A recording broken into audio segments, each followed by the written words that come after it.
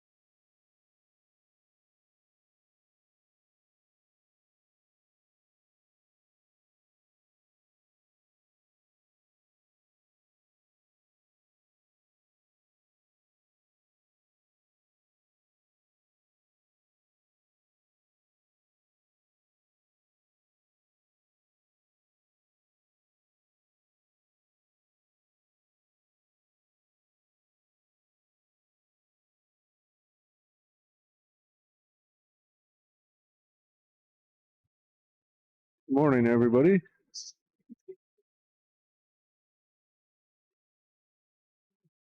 Back at the 540 and under Dawgz tournament in Billings. Have Luke Johnson and Matt are playing this match. You guys seen Matt won that first game, had a run after Luke missed a ball. And Luke is on a table run here. He says, "Hey, ball in, he'll tie it up."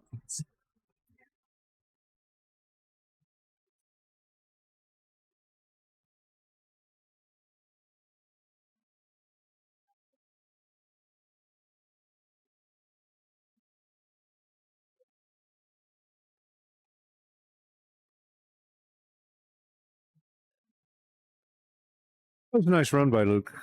Great table run. Matt come up dry in the break, and Luke ran him out, and it was a difficult rack to run. Played shape on three really good balls.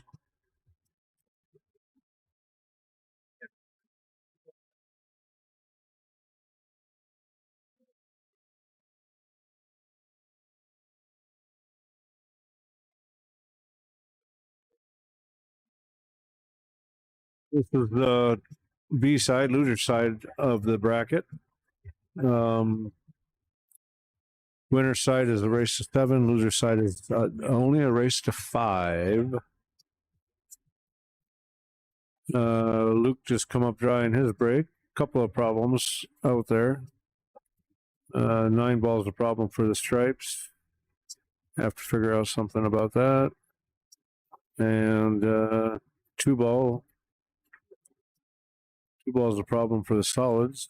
The stripes look a little bit better if he could get on the top side of that 13 and get an angle and come over and hit that 9 ball out. A nice shot there in the side pocket.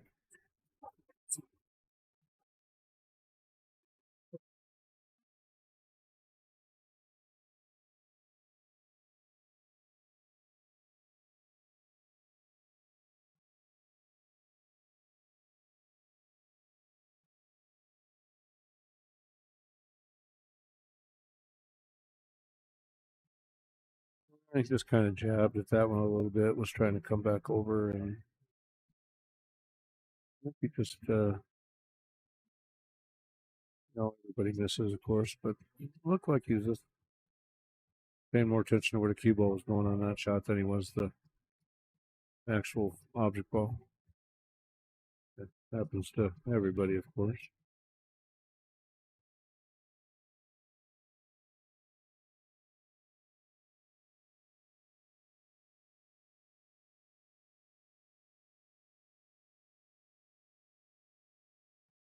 Oh, messed up table for Luke. It's a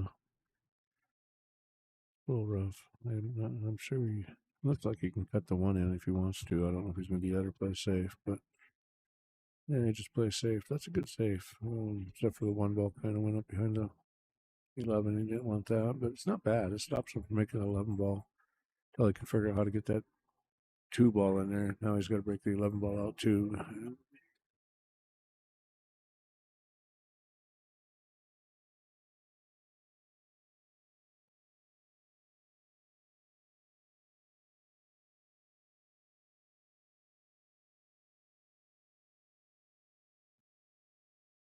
Try a bank there. He got the 2 ball out for Luke. I'm sure he didn't really want to do that, but now Luke's got the 1 ball that he put where it's at, so he's got to figure that out.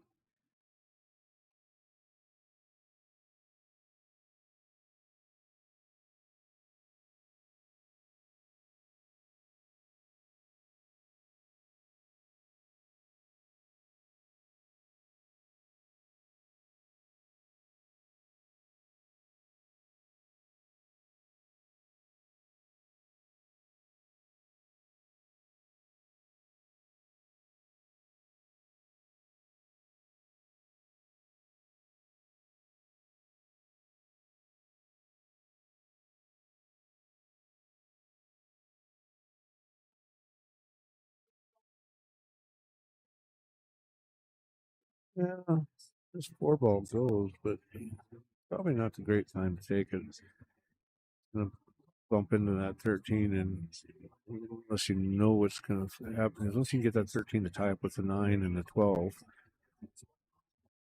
hit it soft enough. Yeah, it's why I didn't like that shot.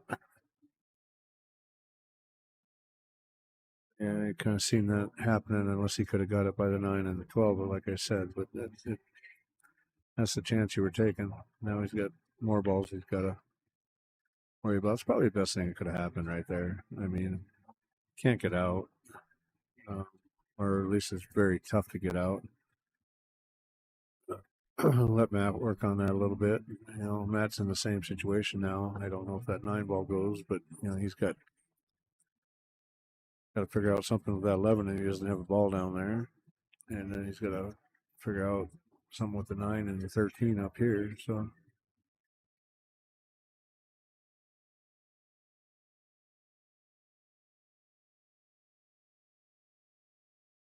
I have a messy rack.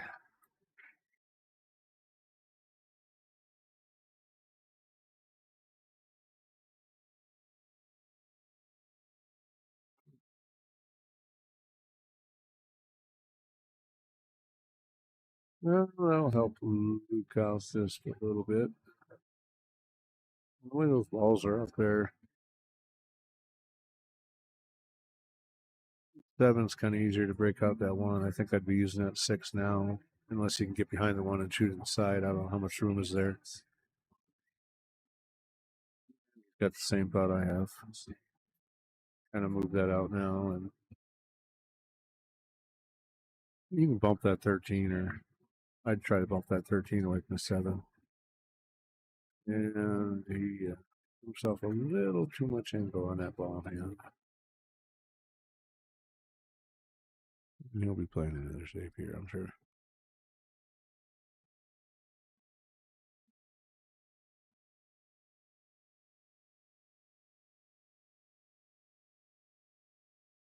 It wouldn't hurt him to play safe on that 1 ball. I figured he'd use this 5, but it wouldn't hurt to go down there and send that 1 ball and give it a little right and see if he can get back up behind that 11, or even the opposite. But it worked out good. You just gotta get that 1 ball out before Matt gets us 13 out. No rail. Matt pretty much open the table up for him as long as he can get this 1 ball in the pocket.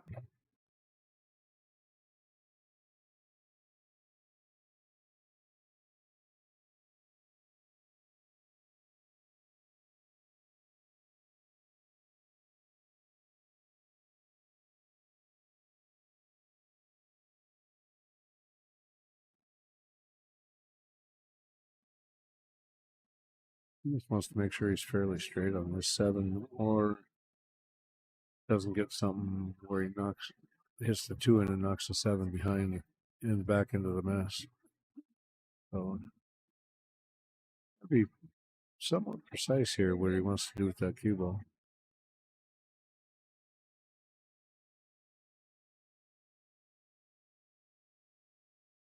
Definitely not.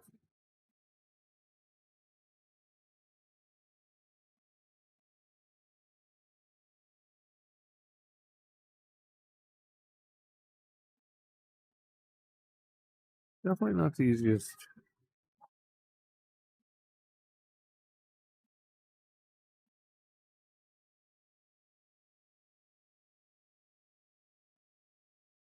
I mean, I agree with the shot. I think he's got to shoot the 1.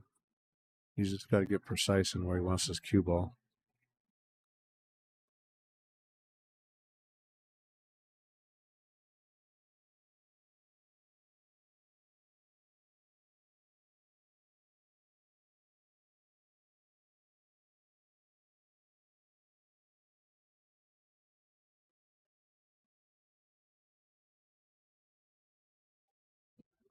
Well, if he got it, that 1 ball goes. It worked out.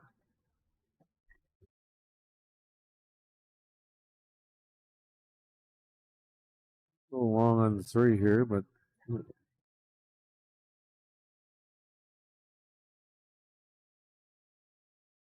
as long as he doesn't do something silly with the 5. Well, actually, that worked out. He didn't sell out, but just put the 3 in front of the 8. So he's got to get that 3 out or 8 out. Matt does. Well, that wasn't a terrible miss.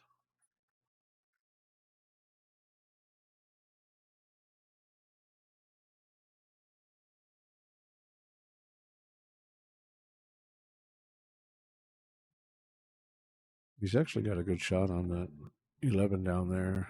That one ball being there, he can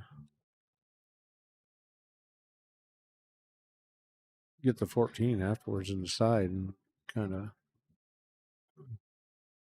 Yeah, we'll see what he's got in mind here.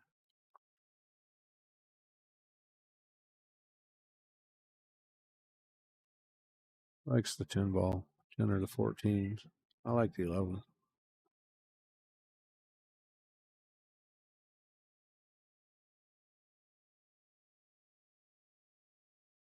Nice shot.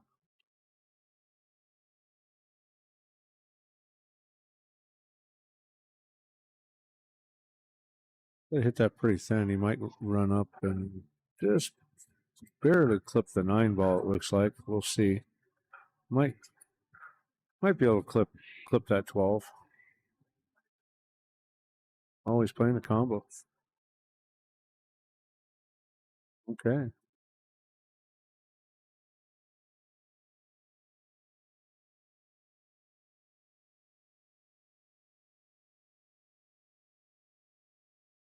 Well, a gutsy shot.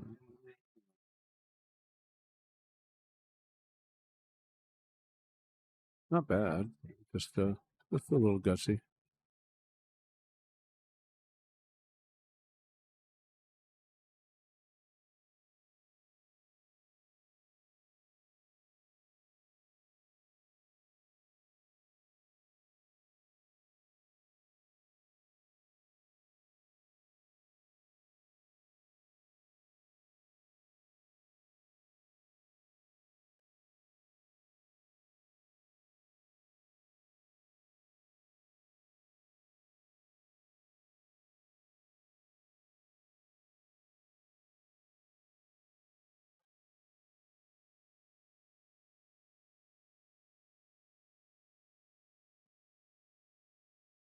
Well, that wasn't all bad.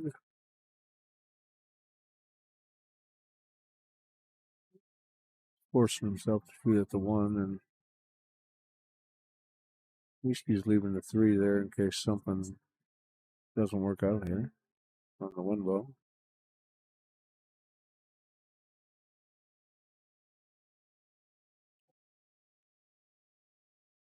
He got a little bit of draw. He was looking for a little more to come back to that 5 ball, but he should be able to drift down just center of the table for the 3. He's got the angle where he's going to hit the rail in the automatic shape. It really doesn't have to use any English. Getting back to the 8's a different story with the 3, but this he should get himself a 3 fairly good here.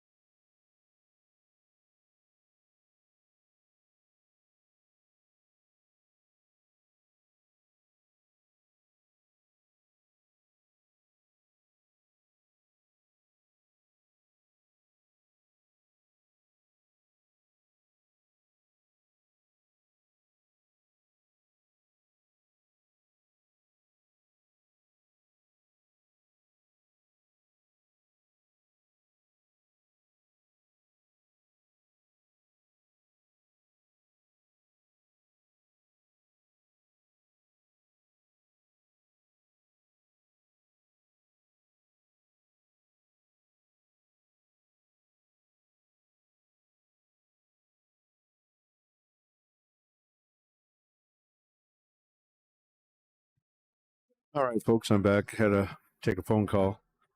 Um, Normally run a tournament over in Lincoln this weekend. I have a tournament over there, but I come over here to support Luke and everybody in this tournament and film it with Top of the Root Productions, like as you're watching now, and had some people lined up to help out with the tournament down there. But I guess it sounds like the roads are pretty bad. I just talked to Ronnie in Great Falls, and he said that it's pretty nasty out there. So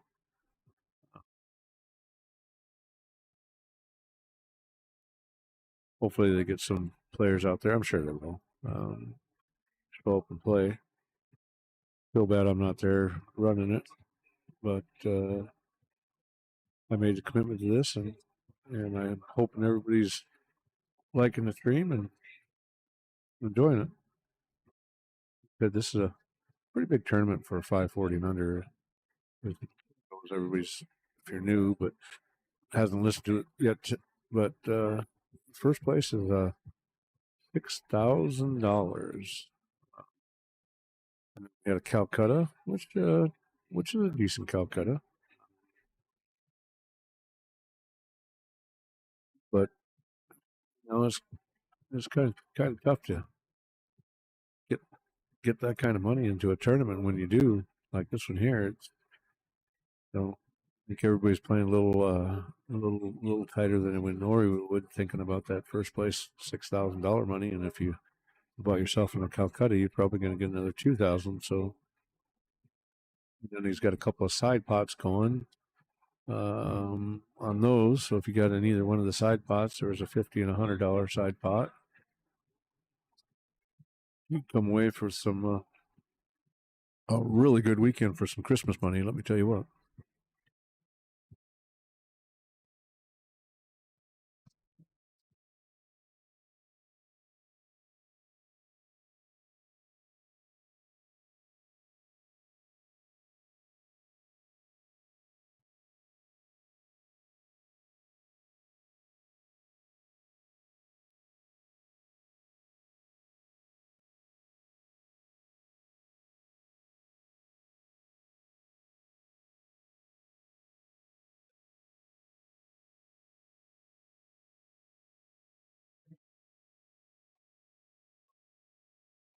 Oh, Luke just did an intentional foul there. He didn't know what to do and didn't want to break everything wide open. Not a terrible play.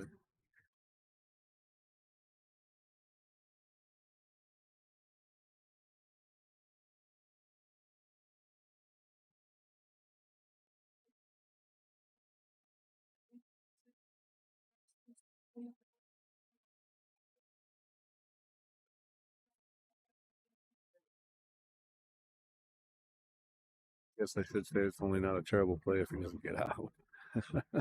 But Matt likes to have ball in hand. I'll guarantee that. Anybody would like ball in hand. Sure, I might have tried to draw that back into that. He had a really nice angle to do that. Draw back into the 10-8. Because he has a sure shot.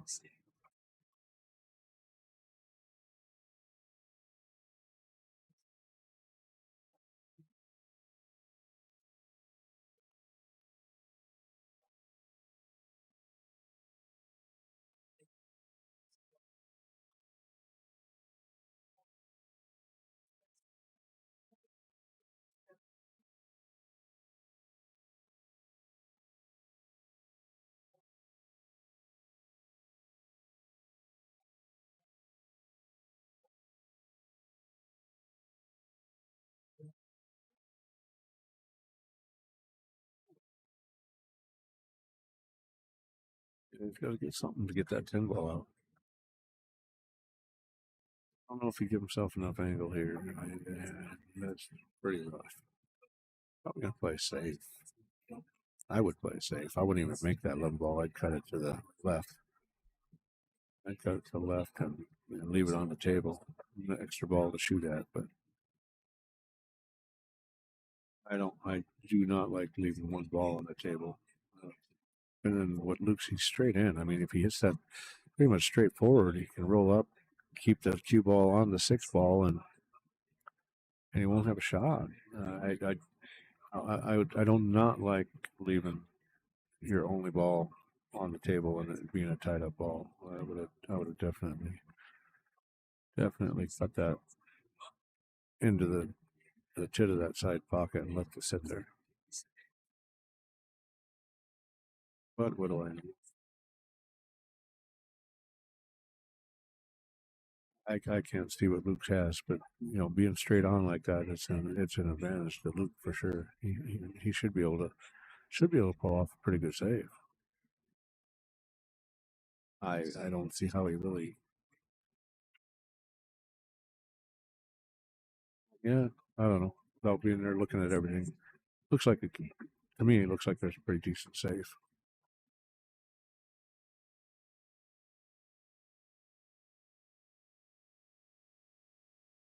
Touching the 8, gonna come over, touch this rail. He hits that 6 ball just barely on his left.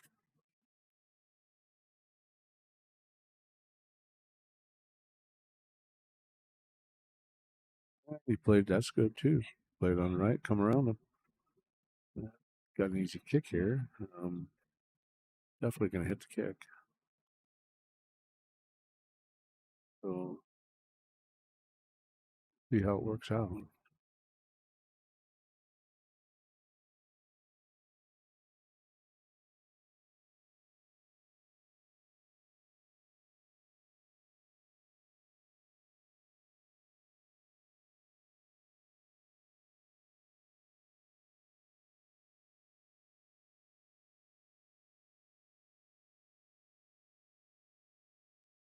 Hard to catch a rail.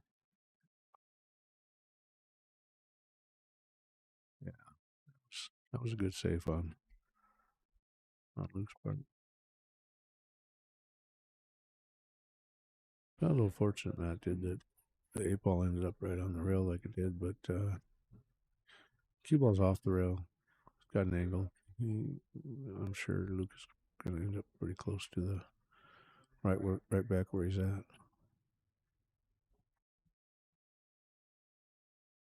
Or even down the table a little further, but pretty much the same angle where he's at now. Oh, and he overcut. He babied it.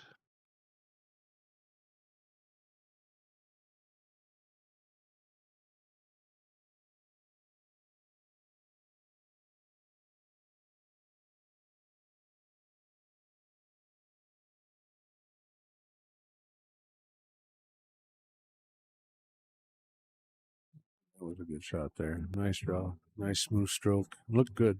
That looked real good.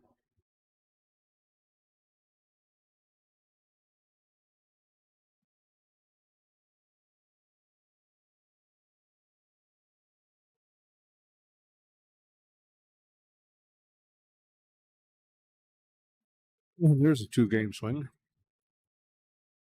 on Luke. It was nice out from Matt. Nice draw. Fantastic stroke. Nice smooth. Did a great job.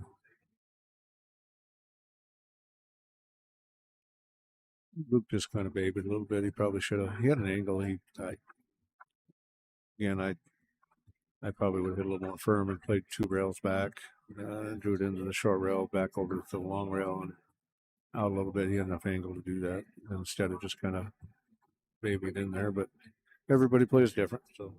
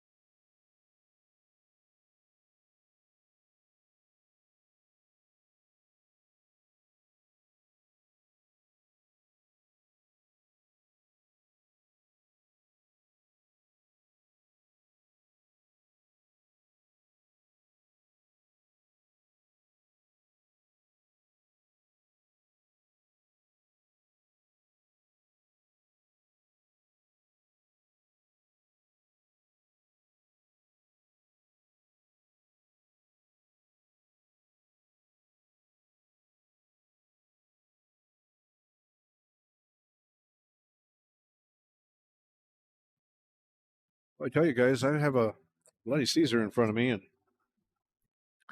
down here at the Eagles in Billings. If anybody's listening and you're in Billings, I'd come down here and get one because it is an outstanding Bloody Caesar. Got lemon and lime.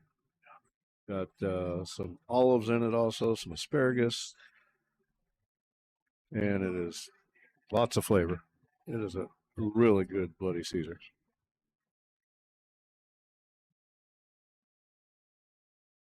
Last night, the bartenders were fabulous. Nice place. I was in here years ago playing in a tournament, but it's been a long time ago. Everybody, all the bartenders, everybody in here, great place. Nice place to have a tournament. 11 diamond tables. 3 this room, 2 the main room in the bar, and 6 downstairs. They all seem to be playing really well. Haven't heard anybody say too much about them at all.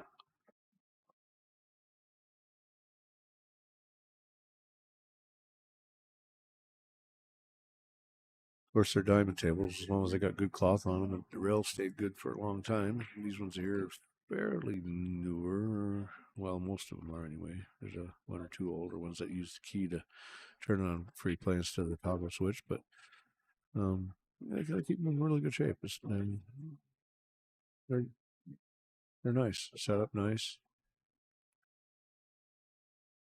Use a little bit better lights above the tables. They're not real bright, and they leave these streaks, as you can see on the screen. That is not a streaming issue. That is the light above the table, sending that streak down the table. I was playing on it earlier, just goofing around, and that ball falls in the light. It's almost distracting. I'd be putting a little bit better lights above the tables. They tell everybody that tells me they get lots of play. So I guess it doesn't bother anybody, probably just me. But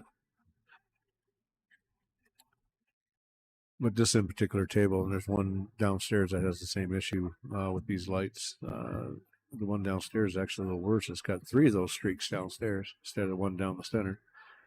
And like I said, it's just a little annoying to shoot on. Not terrible, but definitely a little annoying.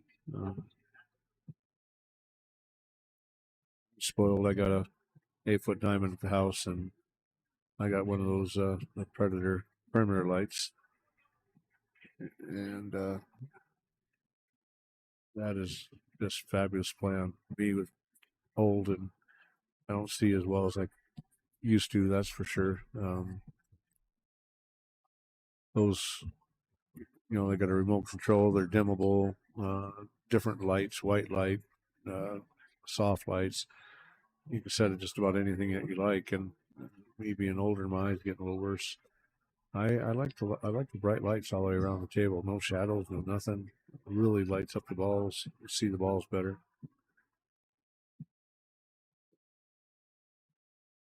Again, I'm sure it doesn't bother anybody in here, but probably it doesn't really bother me. It's just noticeable when you're playing the game if it happens to land right there. But they're in great shape. I sure would not let that deter me from playing. That's for sure. Not even in the least. Fantastic. Fantastic shape. Tables are clean. Balls are clean. Great place.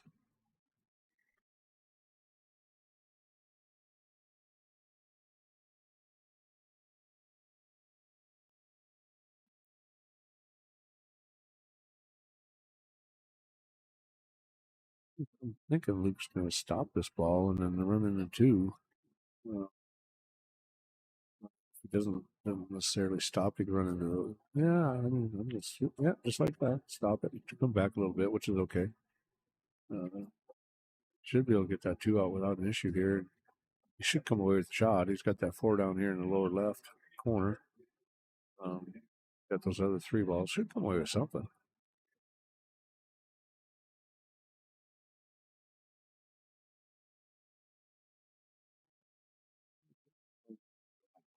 like that, but at least he's got the 5 ball there. I mean, he might be able to get someplace to be able to run that 2 up the rail.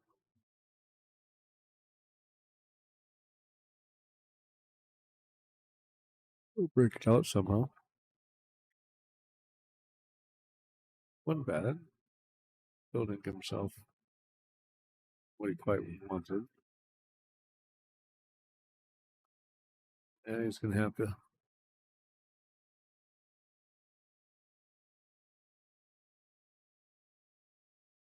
definitely got to work on this. Not an easy out.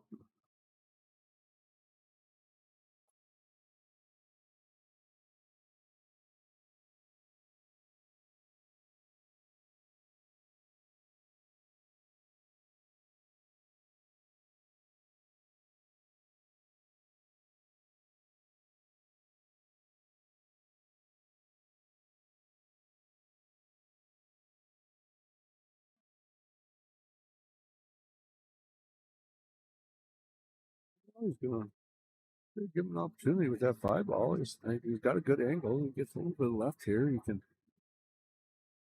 might even get enough left on it. He can break this 11 out of there, and we'll see if he's trying that or if he's going to play for a shot. Soft.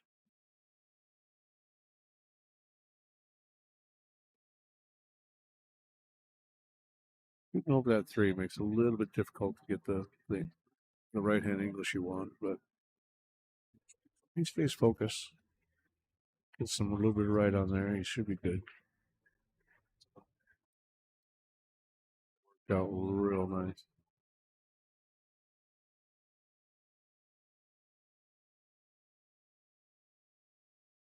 Yep, put a good stroke on that one.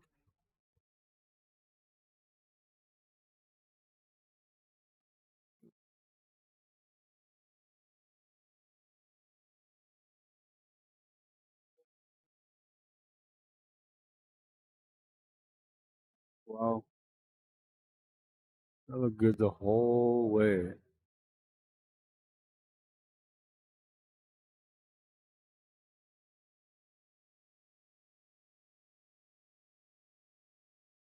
I didn't even, I guess I didn't even really see what happened. I thought it was in the pocket. I was watching the cue ball where it's going to go for his 3, and wow, I'm shocked twice in a row. I thought Matt would make that for sure and give him perfect shape on the 9 and then the 8, but okay.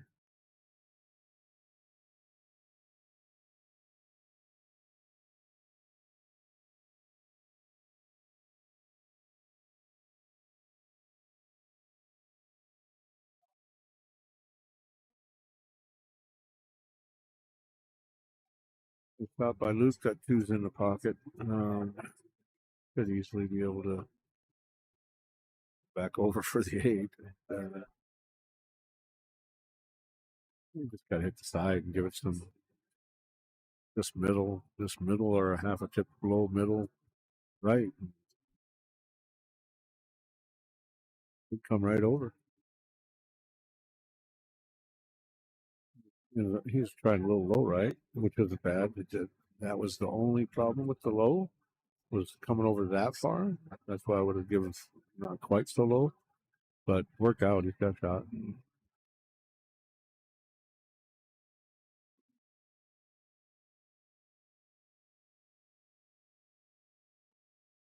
I just didn't like putting that ball in play, that 9 ball, by using quite so much low. But worked out good. Made a good shot on you. I think that puts him up by 1, 3-2. I think Penny put a link up to Scoreholio if anybody has Scoreholio and wants to see the rest of the scores or see the bracket. It's on there.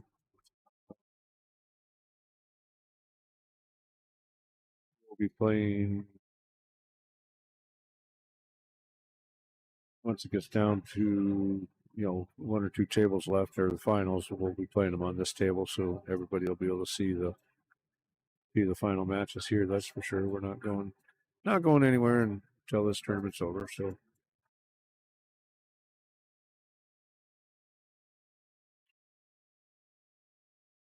Nice break. Little tied up balls up there, 13, 5, and 12. 14, sorry. 10 ball. Sorry, colorblind here, I guess. Pretty much the only issues on the table. Might be able to clear that up right now with top shot on this 14, draw back a little bit, cut that 15 in, and then hit that 13 out.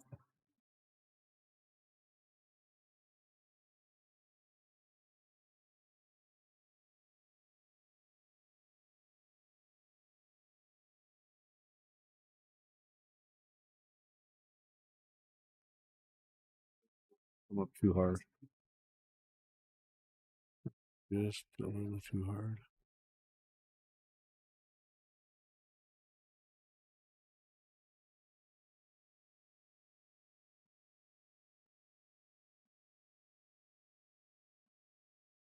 Yeah, he hit that pretty firm. Right? I didn't mind the cut. I think he was fairly straight. I think he just stops and draws back a little bit. He would have had to cut that 15, and then he easily hits that 13-5. But anyway, nice shot there. Oh,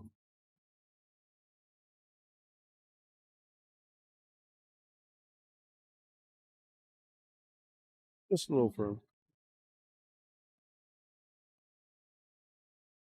Well, Matt's got a little bit of mess, a little bit of work here. The 5 ball, of course, you guys can see is messed up. That's a 2 ball there to help out with that, but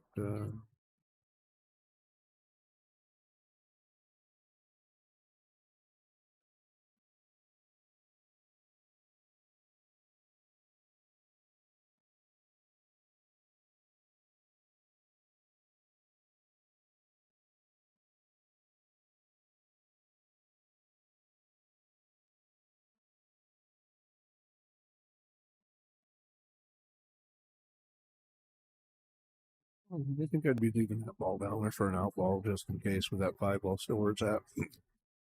Make that 1 ball from anywhere on the table pretty much.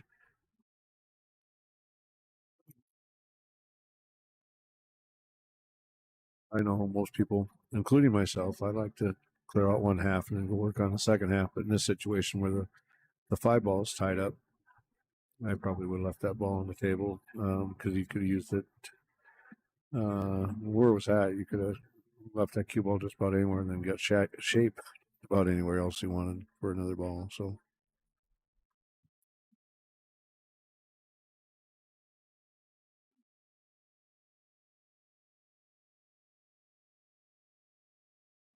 or shoot this 2 ball and really needed that one to break up this 5, but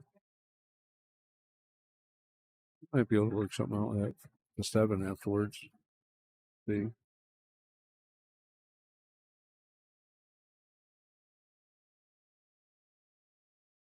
Yeah, it was tough shot.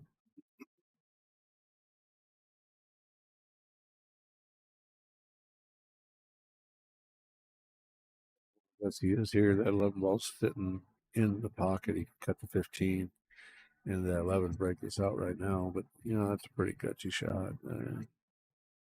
Depends on how your confidence is, because 11 is kind of in the left-hand part of that pocket, but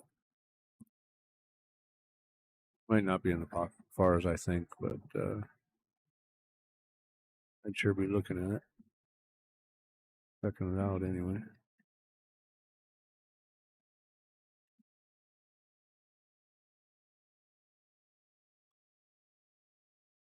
Was interesting. Bad luck there. I mean,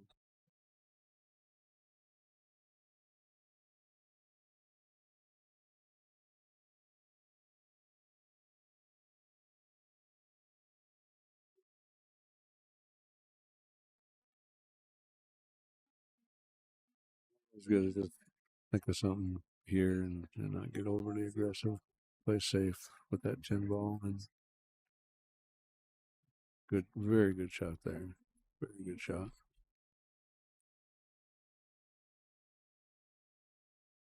He's gonna have to draw this back on that 5 and see if he can tie it up on the 10 on our right hand side there and touch it so he doesn't have a shot at 13 up the rail or the 10 in the pocket, and he does that. I can't even see if it's possible, but that's a thought anyway.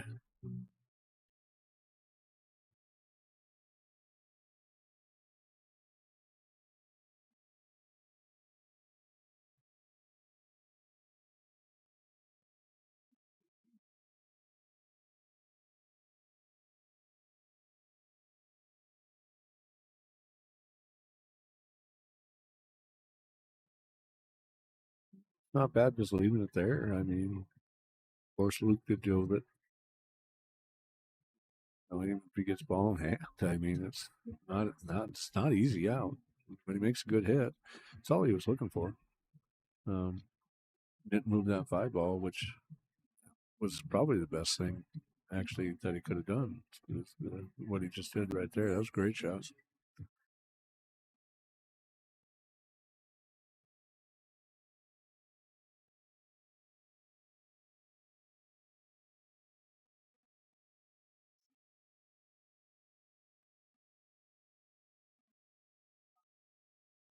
He's playing safe. Hopefully, he just gets the head on and doesn't make it just like that. Nice shot.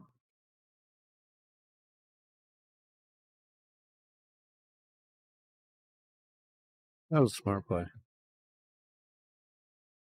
Smart play. That unfortunate ended up the rail on the rail, but still, it's not a difficult shot. Leaves the cue ball down on this half, the other half of the table.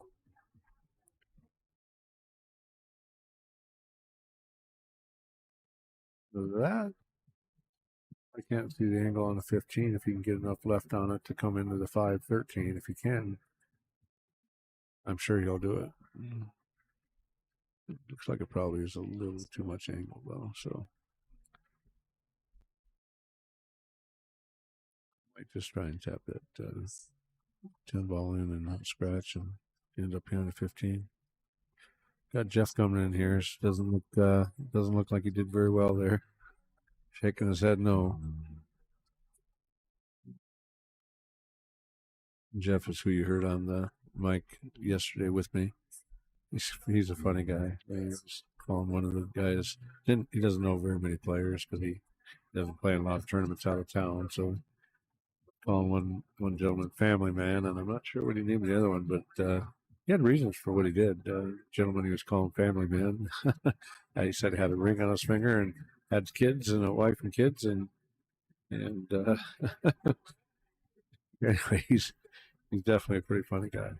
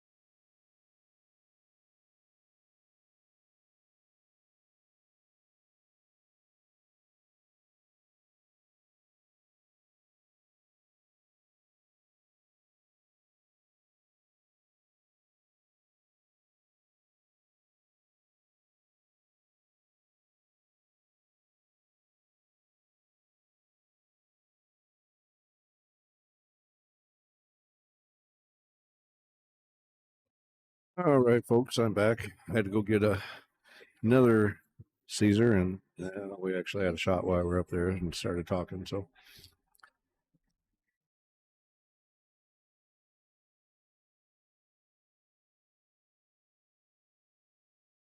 looks like Luke is on the hill, and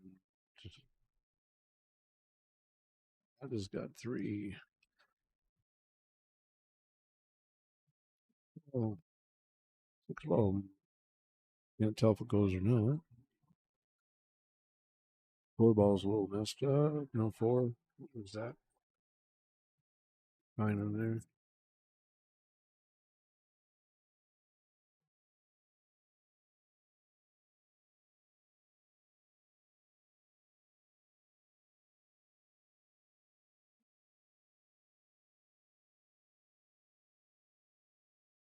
Uh, nice bump over the 12. No wonder I was thinking it was a four.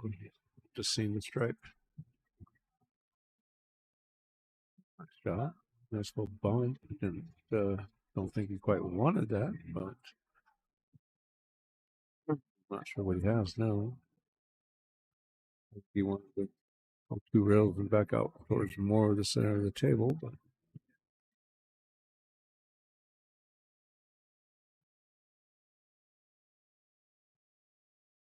you have a opponent yet? Oh, the winner.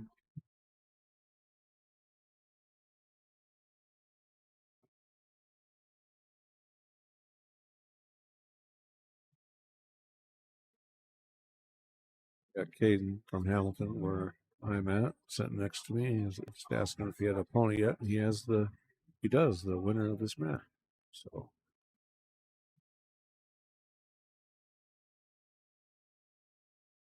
got four goals inside, which it does not look like it does.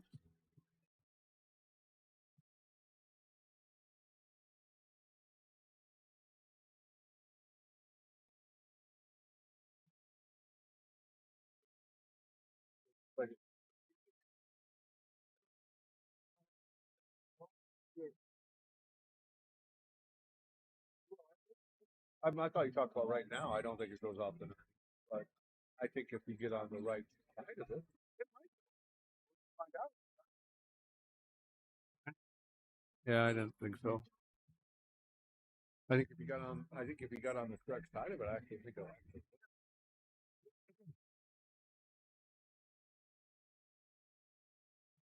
That was a nice try. Didn't have much else, so I don't think he sold out, so to speak. Um, Guess we'll find out. But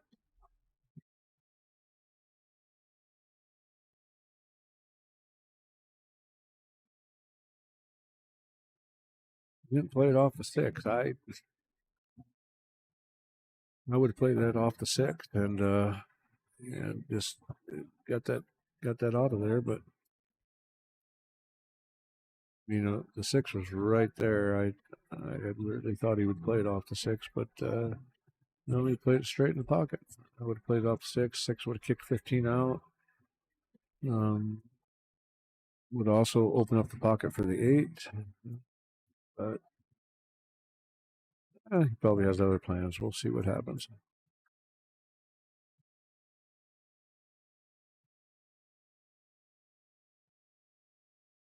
Check some other scores out. Gary's next to us. He's from Hamilton. He's playing John from Great Falls.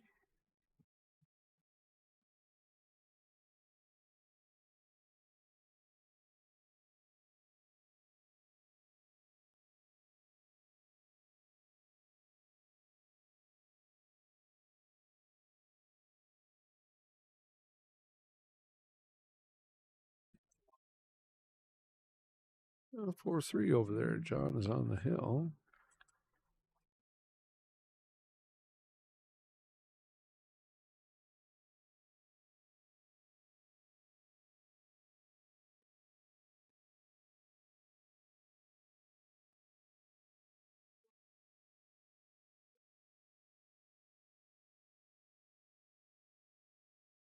I don't know if I would play this.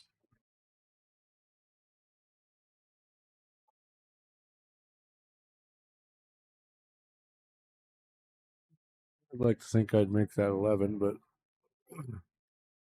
or the 13. But definitely probably has to shoot at the 11. I'd like to think I'd make that, but he's playing the 13, going to roll up for 11 in the side.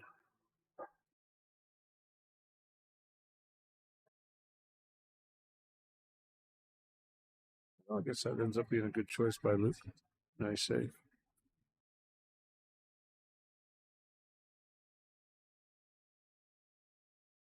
The only reason I would have played that is I'm playing Jeff or Wade or Nate or, you know, any of those players.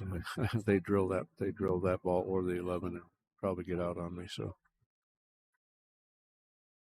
I'd like to think I would do the same thing, but anyway, worked out for Luke. No shot.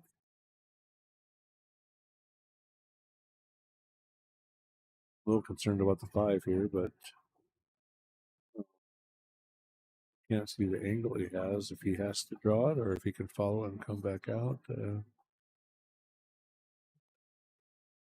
think I'd be playing for the 4 or the 2 instead of that 5 ball. But I mean, if you can get on the 5, great. But a little easier to get on with the 4 or the 2, I think, just drifting over a little bit. But we'll see what he does. Yeah, a little lucky by kicking the 4. He does have the 5 as a cut and the 2 as a cut, so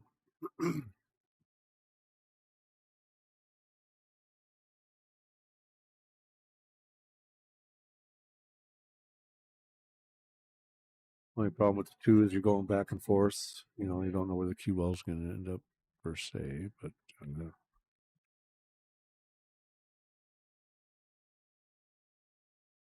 just a tad bit of left, and it goes back and forth.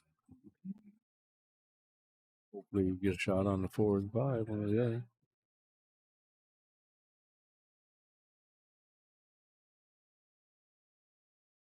Just a little too much left. He was just giving a tad, so it goes back and forth instead of down. But he's on that 5.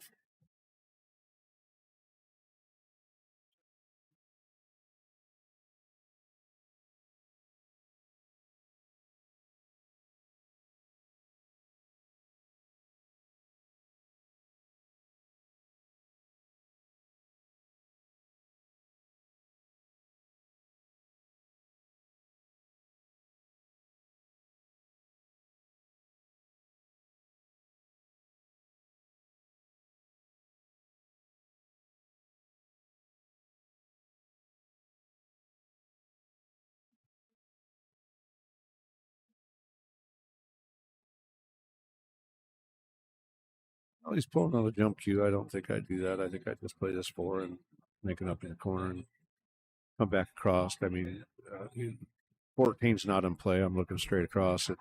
With the cut he's got, it's going to hit the rail. It's not going to hit the 14, and he's going to come straight back across. He'll have a shot on the 5, but apparently he likes to jump. Not bad. It's a tough jump. I mean, that ball is close. I mean, you got to jump over that 8, come back on. You got to land on top of the 5, and not go off the table all at the same time. Hope he makes it.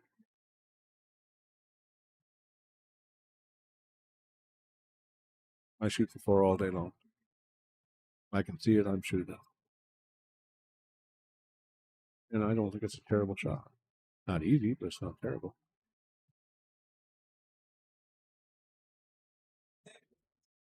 Well, he didn't sell out.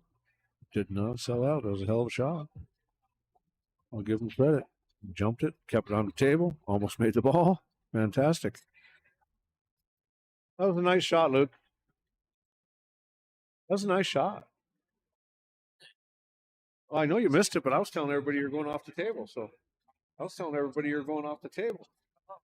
Trying to drop back on it, give myself like a straight in shot on that. No, that was a great shot. I mean, you didn't sell out, so I put too much inside on the 2. You did. I was intentionally spinning over there to shoot the 5.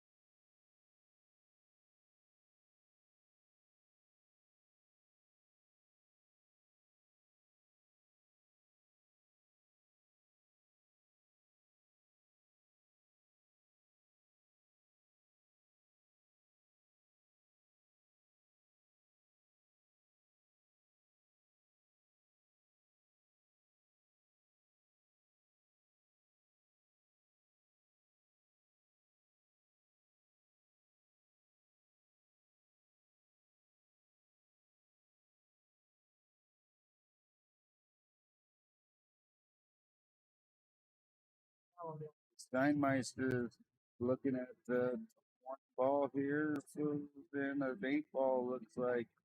Yeah, I'm afraid Gary's now out of the tournament. John's gonna make this, I'm sure. Not over till it's over. Yeah, that was pretty straight. That's unfortunate. That is unfortunate. It is unfortunate. Well, say Gary and I, we ended up about the same. Oh, here comes the lag for the live stream one. It's a little stiff. A little stiff.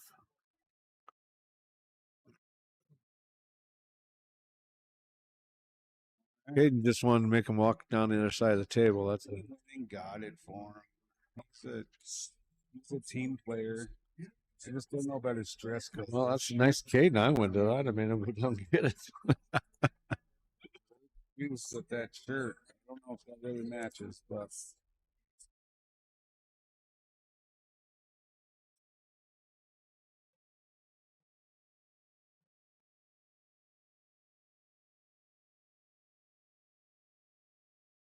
Yeah, we see Mark's giving fist pounds to both players. I only fist pounded one. I'm telling you, I'm trying not to be biased. I'm on the radio here. I gotta be fair to everybody.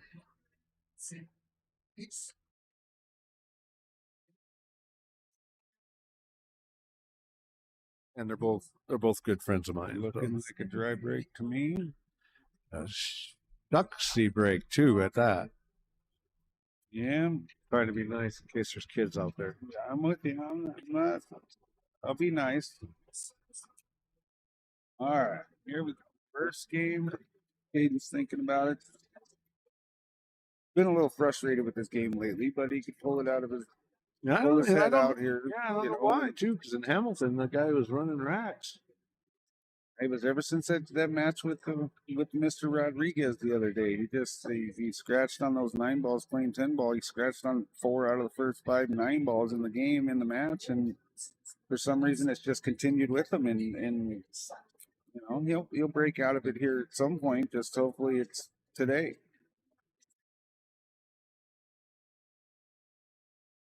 But I tell you what, the best friend you could have is a guy who can't make a ball on the break. Trust me.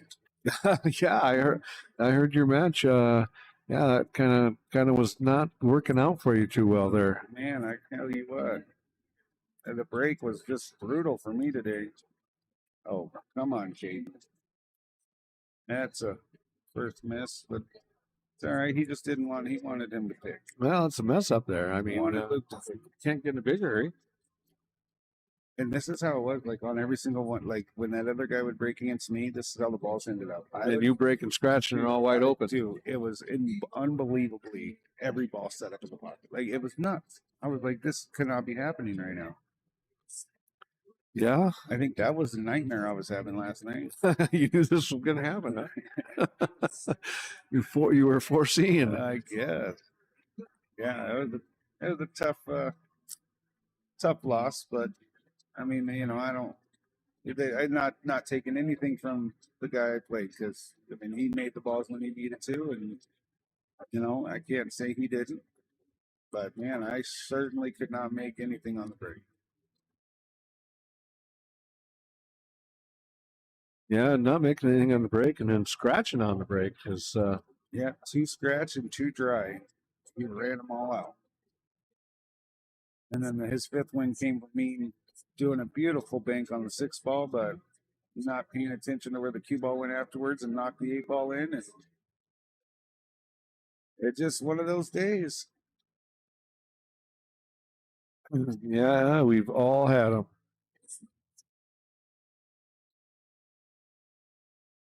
That was a nice shot there. Good nice shot, though. That was a nice shot. A few balls out, yeah. Broke a few balls out. You left at 15, but I mean, again, there's so much stuff tied up. There's not really anything you can do with this rack at this point. They're just going to have to start picking some balls apart and playing safes. Well, you've played with both these players. When it comes to the safety game, who do you think has the upper hand on it?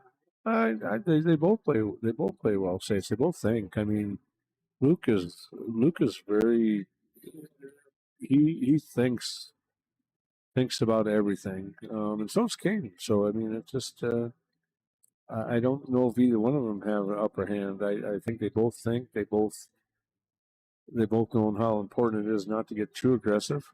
So yeah, I guess we'll definitely see. Yeah, I mean, I haven't played much with Luke, but he doesn't, I mean, he definitely knows his way around a pool table. So I enjoy playing with Luke. Yeah, we play we gamble a bit together, and like I said, we played some Scotch match tournaments together, and we got another one coming up that we're playing in February or January actually. Um, he's just all around nice guy, and Caden is too. So that's why I said it's they haven't had to come to meet each other so early in the tournament. is this the winner? Yeah, this is the loser side of the bracket. This is the loser side. Yeah, whoever Loser loses goes this is home. out. Is out.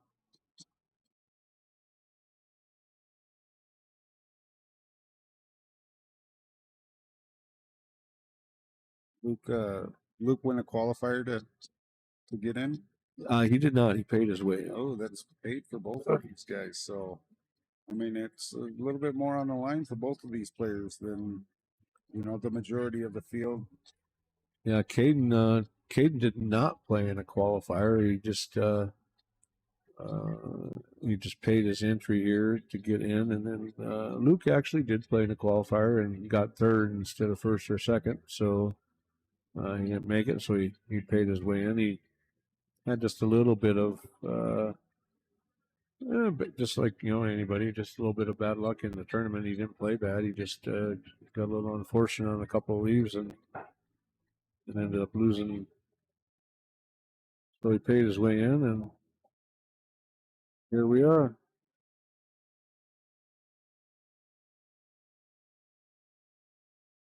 If he would have got a little bit angle to the opposite angle, so he could have went into that 9 ball, it would have been great. But I might play a 15 right now to try and get a little bit of a opposite angle. The angle he got right now is he doesn't want that. Great. It's looking pretty straight. Yeah, he wants to go into the 9 ball. Looking at it, he's Looking at the combo, huh?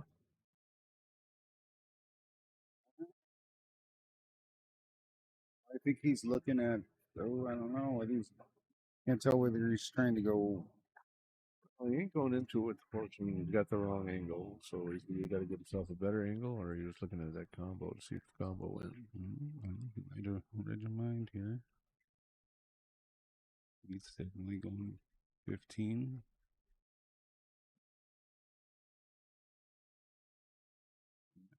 Now he's got the angle. Now he can do it.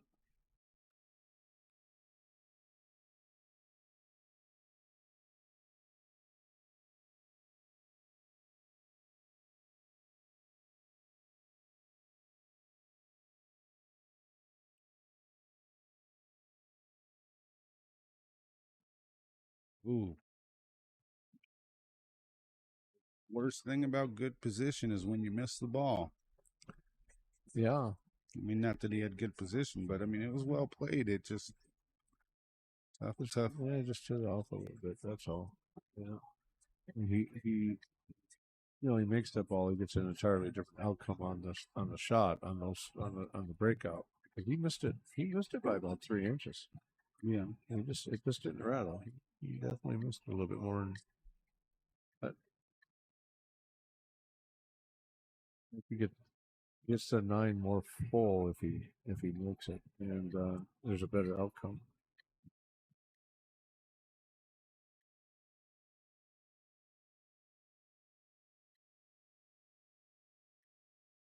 So do we get any nicknames for these two guys? I mean, yesterday it was Family Guy and what?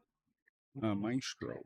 He's still in here. He's playing down there on the third table. Yeah, Maestro's still here. Yeah, he's Family Guy. I seen Family Guy this morning. Yeah, Family Guy is playing downstairs right now. Is it? And I was telling folks, you got Family Guy out of that because he had a ring on his finger, and he's got a family and kids. I mean, the guy just looks like, if you were to draw the definition of a dad, I mean, the gentleman just looked like a dad. Yeah, I know. He looked like a family man to the core there. Oh, that's awesome. I mean, and how'd you come up with Maestro for this other gentleman down here? He kind of had a ballerina type of, I don't know. He looks like a maestro. Okay. I mean, I did say before I said maestro that, I wasn't trying to offend nobody. I don't know if he would have liked that if I called him that, but I mean, maestro. Yeah, well, there you go. So what about these two gentlemen playing now? I mean, it's kind of tough knowing Caden. It's, and your buddy Luke over here. I mean, I don't know. They just, I don't know. Caden, I don't know what to say about his attire that he's wearing.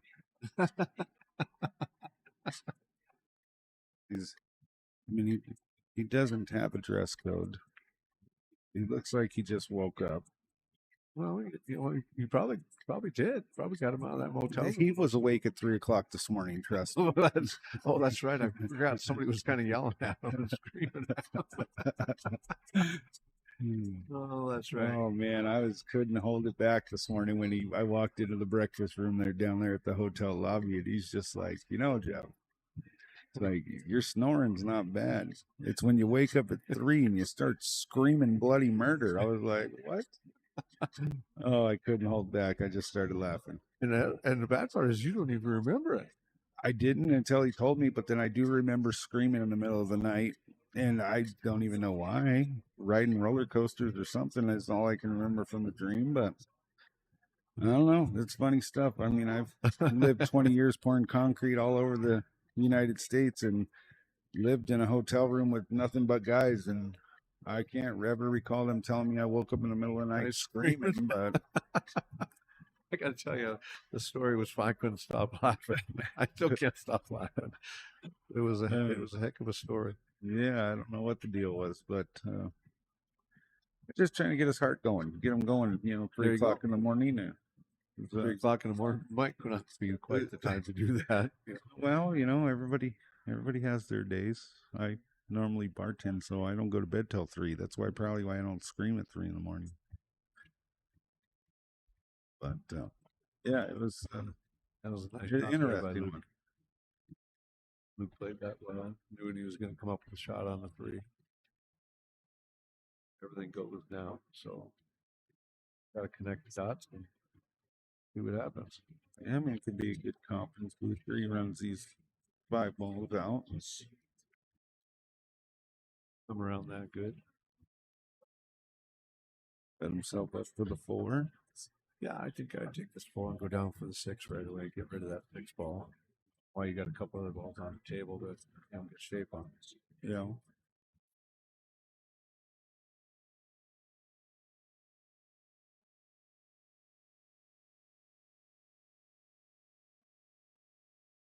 Well, I mean, you can definitely tell that you guys play together. He's doing exactly what you're thinking. Right here, he needs to play shape on the 7, and then come out for the 2. Then the 8. I wouldn't be trying to get that 2 on the side or nothing. He needs to play for that 7 ball. Oh, come off the 13, but with the way he got left there. Going to go 7-2, or is he going to take the 2 on the side? I would think you're right. I mean, I would think the 7. Well, he's a little straight on the 7 now. He wanted more angle. He probably needed about 6 inches more angle to come back out for the 2. So, not that he can't do it this way, but just needed more angle. Looking at the 2. Yeah, he's probably going to go for the 2 now. He just doesn't have the angle on the 7 to get back on the 2 properly. Well, he's going to have good, have good angle on the 7, or get a good shot on the 7, leave on the 7 to. Just doesn't want to be over that 12. Now he's good because he can draw back. He's fairly straight, or he just falls it forward just a tad bit, shoots the 8 aside. So depends on what he's more comfortable doing. The loser's side is a race to 5, not 7. So a little bit more pressure on these guys to. The first victory is, it's kind of a. Oh, he come back out for it. That was a nice shot. A little far on that, don't you think? Or nothing to worry about. He just wanted to make sure he got out in the middle of the table, and he did. So, I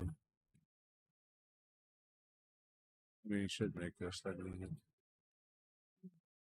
mean, if he's shooting over the 12, it makes it a little bit more difficult, but he should. I think he should make this all day long. The old commentator's jinx there. Shooting over the 12. Yeah, that was a tough one. Yeah, I mean, he was over the 12 a little bit there, but like you said, nothing. No, it's routine. I mean, it's routine when you're at home, comfortable on your own table, you know. But you get out here and in front of the live stream, and you've got pool going around all around you. You know what's on the line with the money and everything, you know, like that. I mean, it's not as routine as it is when you're at home or at your local bar where you're comfortable. Well, I'm sure Luke appreciates you, you know, make an excuse why he missed, but he should have made it. So I mean, I'm still trying to justify my losses, too. So I mean, still trying to justify my 2 and out this weekend. Is that what it is?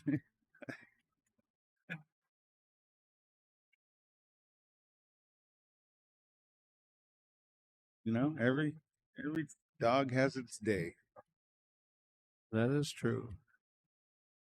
We all can't be perfect like you, sir. I'm far from that. I guarantee you. Guarantee 100%.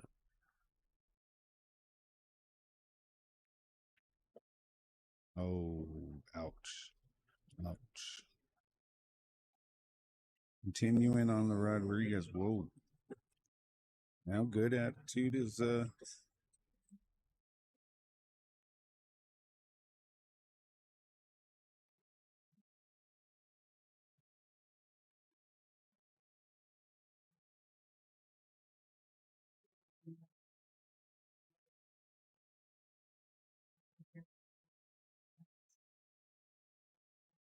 Oh, that's how it worked out. I do not control. I got a person asking if I got paid to put Luke on the stream all day. I have no control over that. Luke, take it off and let it go. Pretty much. Last game. This is a new game. Let's go. Pretty got much. it. Let's go. Gentleman that's helping on the show.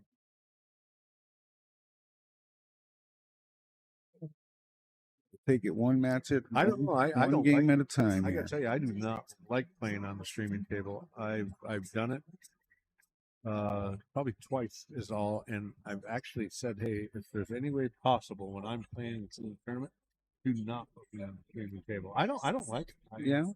I actually cannot stand it. I don't play well. I don't know what it is. I don't know if it gets into my head. You don't like being the center of attention. I don't know what it is. I really don't. I know I just don't like it. I would rather just go on a table someplace and play. Is that why you didn't go pro? Well, no, I didn't go pro. I'm not good enough, first of all. First and foremost, I'm not good enough. Coming from what, the 6th ranked player in Montana? I mean, yeah, but 6th in Montana is probably 1,000 in the United States or higher. So, yeah, Aiden's got to shake off that last scratch. He's it's in his head right now. You can tell. You know, he's got to be able to shake off that kind of stuff. And, you know, move on to the next game. It's one game at a time, one match at a time, and ultimately one ball at a time. So that was a good lead to get that 10 out of there. Actually, I like, you know, if I was to say something, I like seeing Caden on the streaming table. Like I said, he's a good friend. I don't know if it affects him at all, like it does me, but hopefully it doesn't. Some people do. I don't know what it is when I'm on the table. I just don't like it. I think the one time I played on the streaming table was that tournament there at Marley's Bar and Casino in Hamilton, Montana. That place, and it was not bad. It was, but I could hear the people talking. It was Dave and Amanda, and they were talking on the mic. Well, I'm hoping they And, can't like, hear us. I guess we should ask to make sure they can't I mean, hear us all that well. well, I think with the music here, I think the music's pretty loud here. We didn't have that music there at Marley's like that. And I mean, I think over this music, I don't think they can hear us over this music because even when I wasn't on the mic, I couldn't hear anything you were saying. Oh, So okay. All right. the music they have here it's up enough to where I think they're definitely. I mean, I've been playing well lately, very well actually, and here this pretty much this whole year.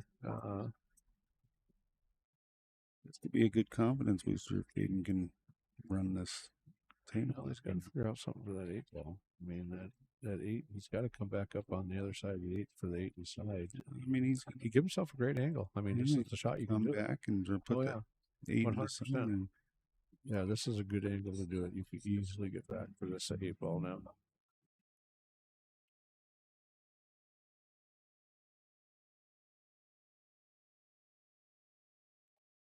Ooh. Oh, there was no stroke there. He just did a punch shot, and that was unintentional for sure. But he just punched through the ball. He did not stroke through the ball.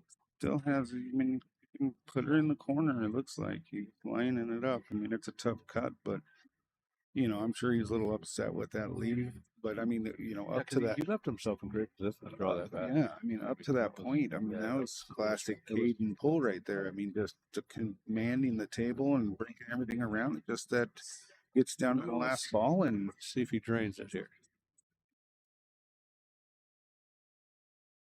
There it is. nice shot. Right in the hole. Nice shot. Oh, holy shit. I'm shocked. It looked like it was going in from here. Wow. I mean, the old announcer jinx, apparently. But I mean, he's got the command of that pocket now. So now Luke's got to get that 2 out of there. He's got 2 balls to connect together over there. And so he's got some work cut out for himself. Yeah, it just depends if he wants to play it. Luke's going to play a safe. He's going to play a shot. I'm not sure which. You do got a couple of opportunities to get the cue ball down there for the 2 ball, even though it would make a tough cut. I mean, if you can get on the right side, that, you know, the good side of the 6 and lift up there.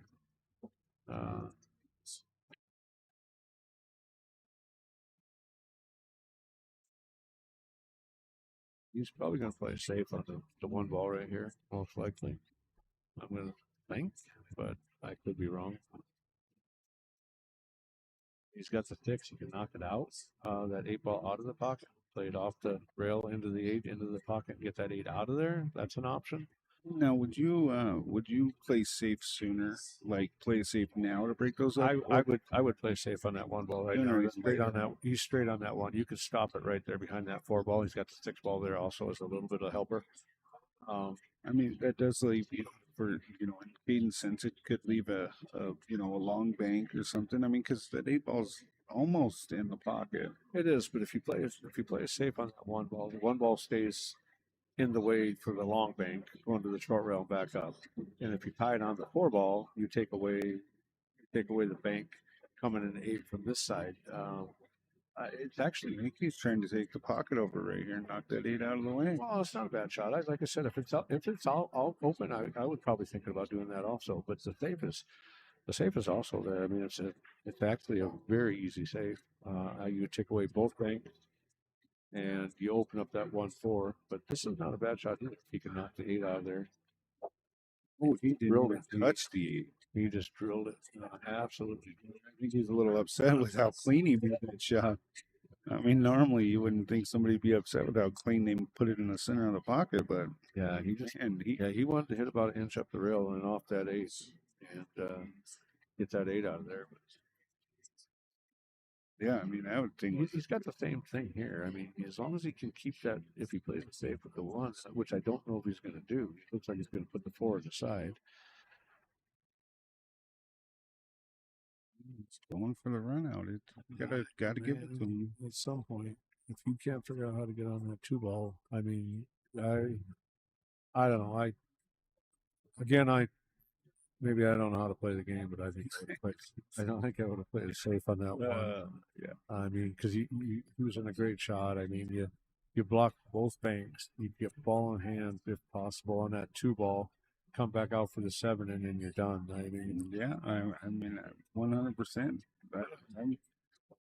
I'm feeling what you're stepping in because now the more and more balls he knocks in, now he's not very happy with that lead. But now I mean, really, he's got to run him out now.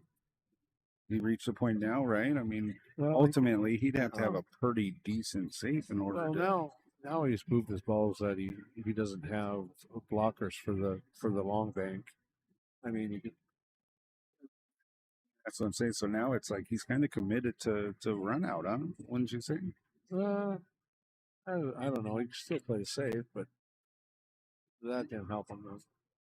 Give him straight in the corner. He just got overly aggressive. Again, I mean, when you have,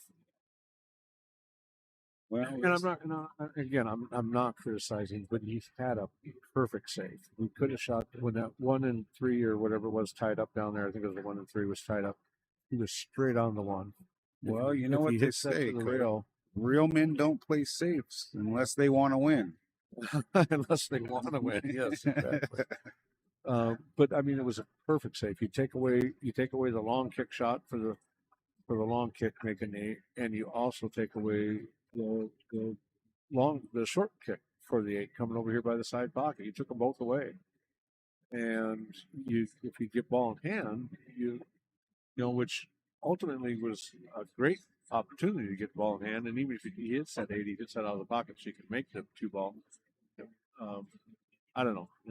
I think he just got a little overly aggressive there. Sorry, Luke, if you're listening later, but I definitely think he got a little overly aggressive. He had an outstanding opportunity to play that differently. Yeah. No, I mean that's why we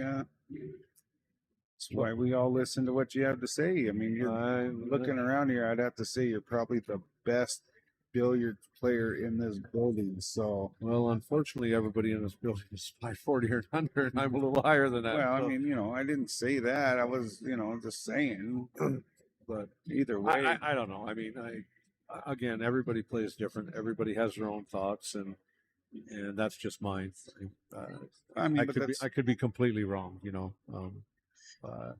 But weighing the situation and where that 2 ball was at, you have to get on it somehow. Ball in hand is that, or you make him get it out of the way. And if you're able to take away both kick shots with 1 shot, and open up the 2 balls that were somewhat tied up, and possibly get ball in hand or make them move the 8 out of your way, that's to me is it. Sorry, Luke. Apologize to you. No, I hear what you're saying, and it definitely makes sense. Yeah, it's tough, you know. The lower Fargo players, you know. I mean, it takes years and years of pull to understand that concept. You know, I mean, it's not that not that I know. I would have thought of that, but I mean, you just look at the game different. But that's what makes you better. Well, the best part about that again is, you know, it's not like what he was trying to do was difficult, because the cue ball's like 4 inches away from what he needs to do, and the closer the cue ball is, I mean, if you're trying to do that shot from 6 foot away, it's that's safe. It's way more difficult. But when the cue ball's right there, I mean, 4 inches away, your chances of making a very good shot are a lot higher. So, I mean, you take that all in consideration. You know, I think the majority of the people, I could be wrong, but I think a majority of the better players would have done that. And I could be wrong. I don't know. Could be just talking about it. We're just making noise up here anyway. So yeah, I hear you. I mean, I know. I'm surprised you're not singing this rap music in the background right now. This music is driving me nuts. No, this is the good stuff.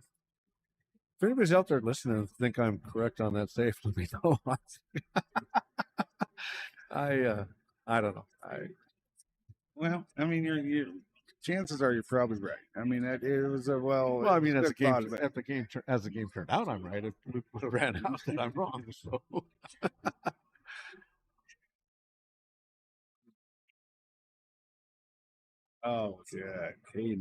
That's twice now he's done that. You're gonna have to start calling him Wrong Hole Harry here in a second.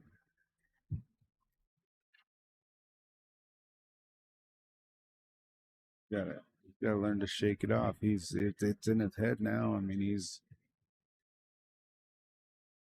Opie Gilbert right now with that cue ball. I've told everybody, but if anybody's down here in Philly and you're listening, which you want to come down for one of these Bloody Caesars, I'll buy you one.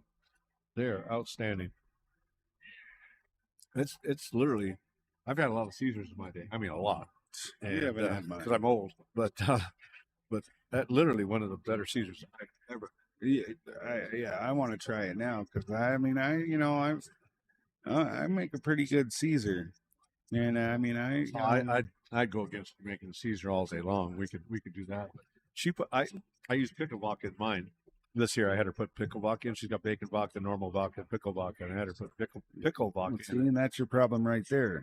A real person puts real bacon, real pickles, real. Well, she does put real pickles in it, but I like the pickle vodka also. So hey, have you had it with Jameson? Do you like whiskey? Make your Caesar with Jameson. I'll tell you what, it'll change your life. Yeah. Yeah, make me not want one again. No, I'm telling you, make it with Jameson. It'll change your life. Well, since you're a bartender down at Marley's, I'll be down and we'll find out. Yes, sir. Yeah, bring it on any day of the week. I've yet to lose a Caesar challenge off. Caesar make-off challenge, however you want to put that. I'm going to go slap the back of Luke's hand here in a second. He's definitely given Caden the opportunities to, Caden's got the opportunities to be ahead of this match right now, and he's just got to take advantage of them. He should. I mean, Caden shoots well. I'd be surprised if he doesn't get out. Again, I'm jinxing him. I guess I better just be quiet. I mean, pretty decent lead for the miss.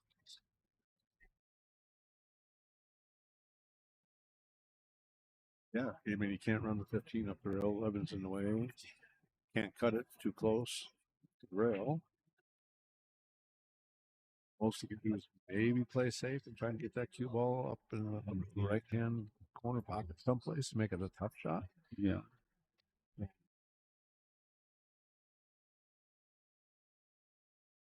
Yeah, I mean, and had a great opportunity there. Had a nice shot on the three. Just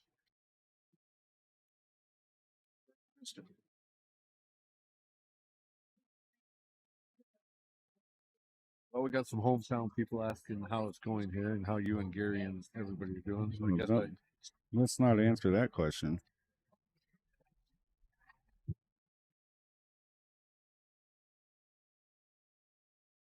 So I guess I better answer them. Aiden's the only one left in this tournament.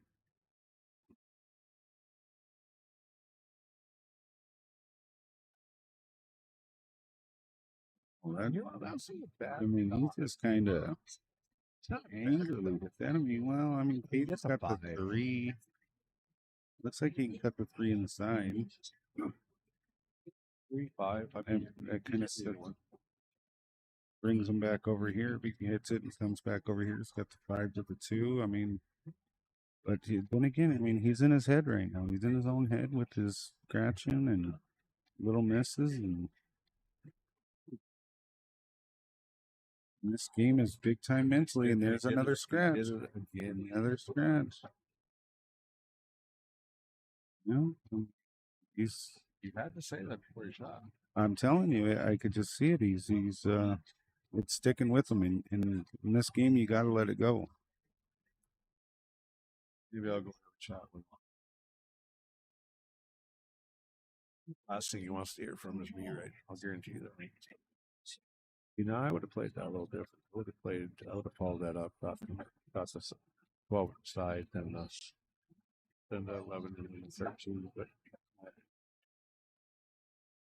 yeah, I mean, wow. I mean,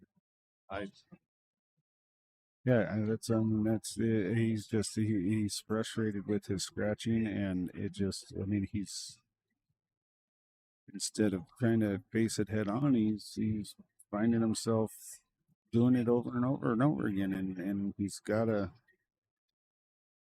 take a break and get it out of his head, let it go, and move on to the next one. Luke over here, he's got to look over that table. I mean, he played that shot, he played that draw, left himself a little bit tougher shot. He still should have made it, but well, you take the shot he had prior and drift forward to shoot the 12 in the side. Then you got two close shots. Your cue ball's on this same side end of the table, same half of the table. Two close shots. Get the cue ball anywhere near your center table and you easily cut that 8 in the side. He just needs to look over the table just a little bit more. And again, Luke, when you listen to this later, I apologize, but yeah, just I guess that's all I could say about it. It's got to look over just a little bit better. Not that he did was wrong. I mean, anything can work out. Everybody shoots different, but that was yeah, a little easier way to do it, in my opinion. But Mark Twain quote: "Good decisions make experiences, and experience." Oh, how's that go? Good decisions come from experience. Experience comes from making bad decisions.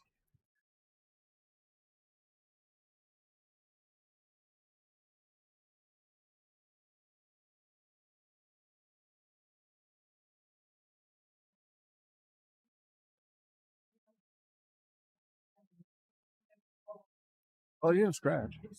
No, he did not. Unfortunately, he sold out. I mean, Yeah. 12 on the side, 11 and then 8, I think. But Yeah, he's in his own head right now. He's this game's 90% mental and 10% physical, and it's all between the ears. A lot of it's between the ears. oh, that's a fact. I mean, you get the confidence going. I mean, I played Jeff Boucher and Olson. Whenever that was, September, I guess it was. And I played Jeff a lot over the years. I had my best match against him in Folsom. I beat him 5-1. Played a perfect match, never missed a ball. And that's it's all about confidence. In between the head, all of a sudden you're shooting, you don't miss, and you just keep on going. And it's just one of those things. Fortunately for Jeff, he has that confidence all the time. I can only play that way sometimes. Jeff plays that way all the time. But I've been playing pretty well lately. I had the same match against Brian in Lincoln here a couple weeks ago in the tournament. I played a perfect match with him for the hot seat. I had four runs in a row. I'd break and run. Brian come up dry. I'd table run. I break and run, and then he come up dry again. I had a table run, and the match was over. And that's another break. But yeah, that's how important a break is. But it's also how important confidence is. Like you said, you get in your own head. Boy, when I'm shooting well and I know I'm shooting well, I tend to shoot better. Yeah. But then, like if I get not playing as well and it gets into my head, like you're saying, and then I shoot a little worse. So. Yeah, I mean, there's days I feel like I could make any ball on the table, and then the last 2 days I felt like I could barely see the line of the cut, and I don't know. I wouldn't say I didn't have the confidence. I mean, I kept shooting what I thought was right, but I couldn't see the line, and my confidence in making that cut in any of my cuts just was not there.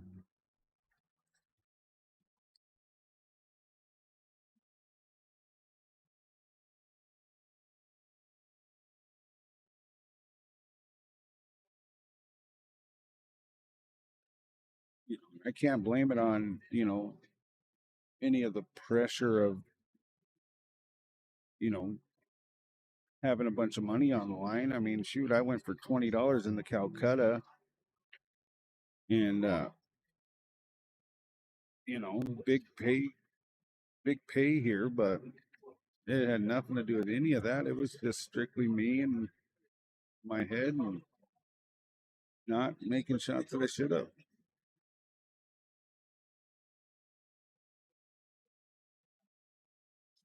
Lost Pepper on the other side of the mic here, so now we're down to one. Get focusing on the game here.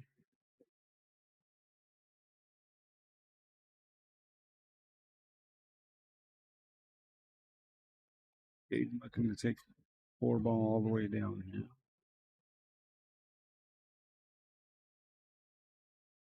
Good, solid strike.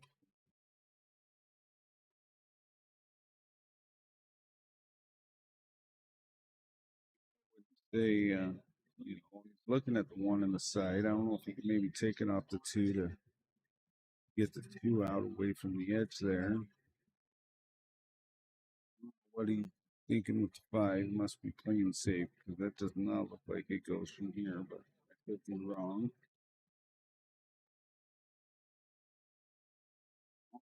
Safe. Later is safe. Oh, now he's got 2 balls sitting at 58. Got to shake it off. He's Grumpy Gilbert right now. He's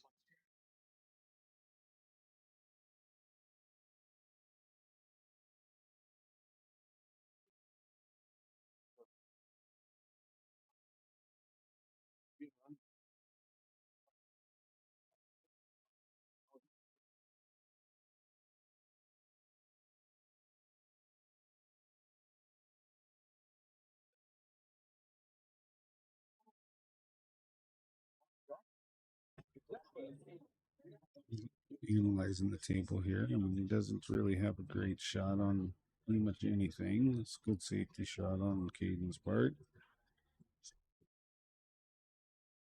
Got to get his ball out from behind the 13.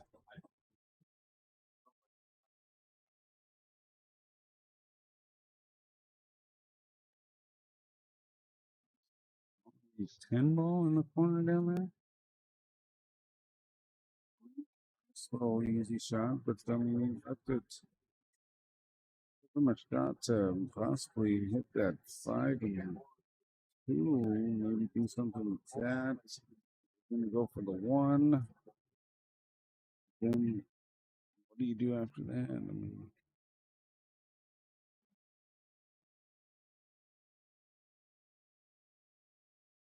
looking like it's going to turn into a little tap safety battle here. So he can get some sort of breakout on one of these after he puts this one in the corner. Still not. Here we go now. All right, we got a little bit of a mess here. Sorry, I had to take a quick break. Nice save. Didn't scratch. Yeah. Like that. You Can't tell if that 2-5 goes. Can you? No. Looks like it's the 2's touching the tip. 2's touching the tip. Yeah, that's where I thought And maybe the 6 he would don't have. go either. So I thought maybe he would have tried breaking it out on that last one there, but it's pretty much the same shot Luke just had. Luke just kind of went down, touched the 10, and the difference is the 5 or the 1's now not in front of the side pocket, but it's a tough shot. yeah, I mean, Hayden left him almost in the same exact spot on the last one, so he's going to try and go off for 2. But he put himself in a great spot because he's got to get that 8 out of there anyway. Put that in a great spot. That was good. It's good thinking on Luke's part there. He's got in a fantastic spot to break those up. Caden, after he makes this, I don't believe he has anything that he could shoot at. I think the 6 is tied. We'll see. Could be wrong. Well, he's going to play safe. He'll probably touch that 5 and just tap that 13 in. That's what I'm going to guess. That's what I would do.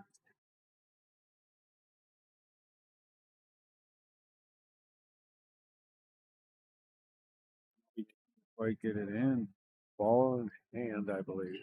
Oh, you think that 2 was touching the rail over there? I don't think anything touched the rail. Well, he hit that. I mean, it hit that 8 though. I thought. I don't think anything did. I think that 5 barely moved. I don't think went far enough to hit anything. I mean, he hit the 5. I thought the 5 went into the 8. Oh, did it? The 8 over here. Okay. Myself. Right. I mean, we could bring back the Oh, replay no, here, but no. Caden would tell anybody. Caden's as honest as you can get. If it was a bad hit, he'd tell you. yeah, I mean, I honestly thought that he got it himself. I just thought, didn't think he hit it hard. I mean, he obviously didn't hit hard enough to hit Yeah. the 13 in, but I thought he hit the. Oh, I'm sure he did. I wasn't watching that. Actually, I was watching to see if 13 fell. Like I said, if Caden's made a foul, he'd tell you he made a foul. He has no problem with that. That's how Caden is. Like any other pool player. Nice. Oh, Nice shot there. got her out of there. I mean, and then Luke's just, I mean, he's got balls just tied up everywhere, you know. Well, really, there's nothing tied up if you look at except for the 8 ball. He's got the 11 inside right now. Well, he's not on the good side of the 12 and the 14 to put it over there, and then Yeah, well, the 12, 14 both go. The 10, 15 both go. 9 ball goes. 8 ball's the only problem on the table because the 13 goes.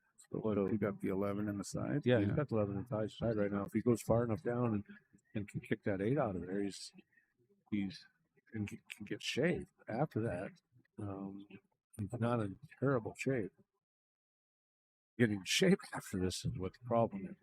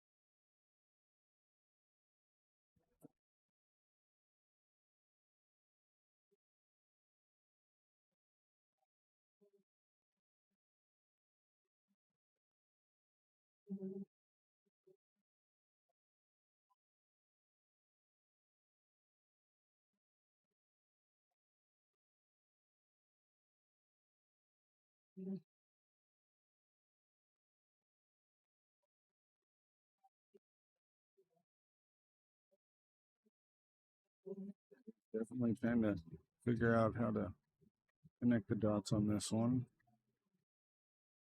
Going up, going forward. It's one of those things where we were talking about earlier. He's putting a lot of balls in. He's not going to have a lot to do that when he does this breakup. Does the safety. He's need to put just a tad bit more thought in. Could have hit that a little firmer. Still kept the cue ball there because you could have hit that a little more firm. Get that 12 ball in the corner pocket so you can make it from anywhere. See what I mean? You got to kind of think about what you're doing. Also, I get what you're saying. Yeah, instead of just tapping it up there just to get it away from the 14. You put it in position. Yeah. Put it in the pocket so you can make it from anywhere, and you can still done that and left the cue ball where it's at now. But then you get ball in hand or whatever. Now you got an easy shot out on the 12. So those things you got to think about a little bit. Nice shot there. Ooh, got it. Made contact. That was an outstanding hit. It looks like Luke's gonna have to now pull a bank because he's tucked in between that 2 and that 80s. Don't look like he can go straight for the 9. Now, looking at it, maybe he can. No. Okay. Still got the 2 ball to worry about. So yeah, but I mean that he comes off of another ball, hits that 2. That 13's. I mean that 13's almost there. It's hanging off the edge of that pocket in there.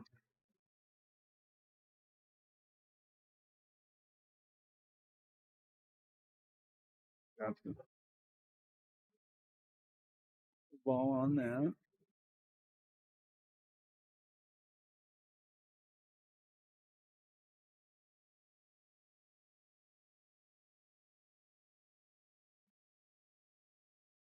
You hit the 2. Do you tap the 2? Try to leave a safety on down over here behind this 5 and the 6. Yeah, he's going to try and get behind the 5-6. But get that 13 out of the way. Yeah. He doesn't get behind the 5-6. he still leaves He the two. but I mean, yeah, he definitely got behind it enough for the 9. I don't think he's got to stand on the but he 9. left the two there.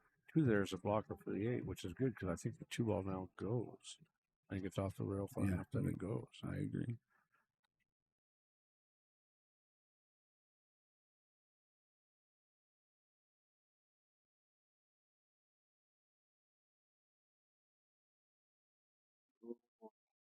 Well, it was a, I mean, that was a hell of a try on that safety. It just popped out behind that 9, out from behind the 9 there. Smart because he knows he can't get the 8 out. Yeah. I mean, he's got a bank. He can bank it back here to the side, but there's no breakout. And if that 8 is touching the rail, as everybody knows, that makes that bank that much harder. So, not being able to see that, it looks by looking at the shadows, it's touching the rail. Yeah. It's touching the rail. And I'm not good at banks, so anybody out there that's good at banks could probably make that. But I'm not good at banks. I'll take a long, thin cut or any thin cut over a bank all day. But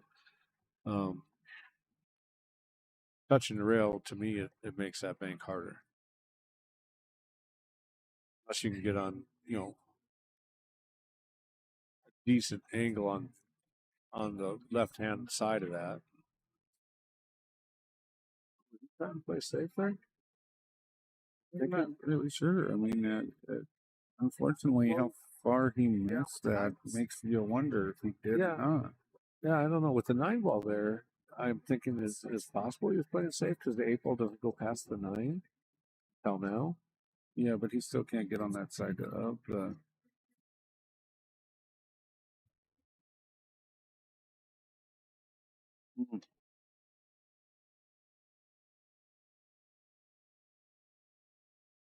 Yeah, it's all about the 8 ball. Everybody's worried about the 8 ball, and you can't blame them because that 8 ball's tough for anybody right now. Well, Caden looks like he can get a tap on the 2 to get that to go in, but he's got to leave himself decent for the other 2. I mean, Caden could break that 8 ball out of there way easier than Luke can, for sure. He just needs to be on this side of it with the right angle and hitting that 8 out. He's going to continue to leave her there.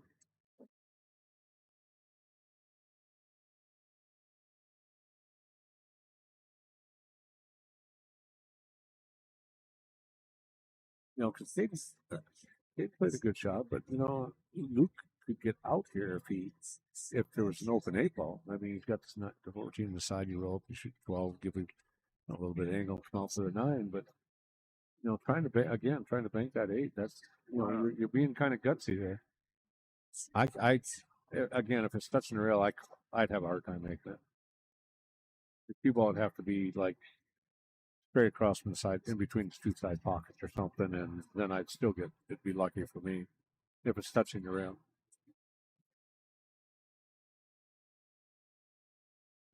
Side pocket with 14. Yeah. That's why I said he gets here and he draws it over for the 9. I mean, you can bring the cue ball back over and give yourself a bank, but and if you miss, you sold out. So.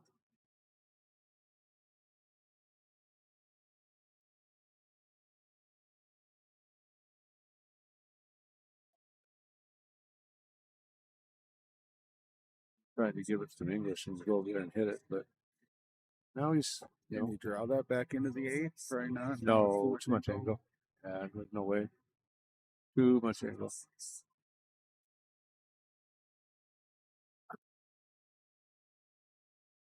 Would you come down off of this far rail and bank on the back side of the 9 and try to hit it into the 8?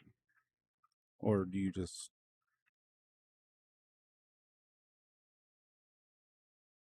I'm just going to get him ball in hand. Yeah, that's a smart shot. That's not bad because now he can't make the 2.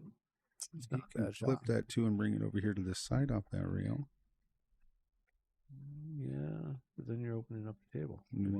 Well, I get it, but I mean, I would knock in the other 2 first. I would think of something else. Well, if you put the cue ball directly behind the 8, get some separation there, and then leave the cue ball touching the 2, That's a good safe. And then if you see what I mean, Yeah, bring break the 8 ball out and try to leave it and then try to get ball in hand, basically. yeah, basically it's just going to do a stop shot here behind the 2, separate the 2 from the 8. Well, you would like some more separation than that. That separation really did him no good because he still can't make the 2. He wanted to hit that quite a bit, a little firmer. So separate, so the 8 ball goes, hit the 8 ball into the 9, make the 8 ball go, leave that there because the 6 is in the pocket. So you make that from anywhere. I mean, because he can come across and kick this 9, but that's it. But if you give yourself more separation, the angle that 8 hits the 9 out of the way,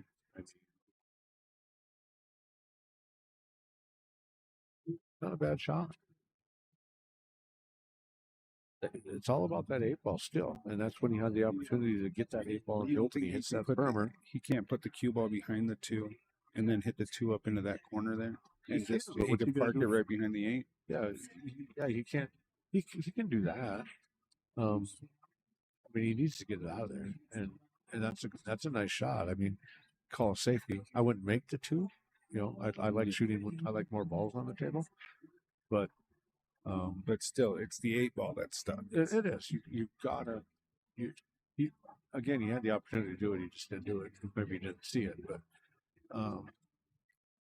and he's got a good shot here. Like you said, I'd put the cue ball behind that 2, get the 2 out of there, make him kick the 9, kick at the 9. What about putting the 5 in the corner, Englishing it down here, trying to break it out? No, I wouldn't. It's too risky. Too risky. I would never do that. I would not make any more balls if I was Caden. Caden actually has the advantage in this game right now, and he's giving up the advantage if he makes more balls. And he needs to do what you said. He needs to put the cue ball between the 2 and the 8, get the 2 ball out of there, draw that cue ball on the 8, and make him kick at the 9. And if Lucas Smart, he doesn't kick at the 9, he just makes another one of his balls. But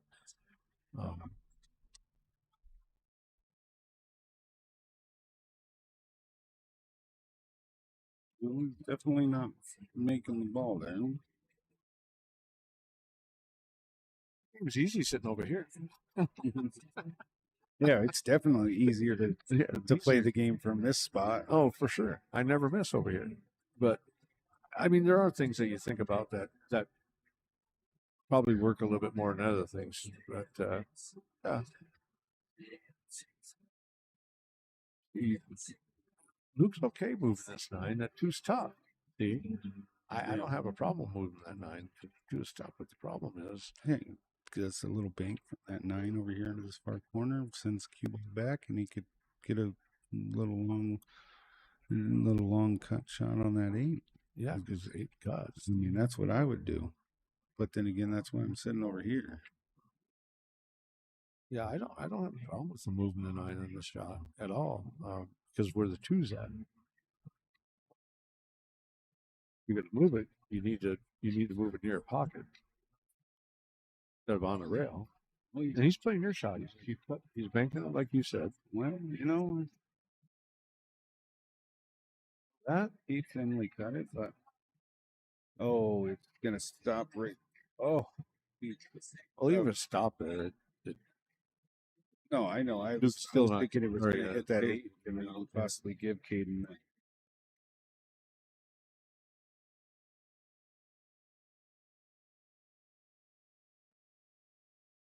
that. He cuts that 5 with some top English. That ball comes right back around and gets into that 2 and that 8, does it not? I don't think so. I think it's too much of a cut. I think he comes close to scratching. He's not going to scratch. He's going to hit probably where that first diamond is at down there by that pocket, which sends it right back into that 8, in between that 8 and that 2. Again, it's possible, but you're taking a chance, because the chances of that happening are slim, in my opinion. I think again. That's it. Record this. I'll show you how it's done after this minute. You take a picture of that setup right now. Take a picture. Let's get that phone out and take a picture of how this is set up, and we'll come back. We'll come back and play this game. I'll be the solids, and we'll see. And we'll see, or stripes. I'll even take stripes. I'll take either one, and we'll see what happens.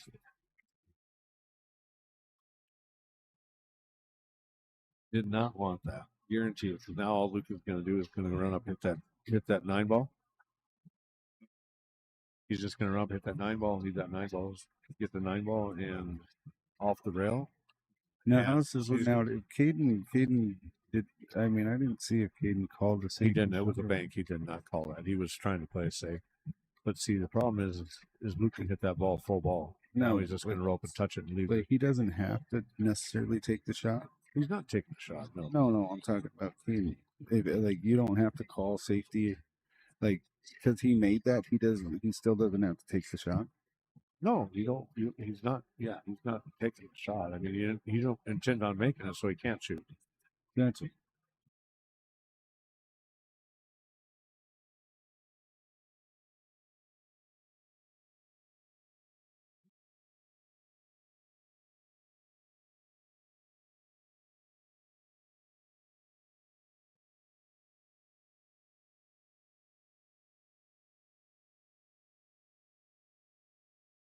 How's he get that out? How's he get that 8 out of there?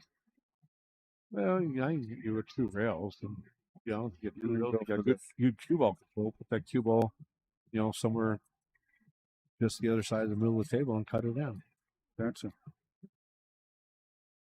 You got to put that cue ball like in between the 8 and the 9, so to speak. Cut that 9 in to your left, and then come 2 rails and middle of the table. Now, if you're not comfortable doing that because you don't have good cue ball speed, you could do something else, but a safety's not bad either. You do that same thing. You come straight across from the 8. You just barely bump the 8, leave the cue ball inside the 8, and it works out there too. So play it safe, not bad. Oh, he did play it safe. He's just going to do a stop shot behind the 8 and separate him. As long as he doesn't make the 2, he's okay.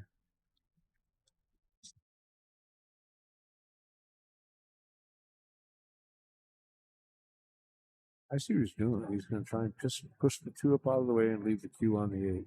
So he's going to follow. Try and get the 2 out of the center of the bumper up there. Leave the 8 in front of the side pocket. Yeah, something similar to that. Yeah, you just cannot hit it too hard and make the 2 ball in the corner if it's wired. Gotta be careful.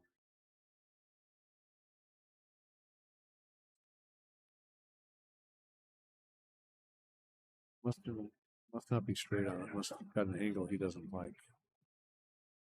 Yeah, he's worried about it hitting that 8 ball and then it coming out, the cue ball popping out. I bet, because it does look like the 8 ball is just this side of the 2 a little bit.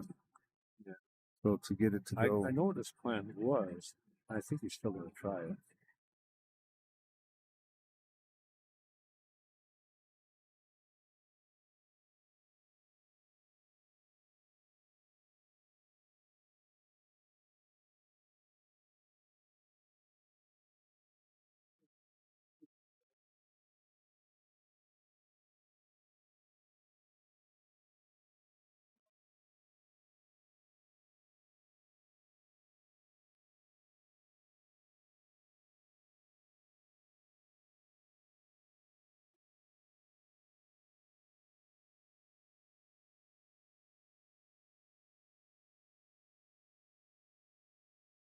here's Coach Mark going up to Coach Pepper. That's his name today, is Coach Pepper.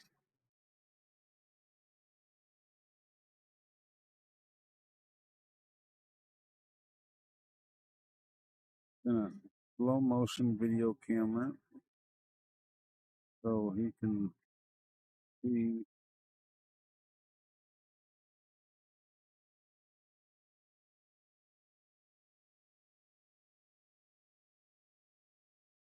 Pretty clean to me. Looks good to me. Attaboy, Caden. Come on.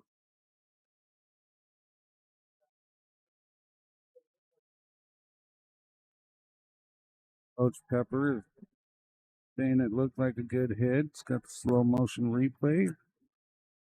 Waiting on the instant replay decision. No yellow flags. A good hit. Good hit called by Coach Pepper. Hayden, nice shot through there. Let's see. Bring that over here. Let's do that bad boy, Coach Pepper. See if we can't get Coach Pepper back to the mic and talk about what he recorded. Nice shot, I gotta say Caden. that was very nice. Coach Pepper giving Caden some props there.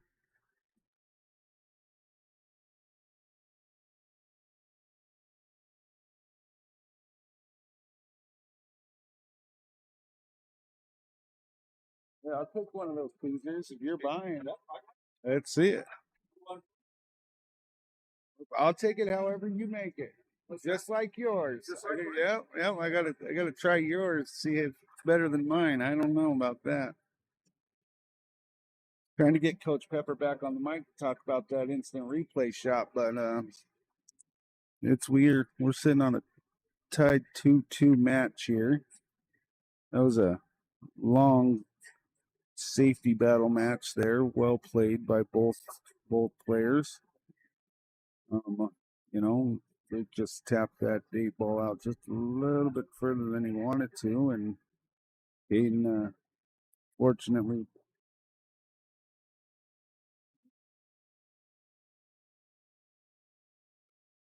well, we're going to take a short break. Both players are. One player's got to pee, the other one's got to smoke. Dude, nice shot, bro. Dude, I know that was. Dude,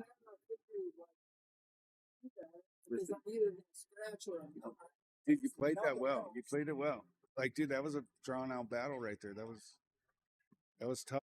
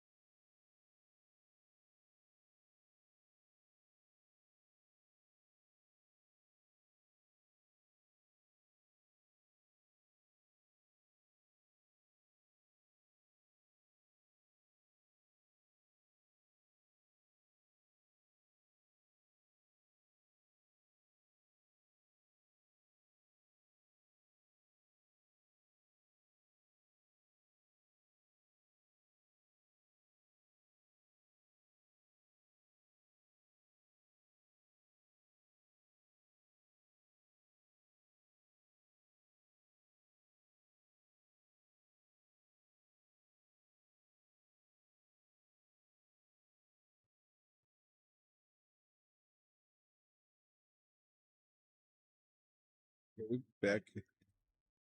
back in the action here. We got two challenges going on here. Once we get Coach Pepper back on the mic, we got the pool match in front of us here, and a 2-2 tie. Then we have this Caesar challenge going on between Coach Pepper and I, and he's saying he's best Caesar he's ever had, and we're gonna find out. Find out how good this thing really is.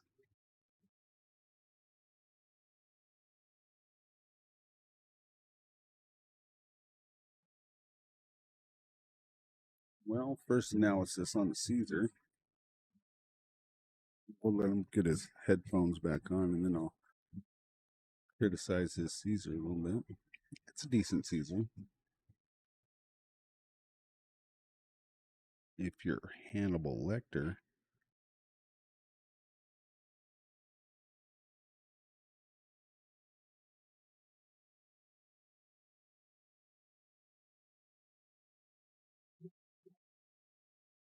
after a short missing break, Hayden comes out with a break, gets a couple balls down.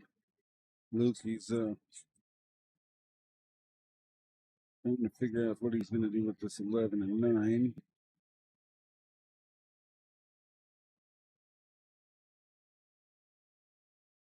And he's, oh, he opened him out. Got the 8 ball out of there, which would be beneficial to both players. Hayden's got 2 in the pocket down here.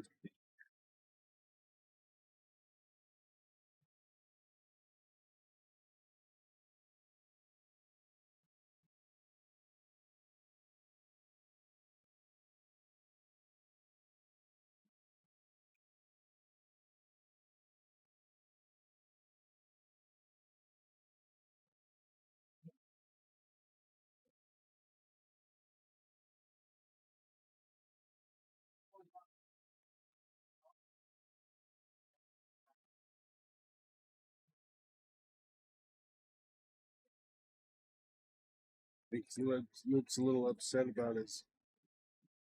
He touched the. Yeah, that was Luke touched the 9 ball or 11 ball and tapped her back in, touching the 9. He says, "Now it don't go." So unfortunately, he hurt himself on that one. That was an unfortunate. I didn't see what happened. I was. He went to stretch over the 11 and 9, and at first he said it went into the 9 and the 11 weren't touching, but after he ended up touching one of them, it went over and bumped, and he said now it doesn't go, and he kind of giggled it off and said, you probably want to leave it there, Yeah. Caden, because Of course. yeah. So and any of us would do that. Yeah, just leave it there now. If it don't go, leave it. yeah. So it's I don't think Luke's very happy about that little touch he had there, but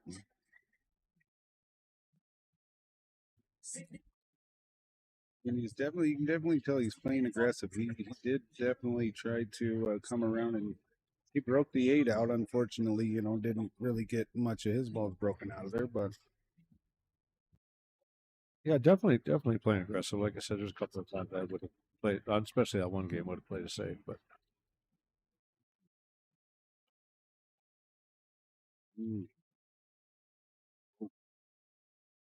look at that roll. Did you see that cue ball roll? It actually should have hit that 6. Yeah. It just kept rolling to the left and left. Yeah. It rolled off quite a bit. I'm thinking Caden's looking to get that 4 out of there. Yeah, if the 5 ball goes, and I'm sure it does. I'm not positive it does. I think it does. He kind of tapped it down a little bit further. I mean, if it does go, it probably thanks to Luke, hitting it first on the pass. So I'll mess him not go in the corner. If you shoot it up there, it doesn't go. But that's all right, because he's just going to do a stop shot and shoot the far corner anyway. But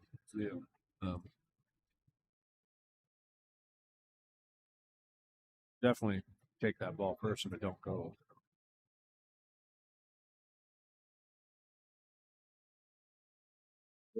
Hayden's had a little bit of help from Luke on this rack. Oh yeah, a couple of them actually now. Well, yeah, Luke broke the 8 out. Plus, then he just Yeah. gave him ball in hand on that one. So that's Yeah, actually, both the games that he lost, nothing against Caden or anything, but actually Luke has made the mistakes.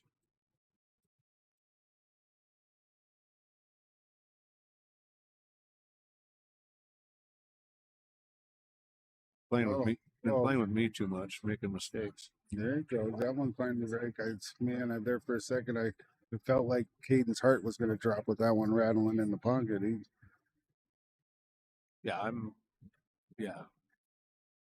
mean, he's just talking to him outside. He's like, man, he's frustrated with the scratches and, few ones that have rattled the pocket. And I'm opposite of him. I shoot the 6. I got my cue ball control. I shoot the 6. I shoot the 1. I shoot the 8, same corner the 6 is at. That's me. It's too easy to get shape on this 1. Too easy to get shape from the 1 to the 8, the same corner the 6 is at sitting in. I mean, this is going to work. Don't get me wrong. It's just I don't think it's the best way to do it. I mean, it's going to work fine. It just there's more than one way to skin a cat, Coach. There definitely is, and this just goes to show it how just people play things differently. 100%. I mean, it's all a great plan until it doesn't work. Right. Exactly. Okay, now he's got a great shot on that 8. Well, I think it's past the 11. Oh no! Well, I guess the way he shook his head, I don't think it. Yeah, I thought he'd be able to send it down to this corner closest to us, but well, it definitely goes. But like I said, that's why I shoot it the other way because I don't know. It does. Anyways. It definitely does look like the 8 ball would have been nicer going down this to the right than it would have been. I mean, he'll drain this, and I mean it's all fine, but definitely made it a little tougher on himself than he wanted to be. But he'll drain this, and it'll be good.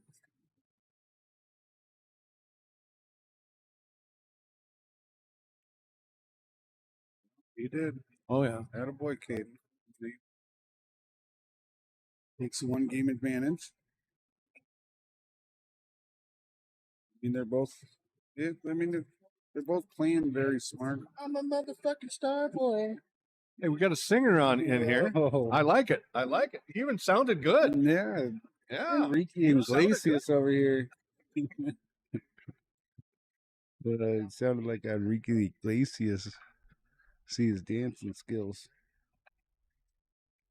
Jeff wants to see you dance too. No, he wants to see you dance. This Jeff.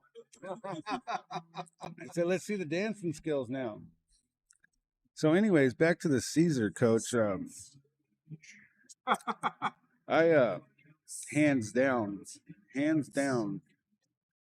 got this thing beat.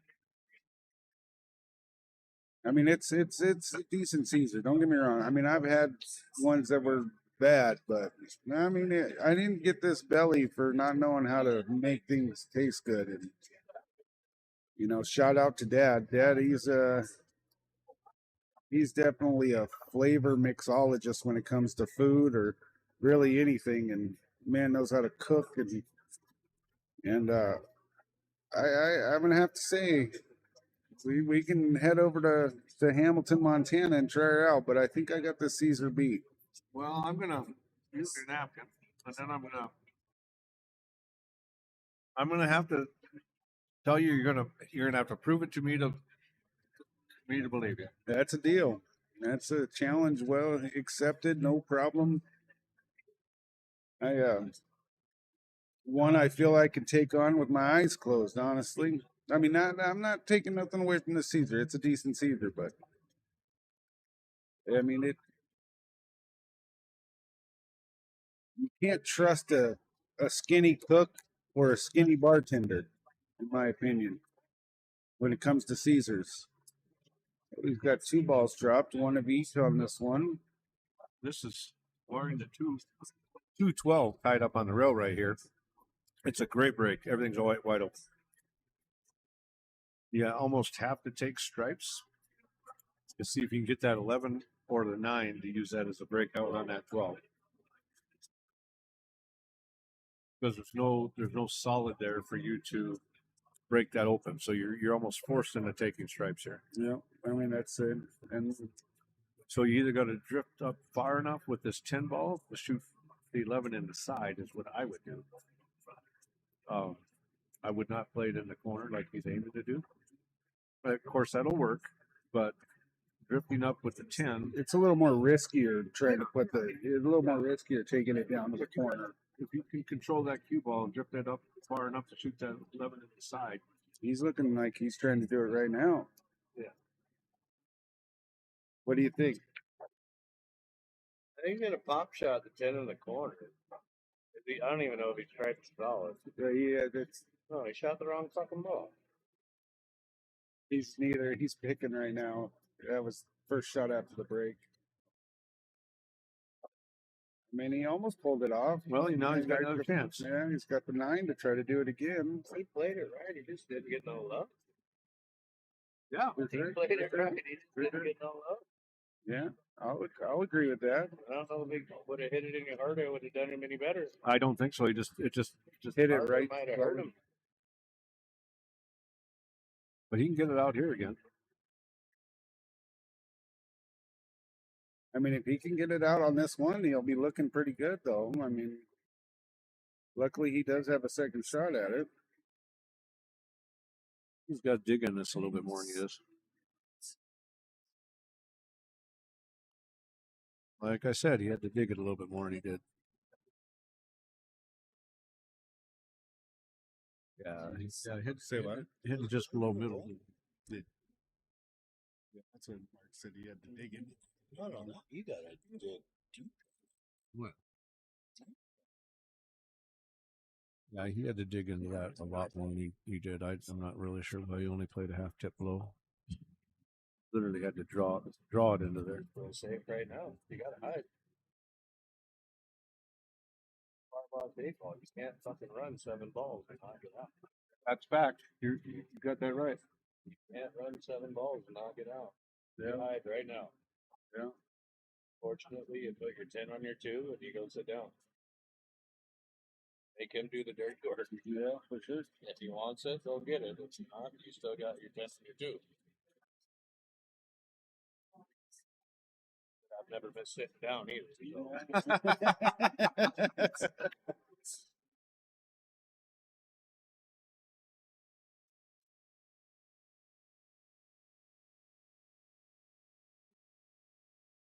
Bad shot. Unfortunately, he's going to find himself in a safe position here because Luke is going to shoot that 314 and leave that cue ball behind the 1. Yeah. I mean, it's one way or the other. You were hiding. One way or the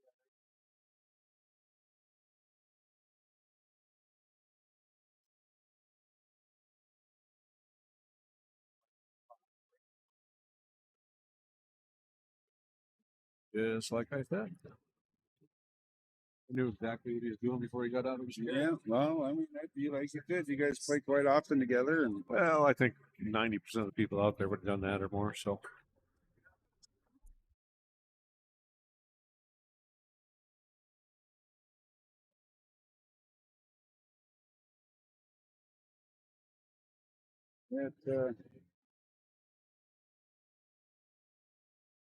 last thing he wants to do here is not pay attention enough and hit that 15 and break open that 10 too. He's got to pay attention that he does not use that. Because it's a possibility. oh yeah, for sure. Especially, A lot of people don't think of that. They just think, oh, I got to hit this 15 and then I got to drive it to a rail. Well, you got to hit 15 and drive it to a rail, but you don't want to drive it to the rail into the 2 at the 10. So it worked out. Yeah. It came down here to get control of the pocket. Yeah, took over that pocket. Yeah, it was a good shot.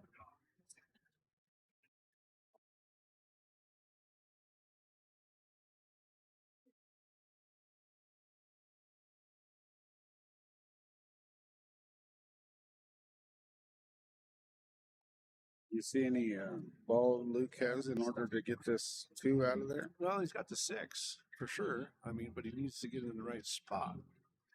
I could follow that 5 down right now if he takes 5 to the corner. Well, this is a B, like in between the 10 and the 10 and the 2 and the 6, and that kind of an angle, you know, like not right where the spot is at, but just this side, our side of the spot a little bit, then he can come back and do it fairly easy.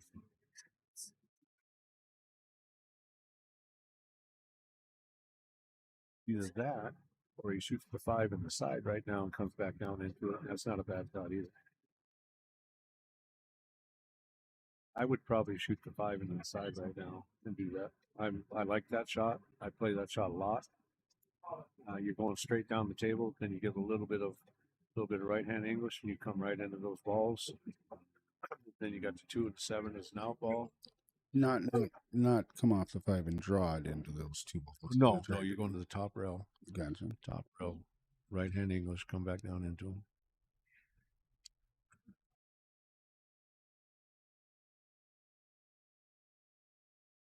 Well, Coach Pepper, what do you think of that one? Moved your breakout ball. I wouldn't have done that. I think the 5 in the side, because the angle he had, he goes straight to the short rail. Then you give it a little bit of right hand English to come back down into that. I think was the shot, but again, everybody plays different. I mean, is this just? Do you think? I mean, is he just playing aggressively and he's not? I think he's looking at trying to break those down. I mean, I'm with you. I don't know why he played that shot. I have no idea. I have no answer for that one. It didn't do him any good, as you can see where the cue ball's at. He doesn't really have a good shot. He doesn't have. I have no idea why he played that shot. No safety. That's what it looks like here. Well, he's going to go all the way down with it, huh? That was a hell of a shot. Running out of balls. Now I think she's trying to pull off what you were saying earlier. Now he's looking to use that 5 to get that 2 out of there.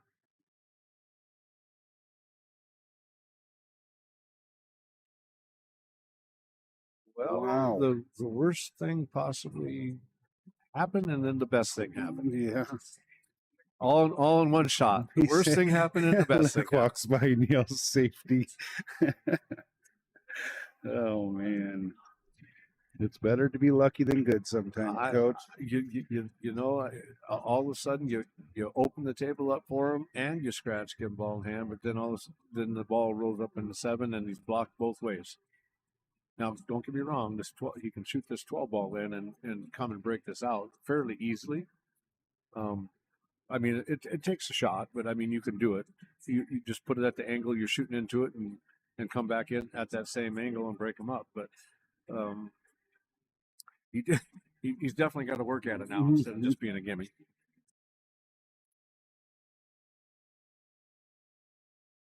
I'm not sure what this is. Safety, maybe? Must be playing it safe.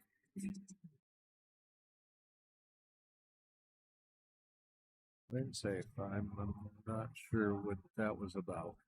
I'm guessing just to try to, make sure he's trying to get him to have to shoot one of them out of there is what he's trying to do. He's hoping he's either going to knock the 2 out of the way or the 7 out of the way.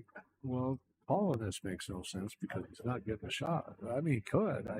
I guess there's enough room for the 7 and between the 7 and the 10 to get in there for a shot.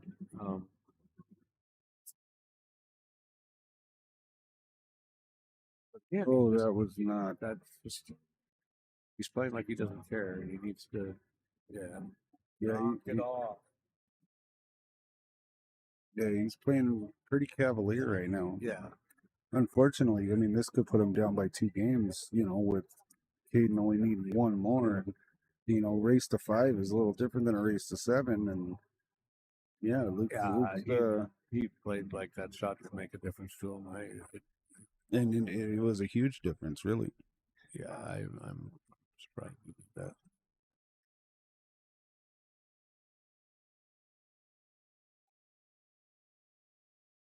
And I wouldn't say it's been a long day. It's still the first part of the day, and last thing you want to do is go home and give it to the person that you want to make the person beat you.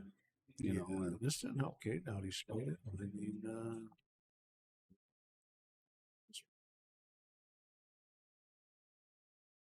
You know, unfortunately, yeah, I have to say for us guys that are a little lower on the Fargo spectrum, you know, when you're not putting the ball in the quarter or you know, putting it where you want on the table within the size of a 50-cent piece like you do all the time, you get better at the shots that aren't very, you know, you wouldn't think are very easy to make.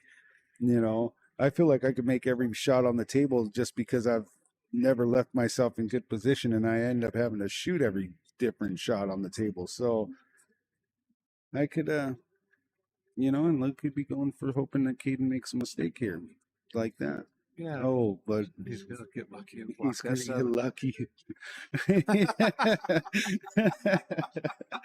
Back and forth with the jokes between the two players here. You know, better to be safe. They're better to be lucky than good sometimes. Yeah, he big time tried putting some English on that to try to get down here to the 15. And as soon as I seen how he's queuing up on that ball and where he was aiming, I'm like, he's not making that ball. And then he got lucky and, you know, ended up where it was at. But yeah, not that he couldn't have made it doing what he was doing, but he was making it very difficult. Plus, I seen his aim, and because I'm right in line with it almost, and I'm like, he's not making that ball. Yeah, luckily it came back here and tucked up next to the 7.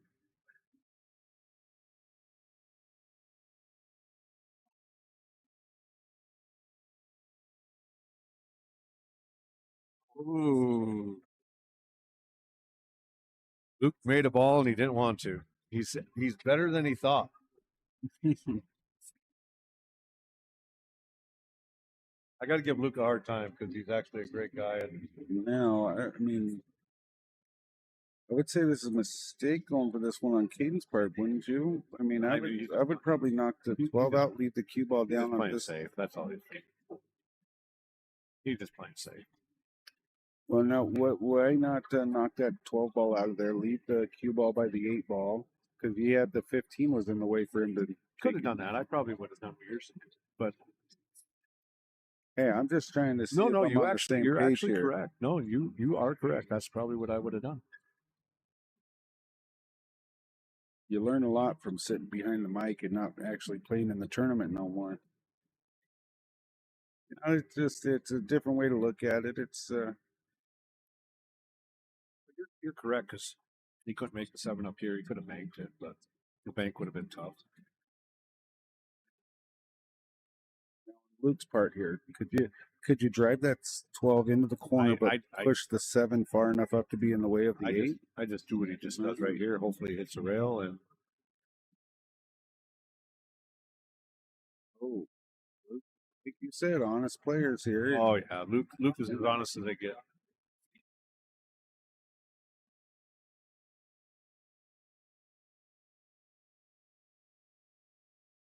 Here we go, safety battle again. Yeah, you're just going to hit this.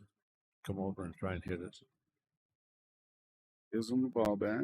Yeah, I probably would have hit the ball up to the 7, so he couldn't make the shot. But well, like you said, I don't know. Luke's. You know what I mean? I would have just buried it up by the 7 again. Then he's going to play the same shot again, and then, you know, but then you might get lucky and he puts that 7 in front of the side and you can kick it in. So. Well, I mean, now Caden here, he's got an angle. He's going to get a shot after this on his 1 ball, but then he's got to come back down for the 8. So.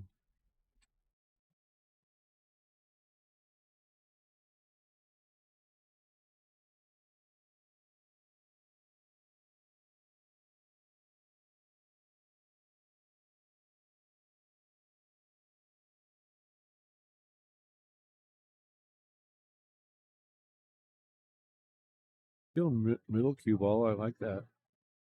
Not cueing high. High kills it.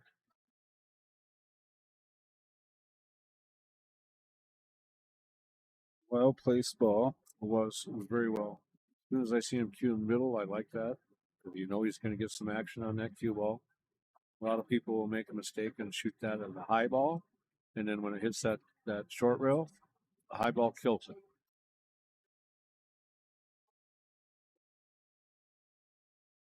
We having another break? Yeah, he said he's going to use the restroom. So Just that's the second bathroom break this match. Who we waiting? There's probably quite a few guys out there waiting on this particular match. We got there's not many players left. It was a big round this morning where eliminated a lot of players and a lot of stuff. The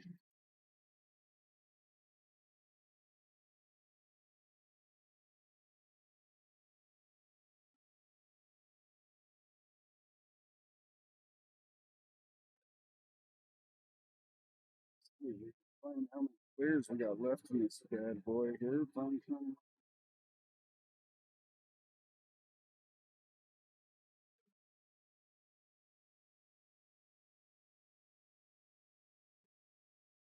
Where we're at here.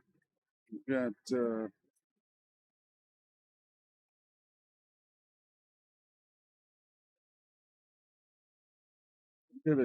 Jared Bellum and David. They're at a 5-5 match, and then Tish and Coulter at a 4-4. Luis and Kurt, they're at a 3-3. Mike and Matthew just getting started with 2-1. But we're sitting down here. Yeah, we're definitely waiting. Forrest is waiting for the winner of this match here between Caden and Luke. He had a Hill match with Herman. Hold that one out. Wade Woods and Nate Holbert, they're just getting started. Looks like down there on the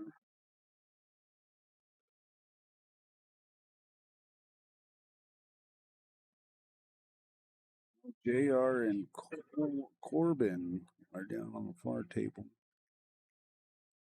Corbin's up 3-0.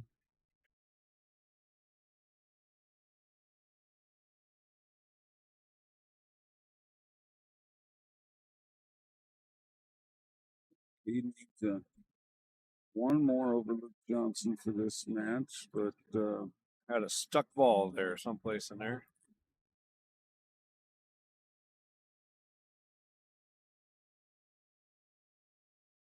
Family Man just walked in. He must still be alive in the tournament, huh? He must be the one waiting for this winner. Because everybody else looks like they're playing. Forrest. If his name's Forrest, I'm telling you right now, I nailed it with Family Man. His name's Forrest. I tell you what. Aiden dropping the ball off the table here. All right, shake it up, shake it up.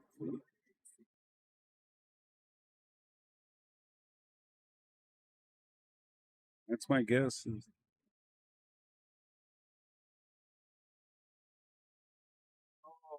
Hey, we got to get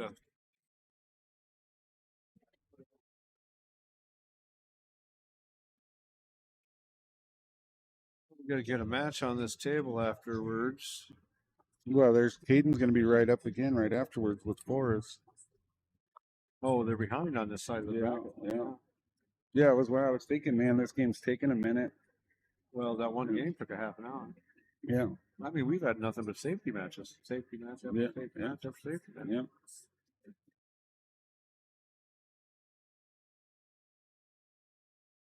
I'm looking at the other three. Well, barring one's 4-0, the other ones are 0-0-0-0. So they just started also, but we got a ways to go on this game match. But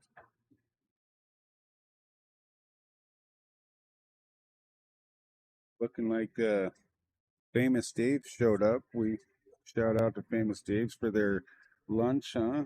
I don't know. I don't know what's out there, but they're not. I hear there's something. Yeah, everybody's going to get food. I guess I might have to go do that. I'm not paid to say this, but we appreciate it. You know, by Famous far. Dave's restaurant here in Billings. There looks like amazing food that they've provided the pool players this afternoon.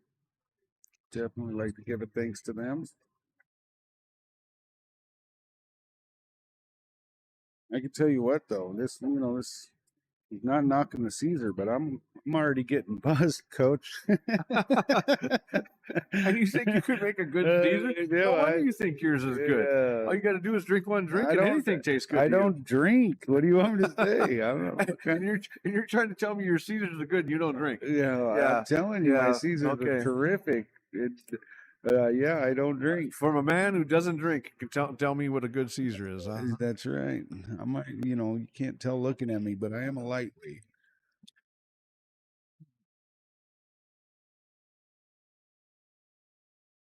Yep, it's got me buzzed up. I can tell you that. And folks, you're not looking at his glass, but I'm telling you, there's still 3/4 of a drink left in there. There's half. Oh my hell! I'm telling you, I've already had shots today. With Nate. I'm a cheap date. What can I say? Yeah, I heard that from last night. All that screaming going on in your room.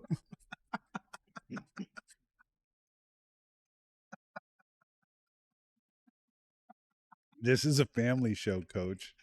Settle down. Coach Pepper with the jokes going on over here. I'm ready to fall off my stool.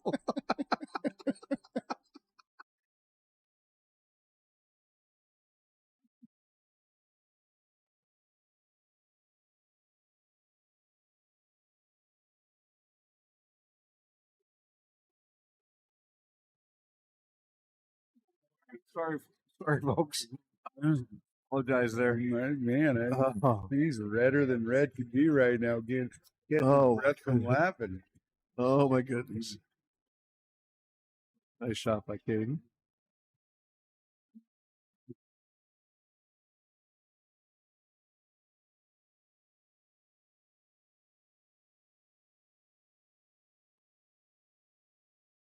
Caden's got to get down to get those sticks out.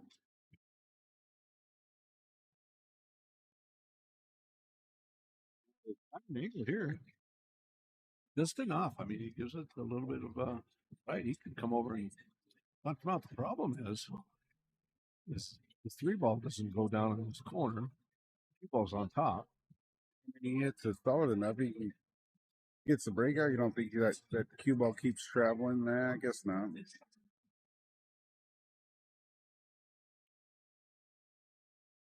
Just got a message from a good friend of ours, Zane. He's telling us to keep it PG. That's why I tried telling you this is a family show. Zane, thanks for watching out there. Appreciate it. And if you haven't just subscribed to our channel, I know I don't normally tell people to do that. I'm not sure what it does for us, but people out there can subscribe.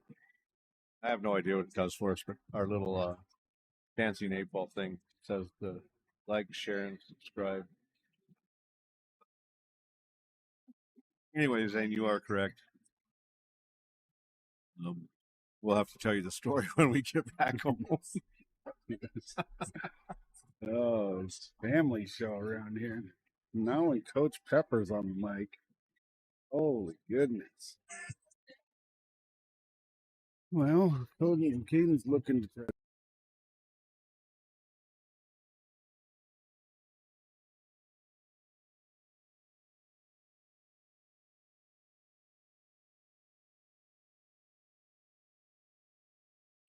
Not looking like the normal Luke.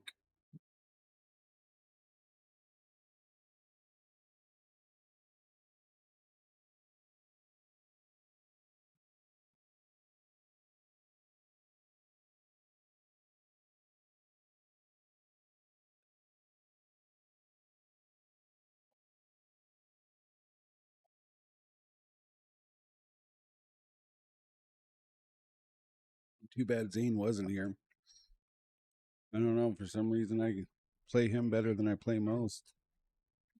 I mean, he normally gets me the majority of the time, but I just know when I got to play him, I got to play good. And well, you got to have that attitude when you play everybody. You got to play good. I understand that. I get it.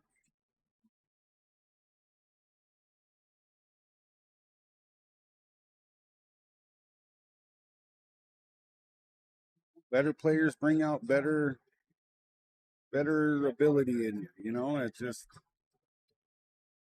Zane being a good player. I don't know. I got to shoot better. I don't know. It's weird. Yeah, he's Like I said, it's a lot of it's between the ears. Oh, there's no doubt. I mean, 100%, absolutely 100%. You get the confidence going, like we talked about. That's huge, absolutely huge.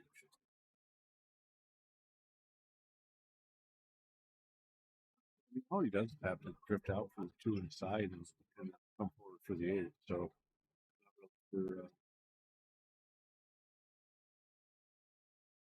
he's got a different plan now, but that's kind of the plan I would have. He went through that zone. You know what I mean? The zoning he just went through to shoot that two in the side. Yeah, he had a great angle. I mean, if he would have just played for the two on the side and then rolled it up to the 8, yeah.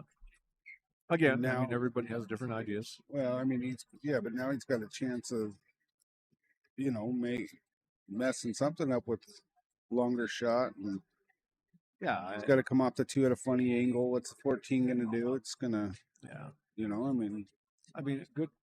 And that's not a hard shot. I mean, two's basically on the spot. You get that cue ball in between the two and the upper right corner pocket there, and put that in the side pocket. After forward, you got the 8 easy. He probably just didn't see that. If he would have seen it, he would have played for that all day long, you'd think.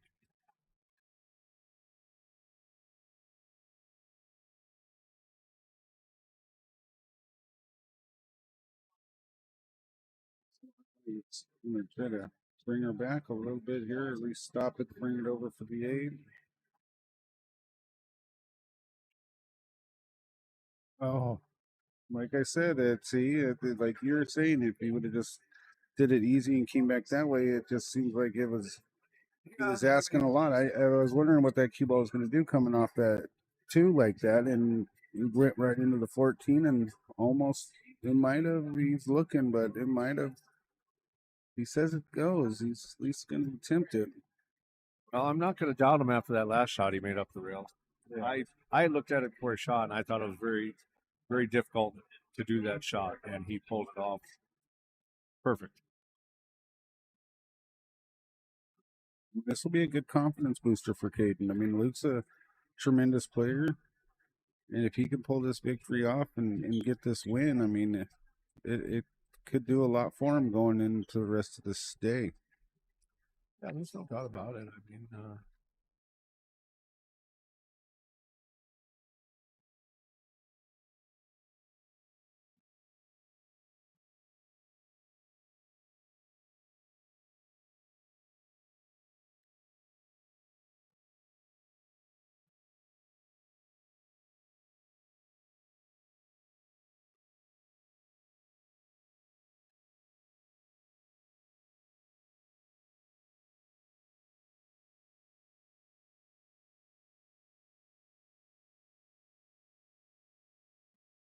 and if I remember correctly, speaking of Zane was kind of sending a text, so he must have been watching a little bit of this. It's his daughter Charlotte's birthday, I think is what he told me, if I remember correctly, this weekend. So they have a lot of things going on. But I know she's probably not watching. But Zane, if you're watching or still watching, would you tell her happy birthday from Penny and I? I would really appreciate it. Tell that princess happy birthday. Happy birthday, Charlotte. Coach Pepper. From Penny and Coach Pepper. Going to be your new broadcasting name, Coach Pepper. Coach Pepper. Coach Pepper.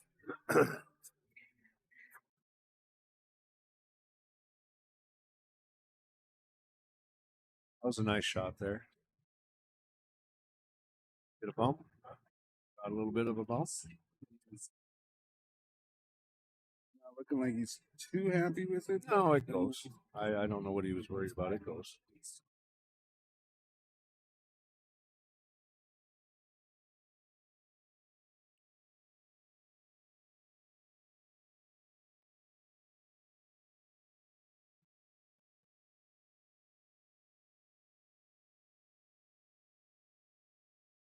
Caden's Gonna have ball watch here or something.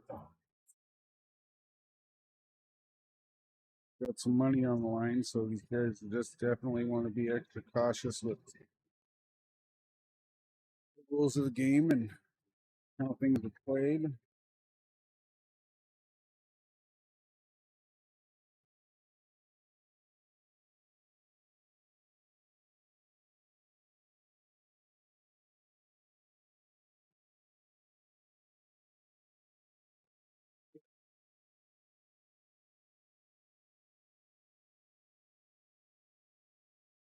Waiting for Coach Pepper to get his phone out so we can do a little recording.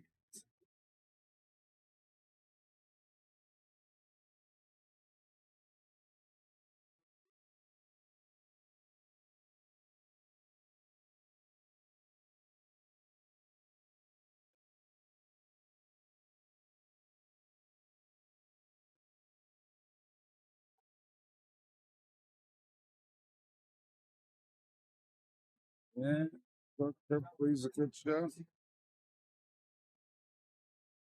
He's got a good bank or cut.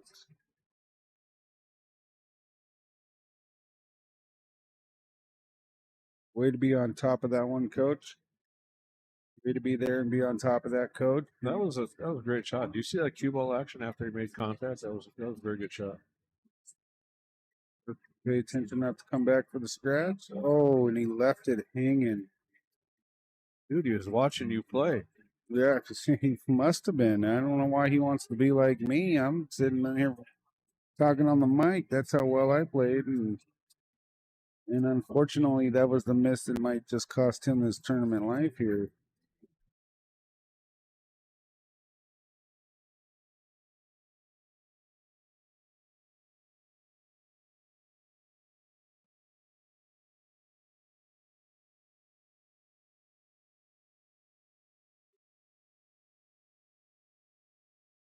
Well, we're gonna get nice shot. Yeah, and that's going to be a tournament night. Luke Johnson is taken down by Caden. Caden survives another round. That was that was a safety battle match. That was the one. Those are the ones you learn from.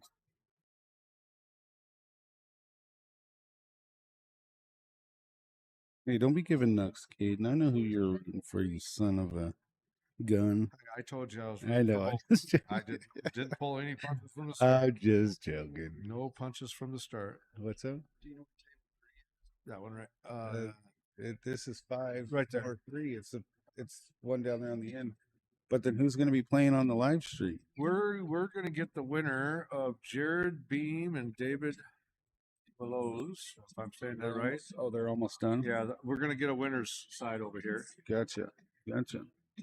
All right, well then that gives time to go get some of Yes, that famous it does. Dave's We're gonna take a little barbecue a little bit of a break. We'll get and recap. We got don't forget the recap on the thank you famous Dave's and a recap on the happy birthday.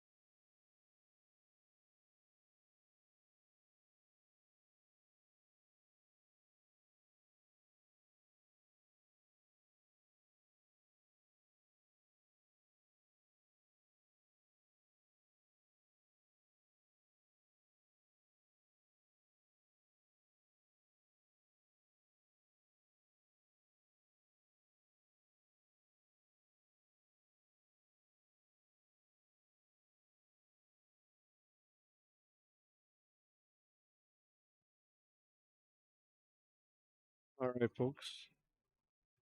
We're back if this is still working. Had a little bit of a break there. Had to wait for 2 matches to finish so they could play one another up here. This is a winner's side match.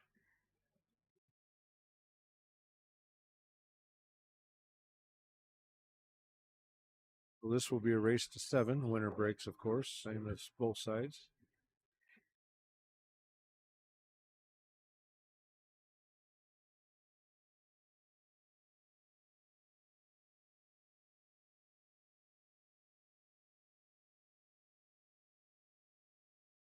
There we go. We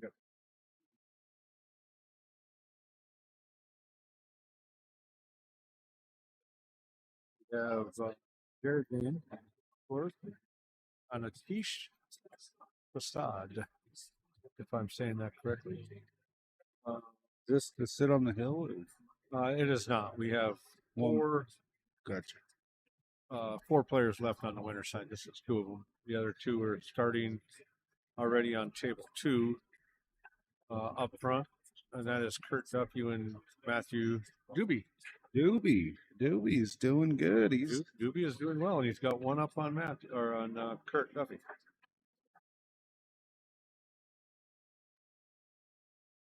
So the 2 of those will play on this table with the winner of this match and the winner of that match. We'll try and keep those on this table here so everybody can see that, and then trying consistently to have someone on this table. Finals, of course, finals, semifinals will definitely be held on this table. So,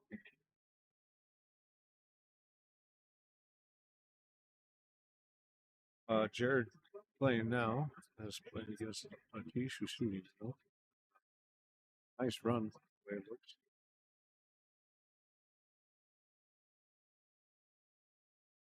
Yeah, that was it a table run or breaking run? I missed the very first part of this. I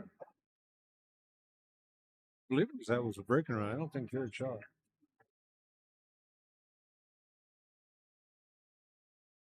Well, that's a good way to start a match, I tell you. Yeah. I mean, there's 7 balls still on the table. I guess I didn't quite see the beginning of it. I was still getting everything ready, but I believe must have been a breaking run because there's still 7 balls on the table. It's very well. Tish has a son that is actually pro. Really? Yeah. He's a pro pool player. He's 17 years old. Lives in California. Has his own coach or a coach. Plays extremely well. He claims that he doesn't ever play his son anymore because he doesn't like to sit for 45 minutes and just watch somebody play. So, but his son is very well. I actually watched his son in Vegas last year. Had the opportunity to go down and watch his son play. His son's he's a very good shot. He's like I say, he's 17. He's up and coming. He'll be one of the top players for sure. I hear before too long in the United States. Was it normal that it seems like there's a lot more younger kids really coming into being good players than I guess I mean you're more into the pool scene than I am, but it seems like you hear quite a bit of young kids that really got a knack for the game. And yeah, there's always been a lot of young kids that play. I mean, I'd love to at Marley's have a little bit of some type of juniors program there, or at least teach some of the kids if they want to be taught, or help them as much as you can anyway. But yeah, no, there's always been, there's nationals, the junior nationals, and it's full. I mean, every year they got tremendous amount of juniors down there and in Vegas. So a lot of good players. I've been watching Stefana Easton for, I don't know, I think she's 16, 17 years old now, and I've been watching her since, for 5, 6 years old. 6 years ago now. She's a fantastic player. Got a bad bounce off that one with that 2 there, but looking like it might still. Yeah, I think he was trying to get into the 5.9. He just put too much low on it.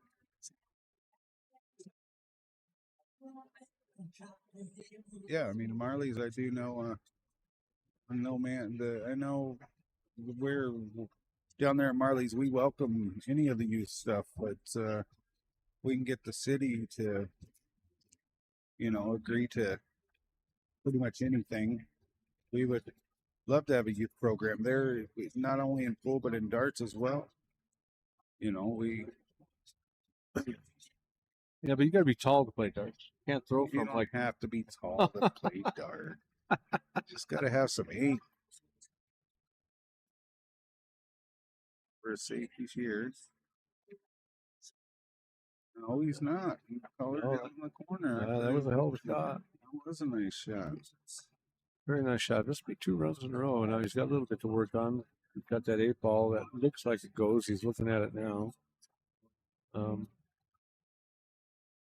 Grimace on his face tells me it's close.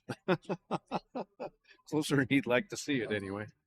It doesn't look like it goes past the 12 this direction. I mean, possibly, but I'm guessing it's probably staying close the other way. So he can come back out here with the 4 and get straight on the 4 and drift down, or even get a little bit of an angle if he so desires. He might even shoot the 4 up in that corner. 4 up in the corner, it doesn't look like all that bad. He could probably hold the cue ball for the 1, but a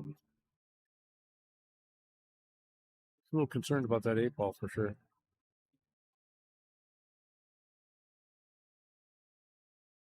To come back and get straight on or just a slight angle, a little bit to the right.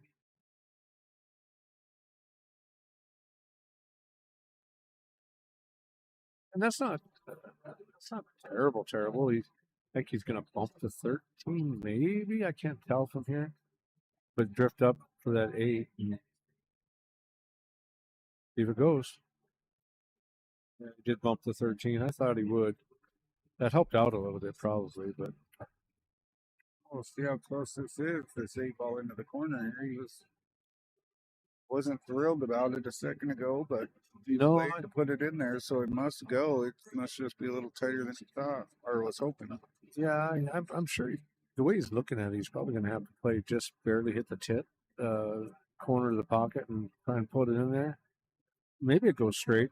The way he was grimacing, I didn't think it did. Oh, no, he puts his head down right afterward. Yeah, he knew it was.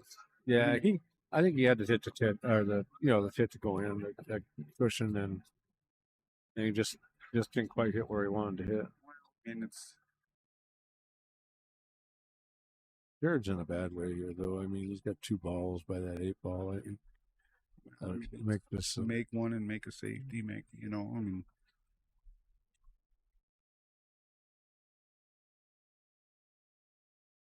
He's trying out his basketball shoes. They're speaking in squeak over to the other table. Yeah.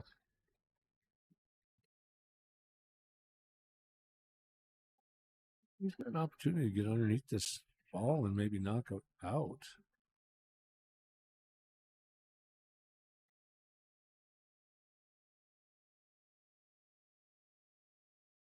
Don't know what his chicken talk was he had going on there for a second, but he was just talking to himself.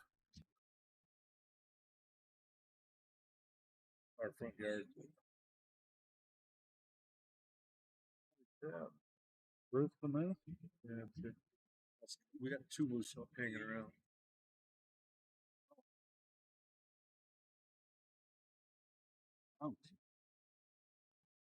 Oh, if he plays this off the 8 and moves that 8 out of the way. No. Well, I mean that.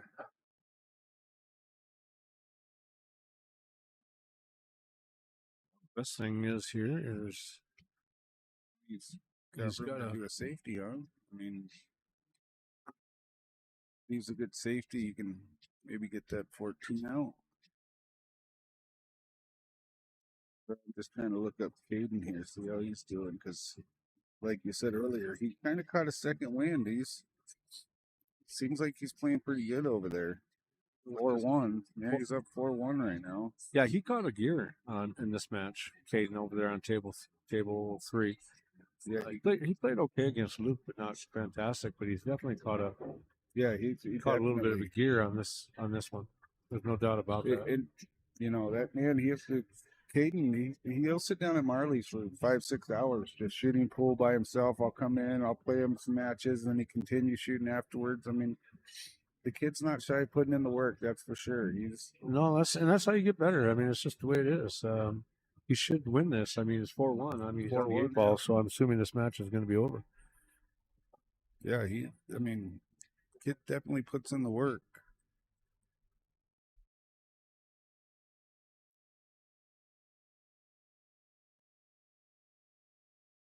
Yeah, he played way better this match than the other match. Well, kicking at it.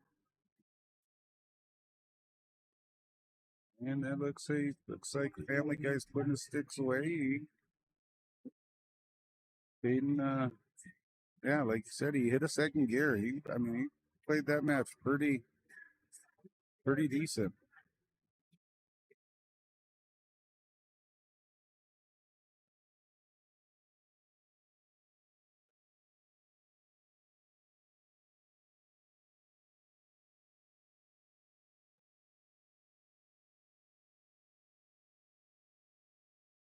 Well, this will be an interesting kick shot.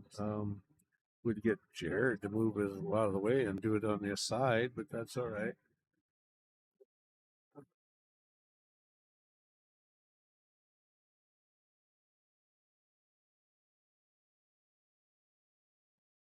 Oh, he missed it altogether.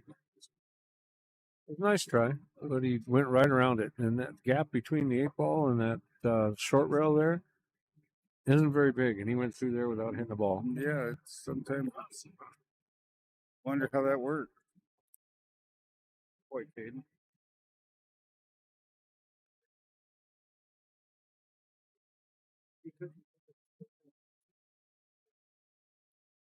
Well, you ran the first one.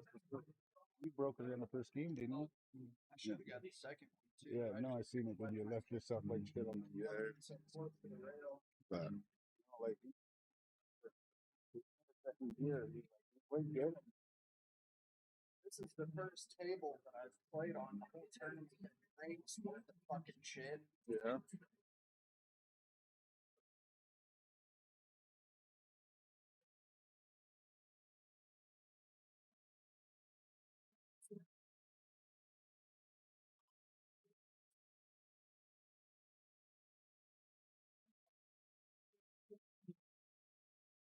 He's got to play Mike. I mean, Mike Dawgz.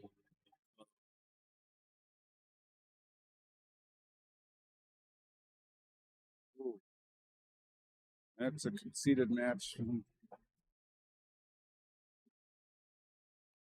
Missed that one there, and Yeah, I mean, he could have left himself a lot better with the shot that he had. I mean, it's kind of his own fault giving him that angle on the rail.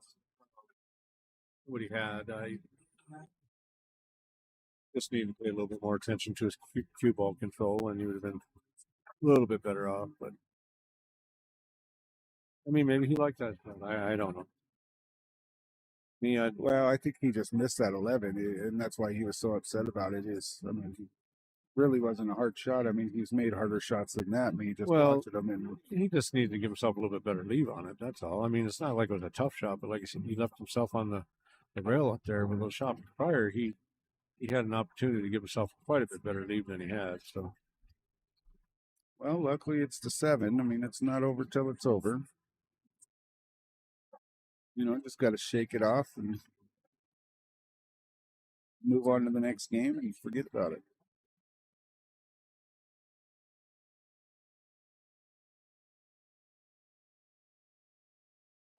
Just can't dwell on the past, because if you do, history repeats itself. well, I'll tell you that he is breaking well. What do you like? Solid stripes? I mean, I'm more of a stripe guy in this position, I would think. You know, I mean, Yeah, I would definitely take stripes because you can, as long as you can get on that 9 fairly straight, roll forward for the 11 in the side or something in that fashion anyway.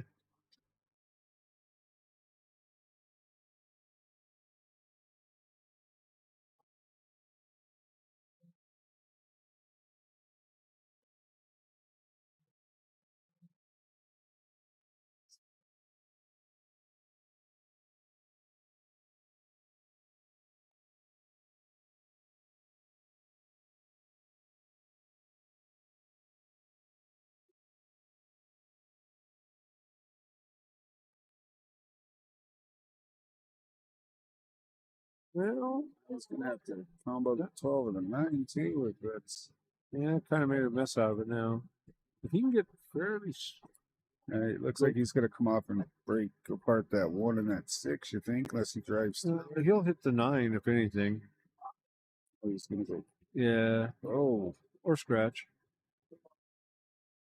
He hit that pretty poor. Did you see? I mean, he didn't even come close to running it down the rail. It hit 4 inches from the corner pocket on the right, so that didn't help him any.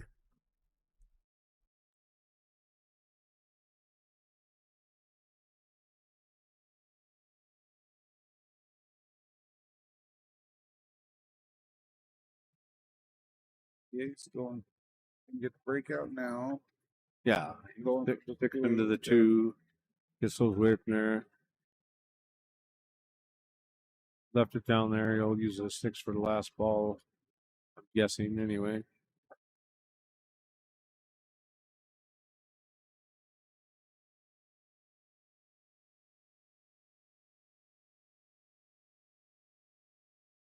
A little wimpy.